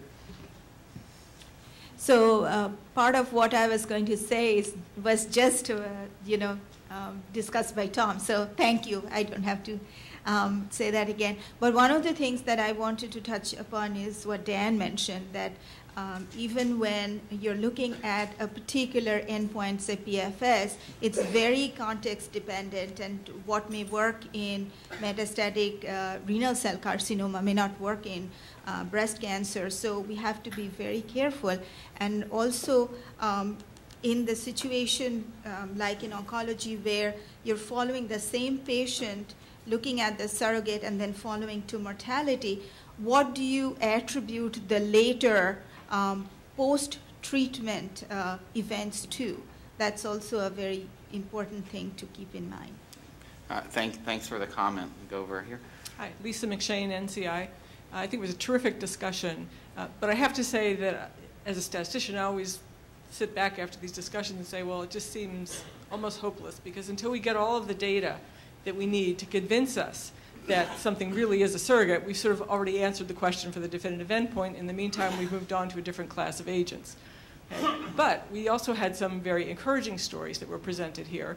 And one observation is that the situations in which we've had more success in getting surrogate endpoints are situations that in some sense are simpler, an infectious agent where there's a particular virus. And granted, you could have mutations of the virus, but it's a little simpler than heart disease or an MI. And so the thing that occurred to me, and I'd like some comments from the panel on this, is we're thinking about predictive medicine, therapy guiding medicine. We're moving to bigger and bigger panels of markers, but yet most of this discussion we just heard thought of the surrogate as a single biomarker. Are we missing the boat? Are we focusing too much on front-loading the biomarkers and not measuring enough biomarkers at the end to get at some of the biology of these off-target effects that you guys have mentioned? Anyone want to take that? I do appreciate your point about some of these markers being in relatively straightforward acute illness areas, but that's certainly not the case for all of them. And many of these markers that are in use are in pretty complex situations, oncology, rheumatoid arthritis, at least beginning, and so forth. So, Dan? So Lisa, if I can kind of reverse your question, but one of the issues is who gets off-target effects. It's always struck all of us that 10 people can take the same drug and 2 of them die, 2 of them have no side effects, and the other 6 or something in between, and why that occurs. And obviously the whole field of germline pharmacogenomics has been an effort to address that, and I've been peripherally in that field and have just thrown up my hands. Up to now, unless you convince me otherwise, the FDA is also kind of confused about all this, but the human genome is so complex. That's why we don't all die of the flu every year. That to think that one SNP in one gene is going to predict who gets toxicities really is naive. And as an example, we've been trying to look at the incidence of peripheral neuropathy in patients who receive adjuvant paclitaxel, which is the taxane, and it's Taxol, which causes peripheral neuropathy. About 10% of patients get it so bad they can't finish their adjuvant Taxol, and about 5% of patients have it last forever. It's a terrible toxicity. 4 different groups have looked at several thousand patients each. Each of them had a really neat hit with p-values that make statisticians have seizures, p.000. But they're 4 different hits in 4 different genes. And they didn't see the same hit that the other ones did. And we really don't know how to deal with this right now. Well, I would say that brings us back to the morning's discussion and some of the calls then for a different approach for developing evidence. It's much more comprehensive and enables more It does go back, I think, to having everybody collect biospecimens and bank them so that they're available as technology gets better. It also, I think, gets back to not thinking one SNP and one gene, but actually panels of SNPs and genes, and in the germline situation, I'm not a geneticist, but it gets extraordinarily complicated. All right, I've got, I need to wrap up this session. I know there's some more comments, but Bob, and then I want to hear from you. Well, I just want to say it's almost a certainty that toxicity is going to be in a different genetic place from the thing that makes you work. And there are some pretty amazing examples of success. A drug that we turned down called Americoxib has a germline has a marker that predicts who's going to get hepatotoxicity, and it's been 8 for 8 on their Hy's Law cases. And there are other examples of that, but that's not what people went into the study thinking about. So that it's very hard to anticipate. But having samples around so you could test people would be very good. I agree. Over here. My question is very wide and open-ended, kind of more ethically related, and because I feel that we have so much knowledge about tidbits and all these specific things about oncology and and other diseases. So before I stray away, I just would like to know whether there's any development as a public citizen who is not in this working in this kind of field or an expert on this kind of field. I feel it's very important, and I bet you guys too. So any new developments as to guiding or controlling the medical field and thereby lead the world to a better or a peaceful place. The reason I say this is because if it is something about, oh, my father is very knowledgeable in this, or you and my people, and we alone live in this world, and everybody else perish right now or slow by slow. And if that is so, do you think we need to let the people know, or there's no necessity?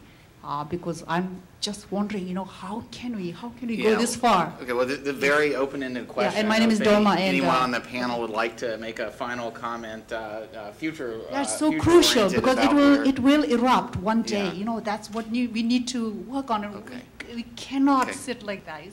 I know I feel like a puppet here too. I know there's a lot of urgency here yes, too. Okay. Yeah. Any final comments? Sujane, I'll turn to you. I hesitate to really comment from the regulatory perspective on this point because the public meeting here tried to focus on the individual drug development program.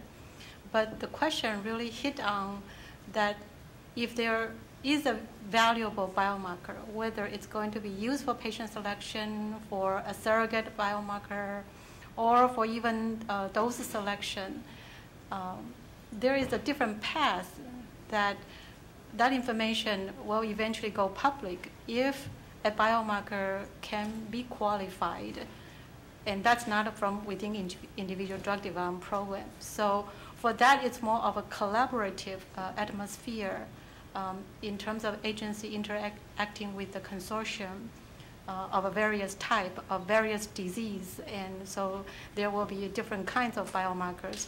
As soon as it can get qualified, then there will be a mini guidance attached to that so that the drug company, if they want to use those kind of biomarker for their individual drug development, the information will be publicly available. I'm not sure I really answered the question, but it seems that that's where the direction is asking. Great. Sujane, thank you very much for that answer, and special thanks to all of our panelists for this discussion. Thank you all very much. All right, we're going to take a short break now, reconvene in about 10 minutes, shortly after 3 o'clock for our final session on following up on